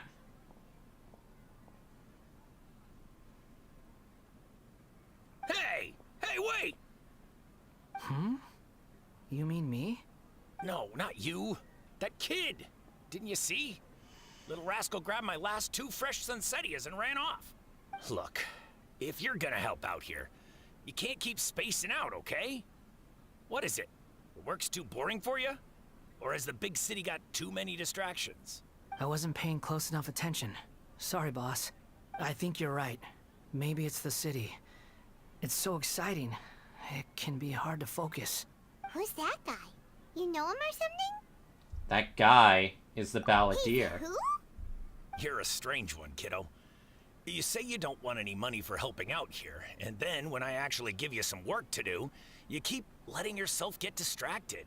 I don't want to take advantage, so I'm happy to pay you what I'd pay anyone else.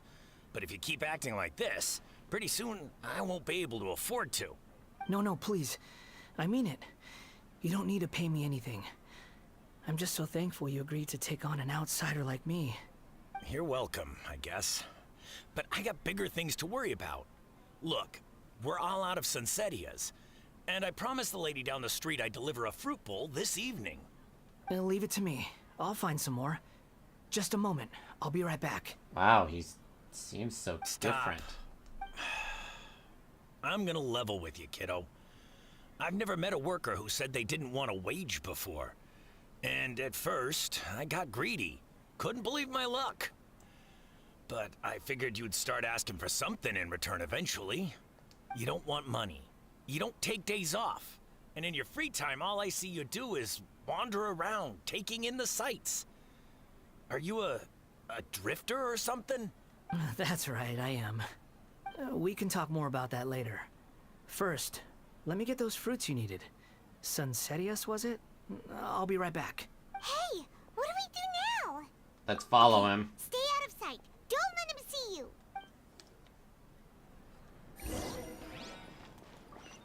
Where'd he go?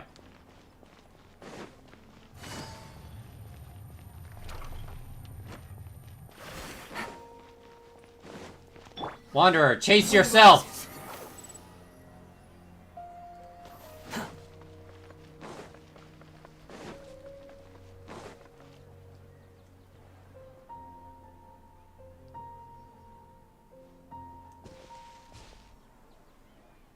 Yeah, this'll do. Even though you say he's the Balladeer, what are we planning on doing? Stealing his Sunsettias? Isn't that a bit too cruel? Hush. Oh, alright. This should be enough. Guess I should wash them before I take them back. If I didn't see it with my own eyes, I would never believe it. You two over there. Is there something I can help you with? He spotted us! You've been following me all the way from the city. I'd have to be blind not to notice. We were following you. Have we met before? No, we haven't met. But you know me? Yes. I have no recollection. It's complicated, but I do know you. Are you absolutely sure?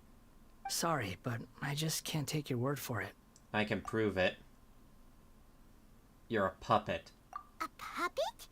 What makes you Huh? You were right! The look on his face! I guess you do know me after all. That is not something I share with a lot of people. Look, I'm just a wanderer. But seeing as you've gone through all this trouble to track me down, I'm sure whatever it is must be important. There's somewhere I want to take you. But please let me deliver these goods to my boss first. Are you really working for that guy? He said you don't want any more for it. Is that true? Yes, I ran into him out in the wilderness during a storm, and he let me take shelter in his cart. In return, I said I'd be his helper for a while. That's oddly nice of you. Let me take these back. Then I'll come with you, okay? All right. And let's return to the city.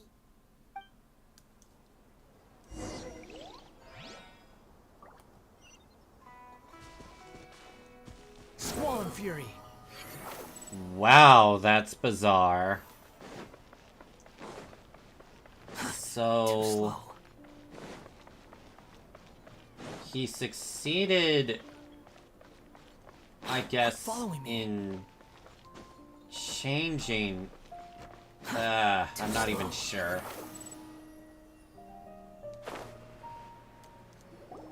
Here you go, boss. I'll leave them right here. Oh, you really went and picked some more. Who are these two? Something's come up, and they need to borrow me. Sorry, boss. I'm afraid I'll be away from the stall for a while. I was just about to pay you anyway. Go wherever you want, kid. Don't waste your time here. What? I get it, okay? You just wanted to help me out, to thank me for giving you shelter from the rain that day. Even then, I don't understand why you're so adamant that you don't want any pay for it. So this guy's jobless now? And homeless? But look, it was pouring down, and there you were, sauntering along without a care in the world. Like you had nowhere to be, and didn't even care that it was raining. Imagine you were me for a second. It's a little weird, right? Why is this guy traveling during a rainstorm if he's not trying to get somewhere? And why is he taking a shortcut through the open country if he's not even in a hurry? But anyway, taking you in didn't put me out even slightly. You don't owe me a thing for it. Certainly not all this. Your time is valuable. You know, you should go live your life. But I don't...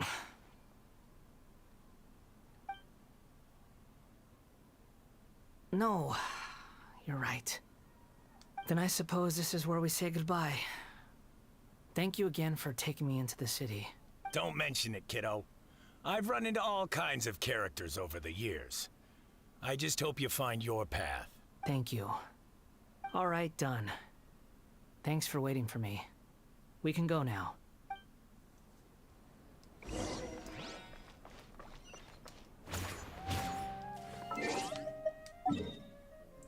Man, this is crazy. I guess that would make sense, proving you know someone by saying something only they know, even if they've never met you.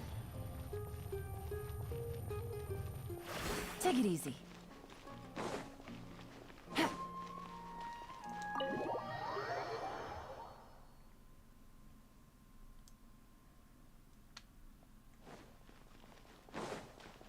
Take it easy. Alright, let's see how this goes.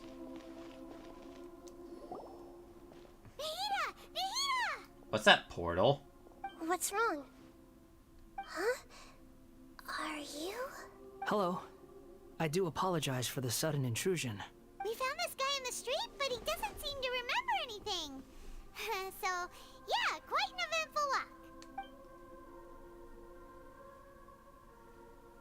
You say that you're trekking across Teyvat to train yourself. Many other Inazumans who describe themselves in this way call themselves Shugenja. Why do you refer to yourself as a wanderer? Well, it seems more relevant in my case. To me, it sounds like a plant with no roots. But these two claim that they know me, and that I have a hidden past unknown even to myself. I wouldn't call it the past, but rather... this is a difficult one to explain. I don't like to rely on using terms like this often, but in your case, it seems that It ought to be called, previous incarnation. Oh, like a past life or something? Yes, something far more distant than the past. So far away that you cannot perceive it. Okay, I have to ask. What was I like in my previous incarnation? An asshole! Oh, okay. I see. You want to tell me, but you can't bring yourselves to say it. Looks like I didn't have the most wonderful existence in my previous incarnation. We're just trying to think of where to If it's that difficult start. to talk about, I have no doubt it will be just as difficult to hear, but I'll be able to handle it. Please, tell me the truth. Is truth something you care a lot about? Yes. Then I'll be straight with you. In your previous incarnation, you did many things that would be considered evil. You nearly died because of what other people did, and many died because of you. As a non-human being, you hated gods and humans alike. You drifted from place to place, never able to settle, even where you found status and identity. You adamantly believed that you were missing a heart. Nahida does not hold back. Actions rooted in persistence sometimes bear bitter fruit.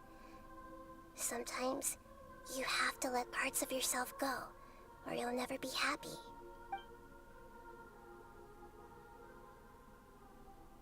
I gave everything I had, but it barely changed history at all. In terms of the outcome alone, that's true. I don't think I can judge everything I've heard purely in terms of right and wrong. Each choice a person makes belongs to a specific place and time, a chain of cause and effect, a cycle of karma and consequence. That is the nature of truth. If one thing is right, its opposite must be wrong. And yet, dichotomies like this are not enough to explain the world in all of its complexity. It seems like my previous incarnation wasn't the most likable individual. We're not trying to hurt your feelings or anything, but yeah, we weren't your biggest fans. We were each other's enemies. If we were enemies, why are you trying to help me find the truth? This is so frustrating! This guy's supposed to be our arch enemy, but now he's just some random stranger we met on the street! He's got so much to answer for, but we can't make him talk because he doesn't remember anything. What a weird situation. Lesser Lord Kusanali, as the God of Wisdom, I trust that everything you told me must be true. Yes, it's all true. I can even show you the memories themselves, if you're willing. Please, I want to see them for myself. I want to experience my own transgressions. Even though it will cause your present self great mental anguish? I'm just a puppet, with no heart and no name. There is nothing in this world for me to cling to fill the void within me. Except maybe these sins that can never be undone. Damn. Very well. As you wish. Wait, shouldn't we go with him? This one's kind of on us for bringing him here. Don't worry. Whatever danger I might face, it's my burden to bear. Traveler, could I ask you to supervise him on my behalf? Okay. Oh, good point. Given your, unique situation, we'd better keep an eye on you. Understood. Thank you. Now, prepare yourselves, everyone.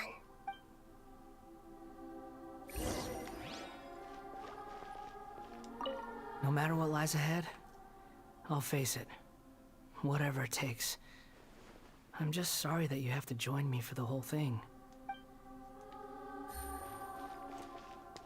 It's time to get ready. If you aren't the same person you used to be, should the consequences of your actions fall on you? It's a very good question.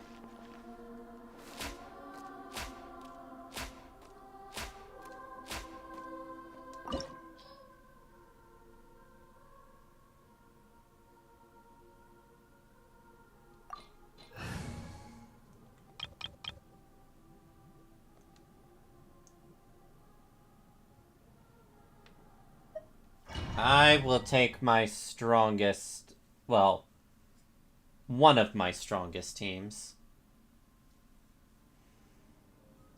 This looks like Inazuma. Right now, you're in a dream I created using information extracted from your memories. These memories will show you the raw truth, but be aware that enemies may react just like in the real world. Please be careful. Sounds like an immersive experience. It's a good thing we came along. You don't need to do this for me. I don't deserve your protection. We never give up halfway.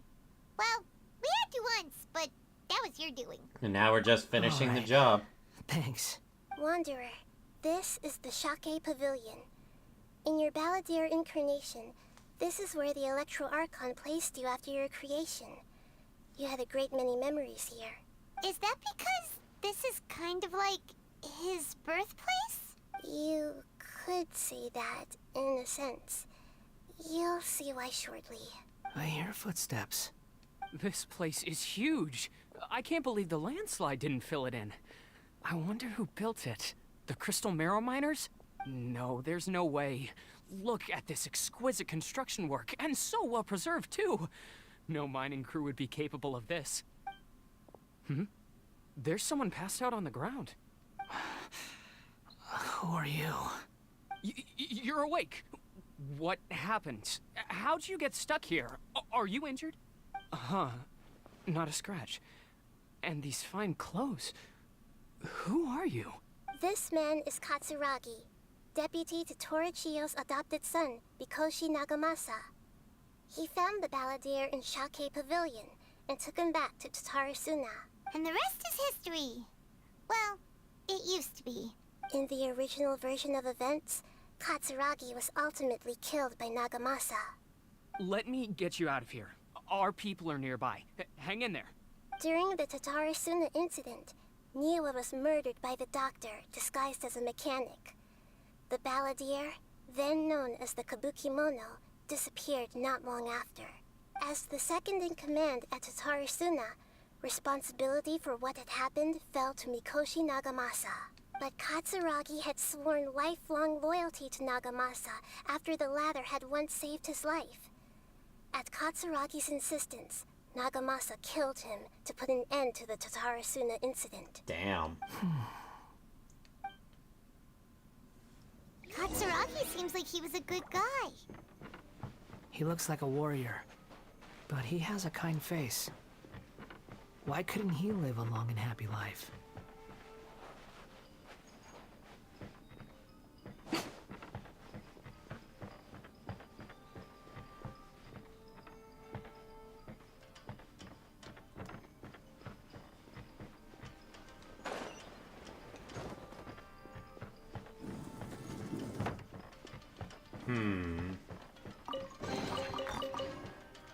Yep.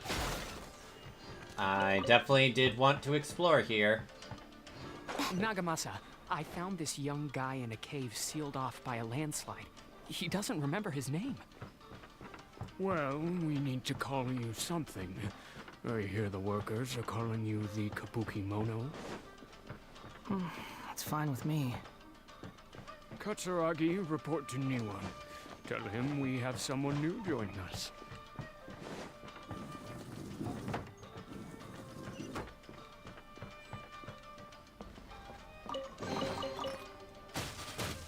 Ow.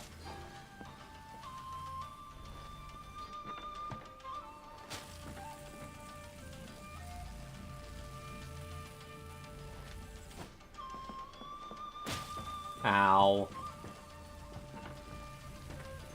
Why are there traps in a memory?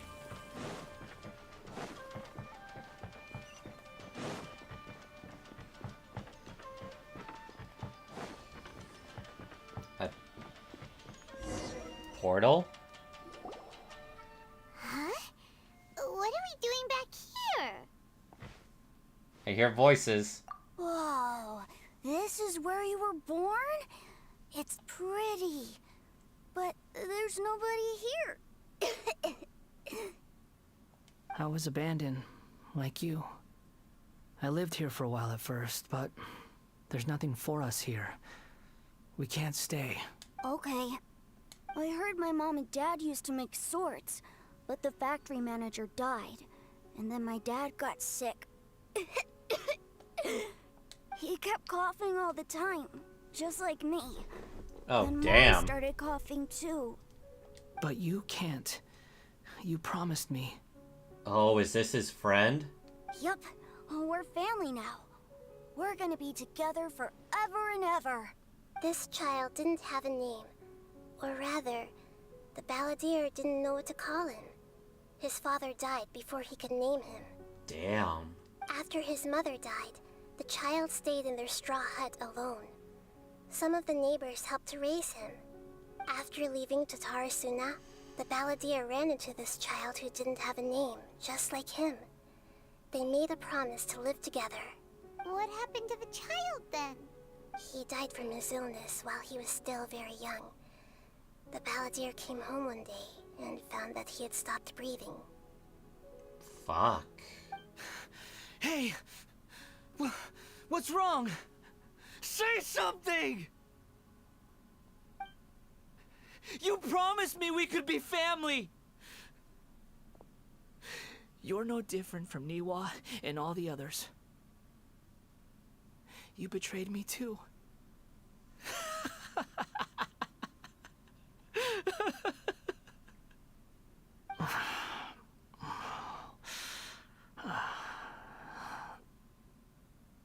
The voices have gone.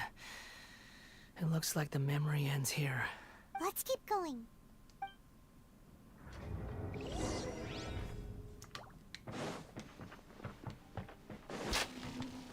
Whoa! Trap!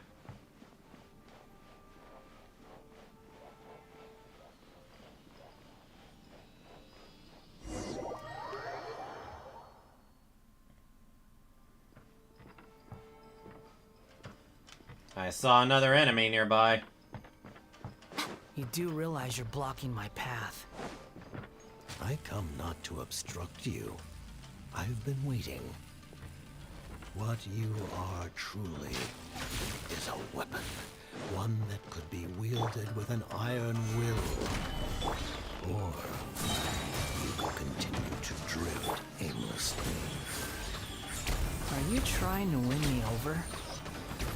The long-fated rebellion has begun. Why not take your place at the banquet and join those who shall feast? Right here. Emerge. Right now. My duty. I'm guessing there's a chest over here. Yep. I am the smart.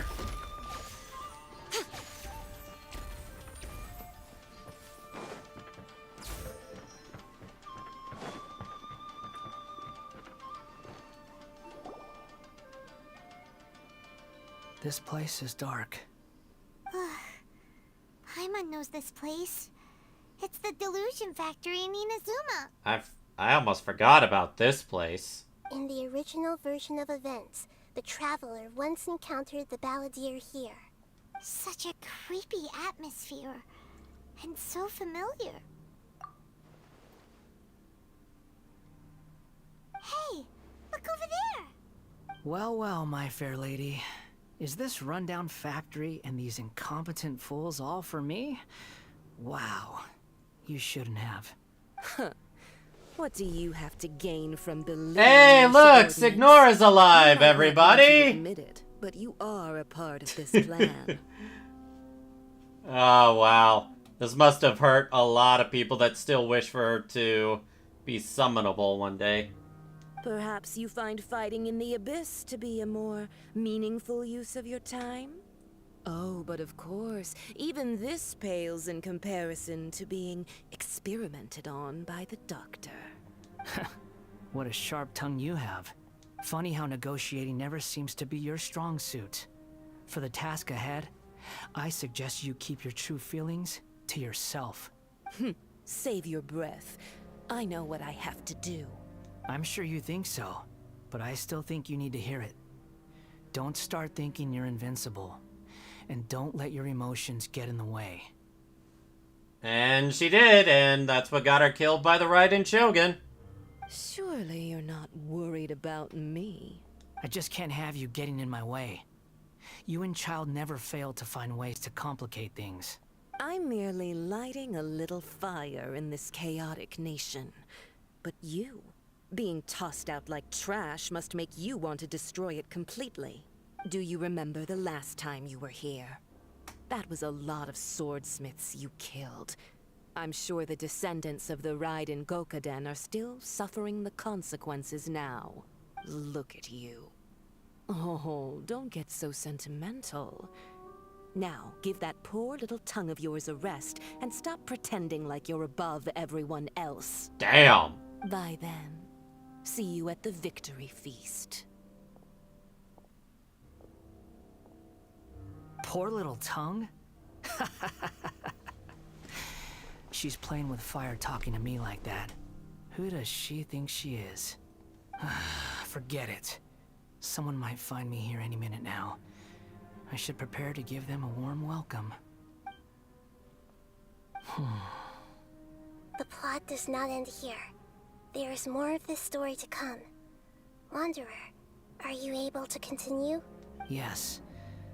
Please don't worry about me. Why are you staring at me in silence? Can't you think of a nicer way to express yourself? I'm under no obligation to be nice to you. Besides, I thought nothing mattered to you except results in your own interests. Isn't that right, witch? Ooh. Muddle-headed puppet. You're only number 6 because you can take more abuse than other humans. Do you really count that as an asset? You're about as much fun to be around as a raging inferno.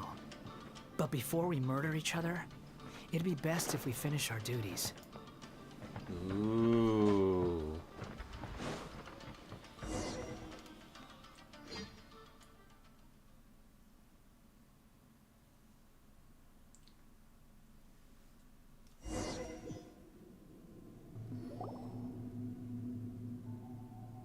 Looks like we've arrived in Sumeru. Is that? Considering that Amorta's sage, Nafis, refused to join this project, I'll take part in the experiment in his place. Welcome. I look forward to a fruitful collaboration. When do we start? You seem impatient. You should know that becoming a god is far from a trivial affair. The biological transformation is a lengthy process. As such, I too would recommend that we commence as soon as possible. In the event that a successful connection is established, his body will become permanently bound to the machine, and he will be unable to move independently of it. Nothing worse than what I've been through before then, Doctor. You were the most resilient test subject I ever came across. Thanks to you, I was able to garner a great deal of information. Man, this guy's a bastard. Alas, after that, you were under orders to remain in the Abyss. We barely saw each other, and it became difficult to further refine the knowledge I had gained. That was gracefully worded. Ever wonder what they think if they knew that nothing matters to you, apart from your crazy experiments? I suggest you speak to me in a more respectful tone, Scaramouche. The mere fact of your utility does not make you indestructible. The doctor again? That was uncomfortable to watch. That person gives off a very sinister energy. He's the doctor. He's behind all of this. It's normal for him to give you the creeps. He scares the bejeebers out of Paimon. Let's move on.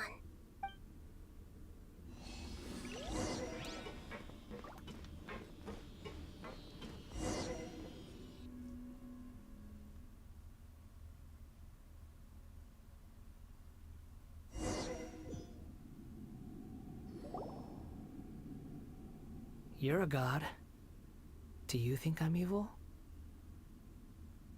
If you accept that he is you, just as you are you, then yes, you are evil. In your eyes? Are there any differences between humans and puppets? Do you think there are any differences between your present self and your previous and future incarnations?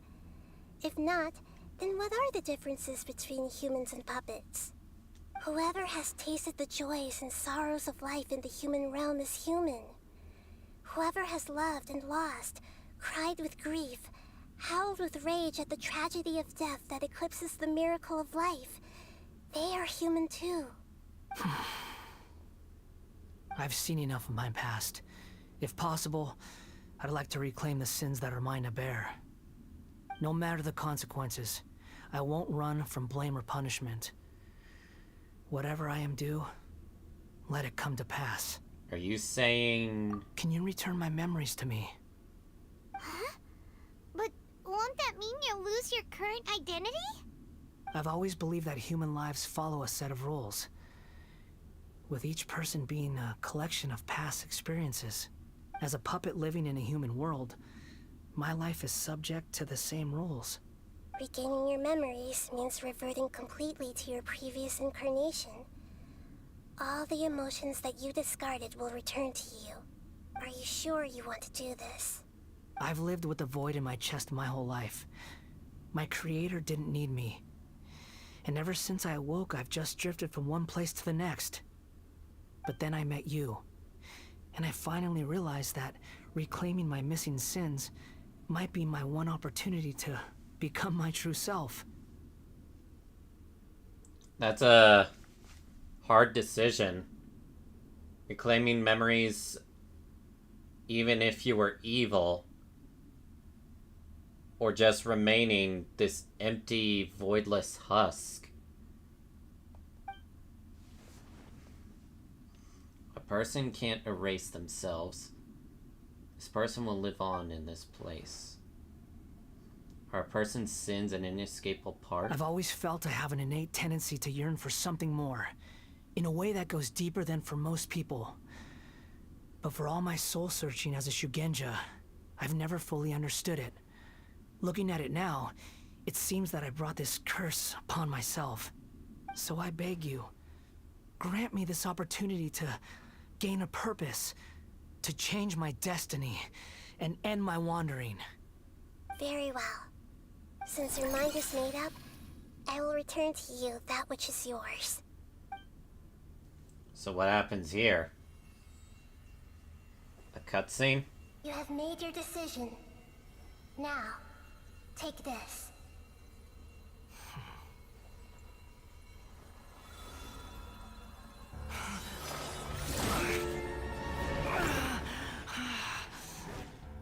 Set him free. A puppet? What's he doing here? You're a human as far as I'm concerned. Everyone's here. Wonderful. What a fine blade. Nagamasa will be thrilled. Damn. This is my...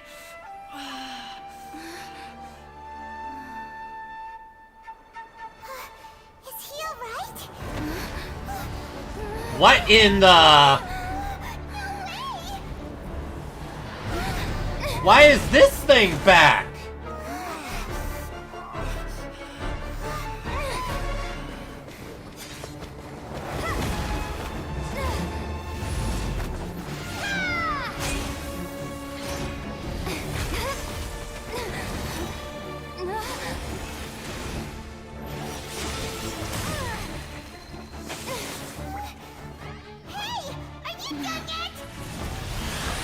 What the fuck is happening?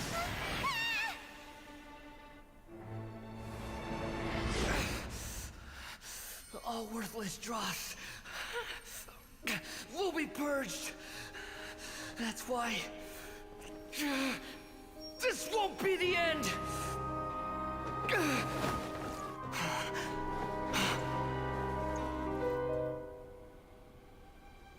Huh?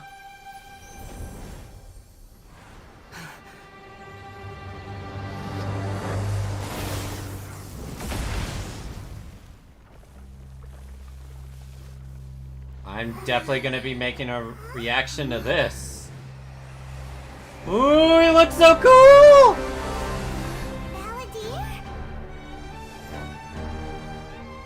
And Venti gave him a vision.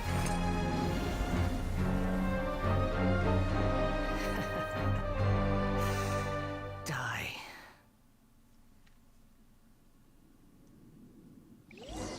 This is trying my patience. Have you got any more stupid questions?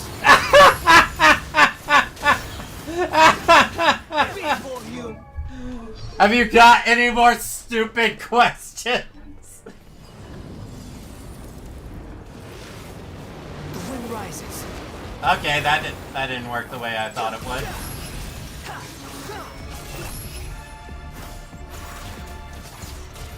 Everlasting Lord of Arcane Wisdom. Churn! Follow me.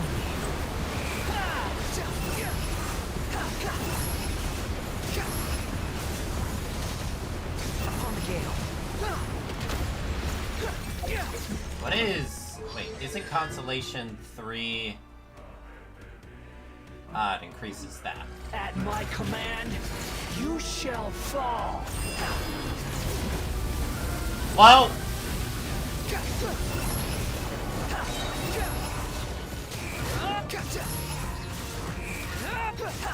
Know your place.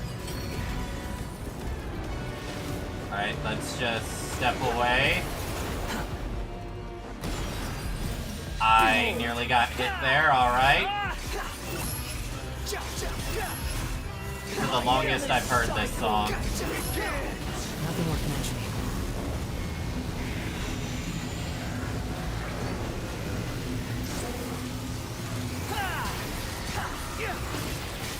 Am I about to die here? Oh, I revived!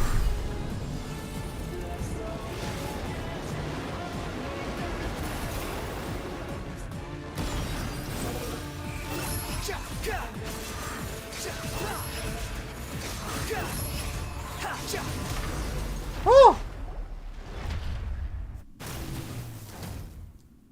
So what is this thing supposed to be? Imbecile! Get out of my sight. It disappeared. Did we win? And in his freedom, embracing his past, despite the chance at a new life, Zhao Scaramouche gained his vision. Facing his past and accepting What did you it. expect? I'd never lose to that. There's the tone of voice again. You're definitely back to your old self. Wait, but it was you inside that thing too. What have you got to be smug about? Sorry. I'm harsh on myself and everyone else. Just the way I am. The past will catch up with you. You sound like you're concerned about me. But don't worry. Thanks to you, even if I didn't change a thing, at least I now know the truth. The memory recovery seems to have been a success. This dream has served its purpose. Come on. Let's continue this outside. Me, myself, but not I.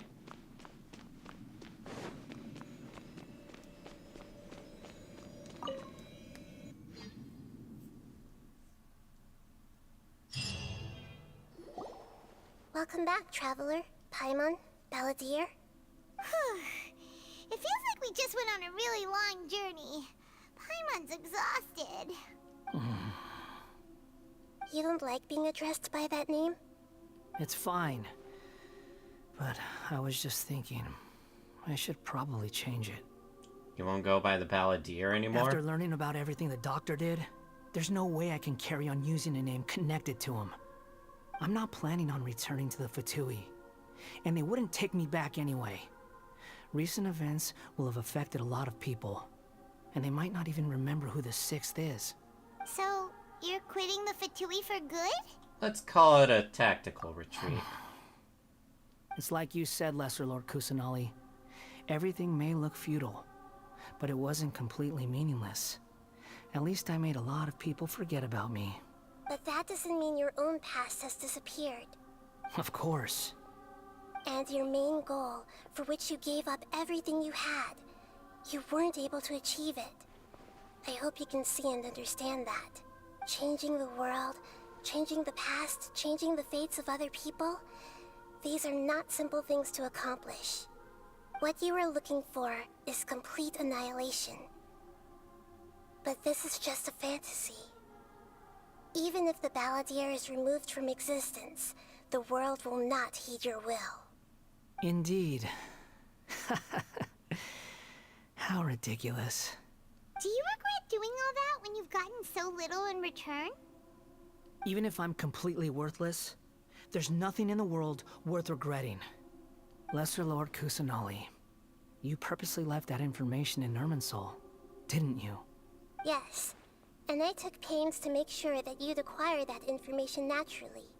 Why would you go to such lengths? You trying to win me over too? In all honesty, your past experiences have made you a useful asset to Sumeru and to me. Winning you over was indeed a part of my plan. Wow! But before that, I wanted to tell you the truth about your past. If all I wanted to do was use you, then I'd be no different from the doctor. Very clever. I guess you could say that's one of my virtues. Utility to others is what gives me worth. So if embracing my sins is what it takes to make me useful again, so be it. Nahida doesn't see you in that way. Oh right, I almost forgot. You're the good guys. You're into justice and all that. Sorry if I have a slightly different perspective on things, but I don't feel like I've been duped. The wisest leaders are fated to end up with the best helpers. I can live with that. I'm glad you're able to think of it in that way. Traveler, in the future, I'll continue to search Irminsul more deeply and see what secrets can be uncovered, including the beginning of your twins' journey recorded in Irminsul. What exactly happened before and after that point? I want to know as well. Let's hope you can find some answers. Traveler. Yes? After I dove into the information torrents in Irminsul, why did you go to Inazuma? Because I wanted to know what you changed. So that's how you found out whose fate had changed. And how? Well, whatever your reasons, you did me a favor. And I'll do everything I can to pay it back. Don't make it sound like I'm extorting Borrowing you. and returning are the only real relationships between individuals. I'll balance the books one day. Don't you worry. That's not true.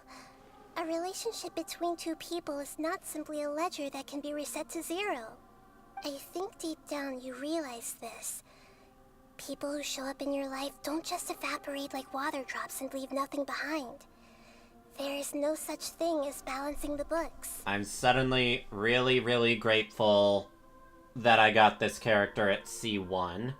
Some things in this world can never be brought back, and they can never be changed, which is why there is emotion in the human world. Everything that you feel is real and lasting, and whatever is missing in you will not be made whole. To be human is to live with imperfections. You can choose whether or not you want to be human. But humans can't live without a heart, can they? Anyway, I gave up trying to become a human a long time ago. You understand what pain is perfectly well, even without a heart. You're just bearing your feelings. The past is set in stone, but you can keep moving on. And the longer your future lasts, the shorter your past will become, until one day, it is but a tiny fraction of your life. Sounds like you've got a future planned out for me.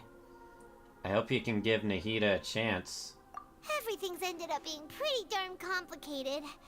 Paimon doesn't even know where to start, but the most important thing now is that you need to follow Nahida. Otherwise, all our efforts will have been for nothing.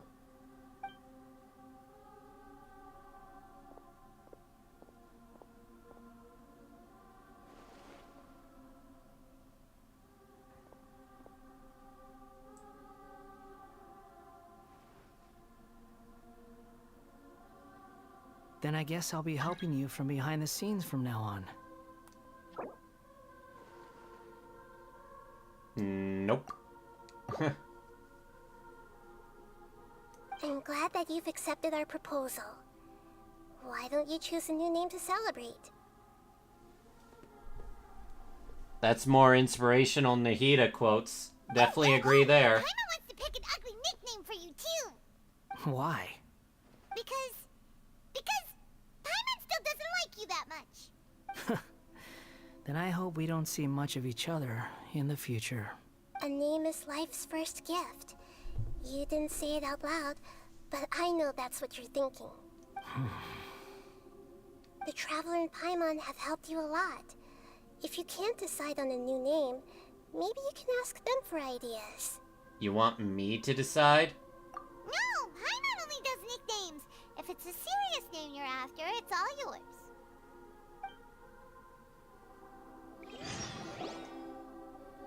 Have you got anything? You can obtain an item, the stroke, from the Archon Interlude in version of Genesis, which will allow me to change the name. Some names cannot be utilized in this change. Once you have renamed this character, some interfaces in the game going forward will display the name that you have chosen. There's a limit on the number of times you can rename this character, so do it with care.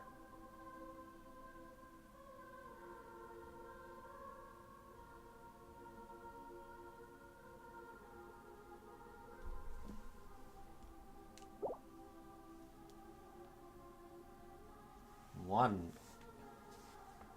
So you only have one rename chance. Huh. What should I name you? I've known about this for a while,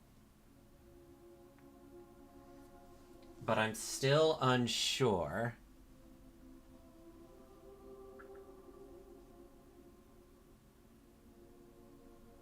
The first name that jumps to mind is Ritsuka. Or I could name him after a friend.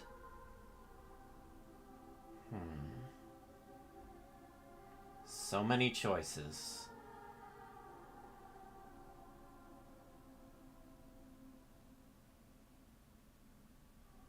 I'm so used to calling him Wanderer.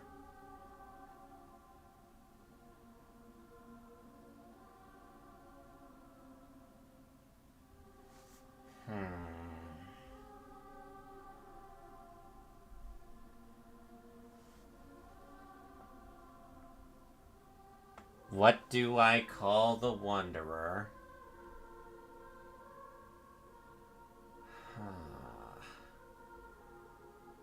Not an easy question.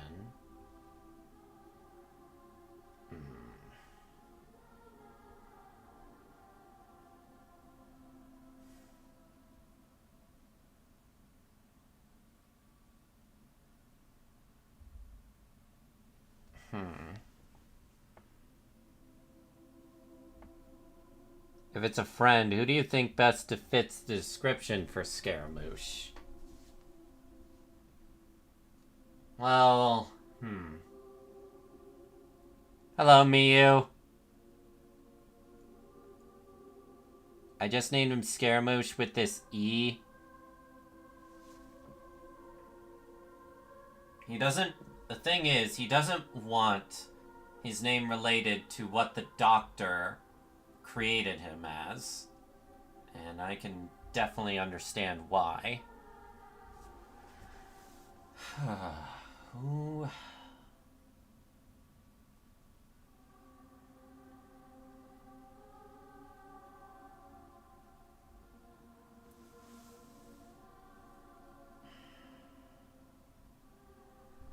What would I name him? I've never been good at names.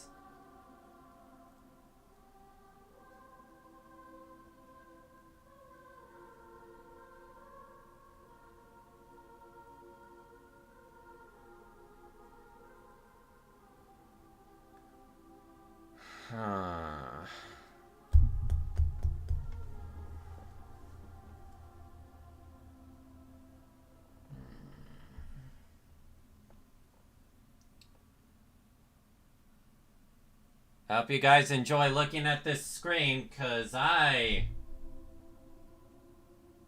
am thinking here.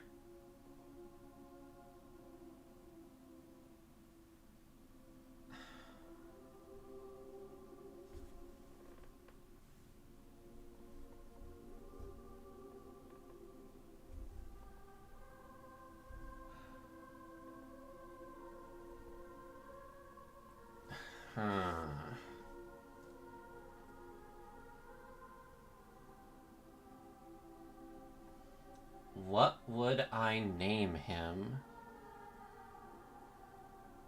Nahida's Book of Inspirational Quotes.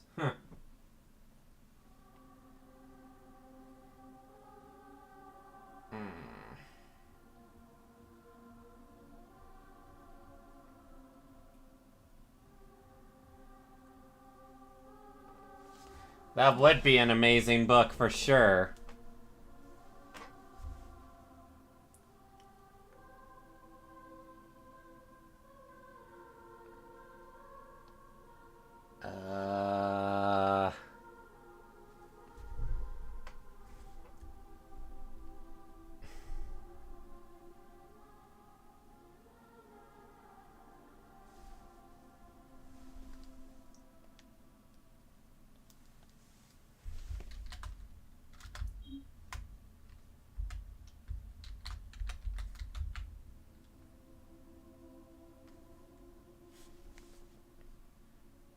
What do you guys think?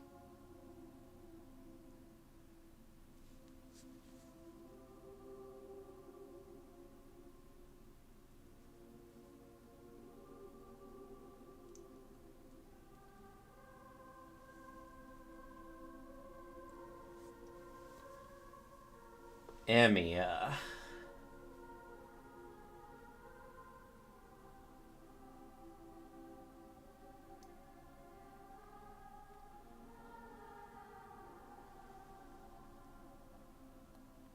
Yeah, it's hard to name him.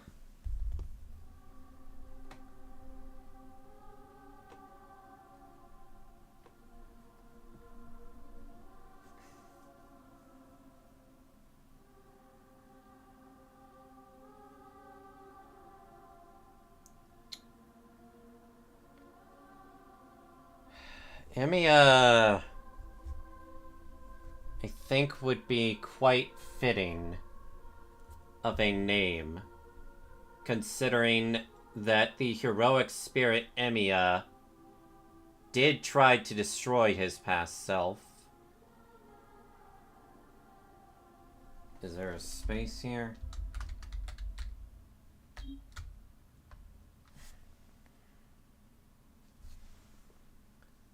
I think I'll go with Emiya.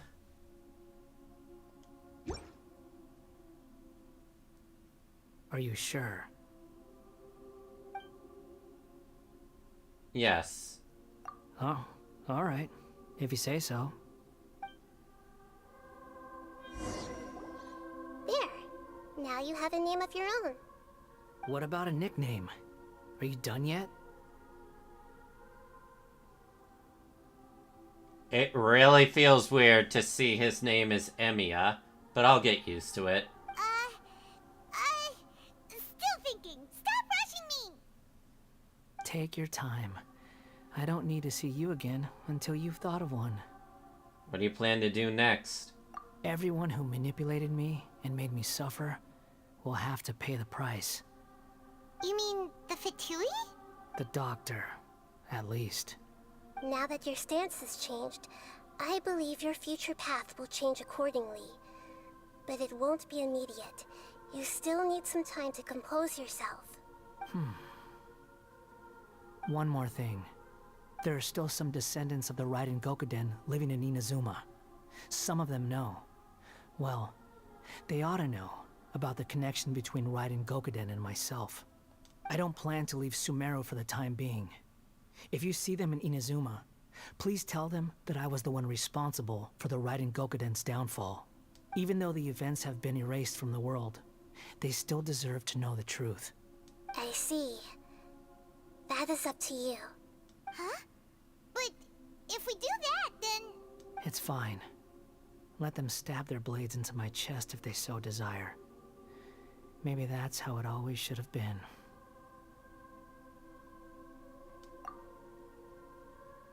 What's that look for? Don't make that face. I know what I'm doing. That day will come. Alright. We're done here. Goodbye, wise deity. And you too. He's gone. What he went through today would have been like living an entire lifetime in an instant. He'll need some time to calm down. Definitely. Yeah, true. But even so, after everything that's happened, he doesn't seem quite as fierce anymore. There were some bumps along the way, but it's all over now. So we can finally go eat? Paimon is starving. Thank you both. I hope you will find somewhere nice to go and relax for a while.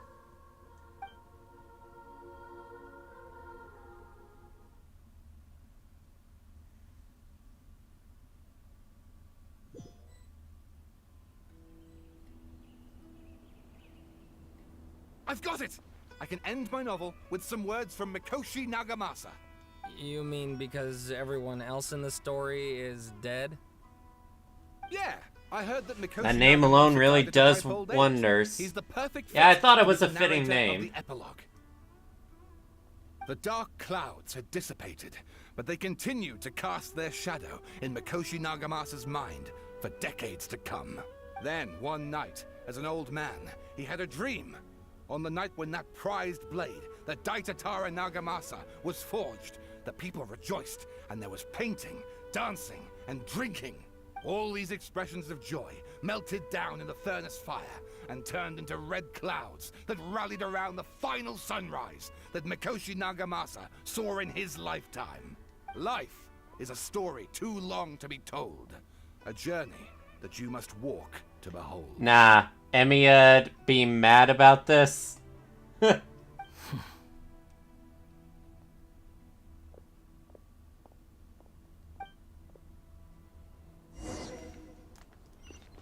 Oh, it's still not done. Return to the resting place.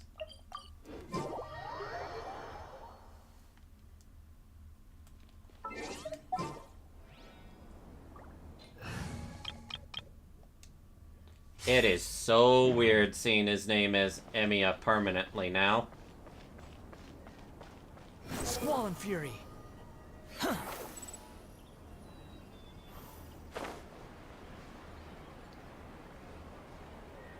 Yeah. Quit following me.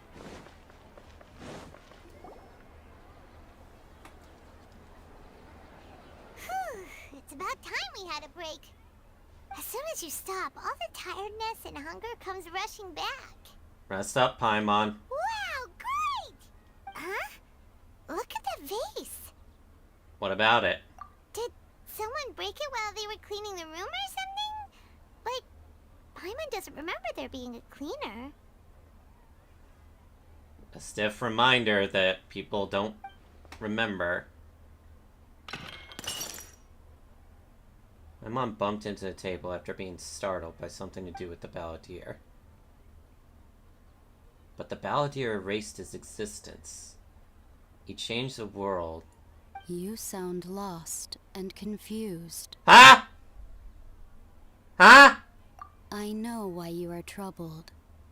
Any who knew of this would find their mind overwhelmed. Huh? Is there someone here talking to us? What the frick? Unfortunately, the fate of Tevat cannot easily be changed. Perhaps a god may have a slim chance, but for anyone else, who can say? When a small animal runs into a tree trunk, though the tree may sway, it is not displaced. The same is true of fate. Like a vase that falls to the ground. Whether it is broken by a cat or by a bird, the result is still a broken vase, is it not? Who are you? How do you know about all this? History does not change easily, but human hearts can. Believe your own eyes. Only that which you see is true. What is unseen is but an illusion. So, I'm just tossing out my theory. I think that this is a long shot, and I don't believe it. It might have been the Hydro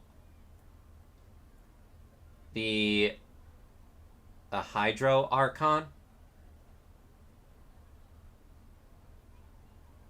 The voice has disappeared. And who the heck was that? And what were they doing coming out of nowhere and saying all that scary stuff? I should trust my memories. Anyway, that face is still lying there broken on the ground. It feels wrong just leaving it there. Just a moment. Paimon will be right back.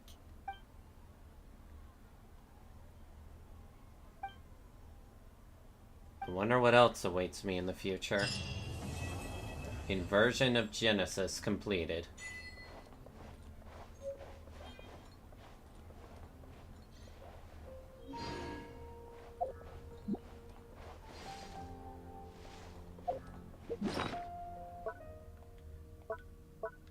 Damn.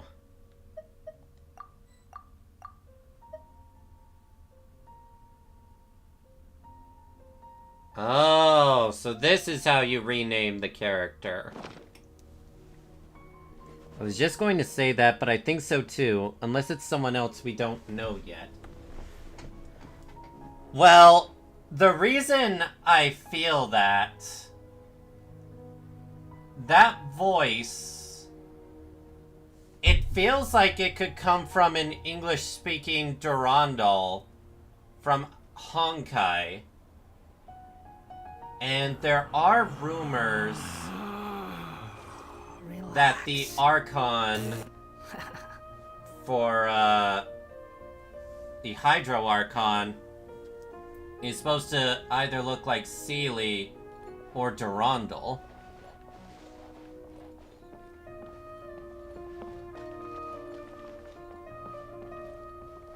What about the Cryo Archon? People suspect it could be Bronya.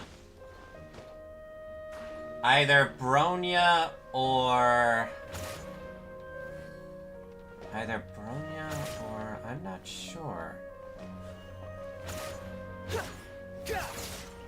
An evil Bronya. That would be something.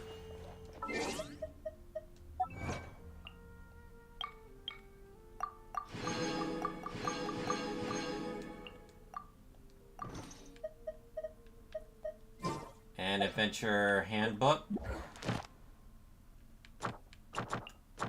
And I get another wish.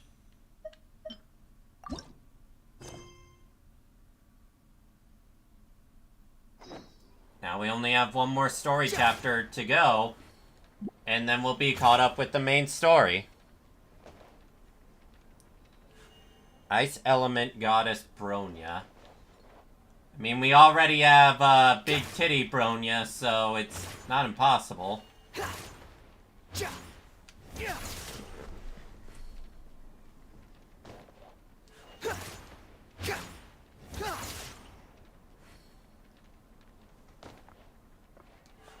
Well, the Tsaritsa, we don't know what the Tsaritsa looks like. It could be a Bronya face. That's basically what we're saying. We're not saying it's Bronya from Honkai, but a Bronya face.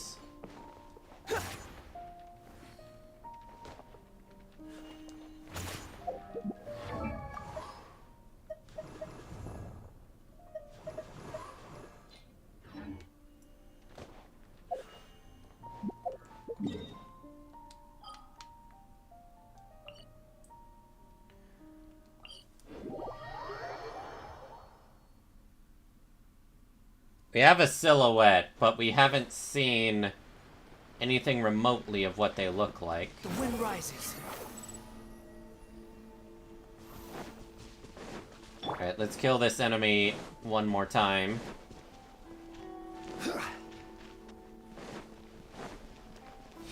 Solidify! Time to act.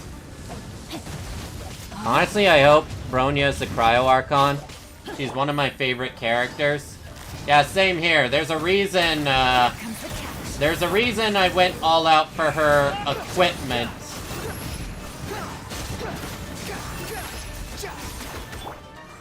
Now I've done that.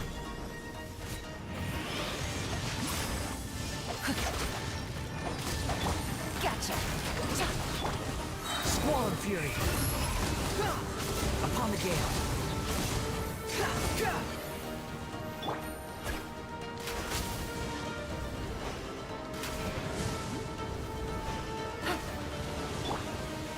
Solidify!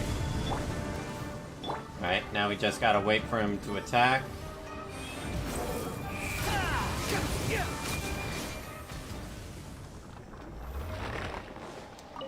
Well, the stream's about to end anyway. We've been going on for a long time. A very, very long time. I started at 5, and it's 10:30 now, so nearly 6 hours. And I haven't even eaten dinner yet. I hope you all definitely enjoyed today's stream. Alright though, everyone. That is going to do it for tonight. Thank you all so much for coming. And I'll see you all next time. Alright, everyone. Bye!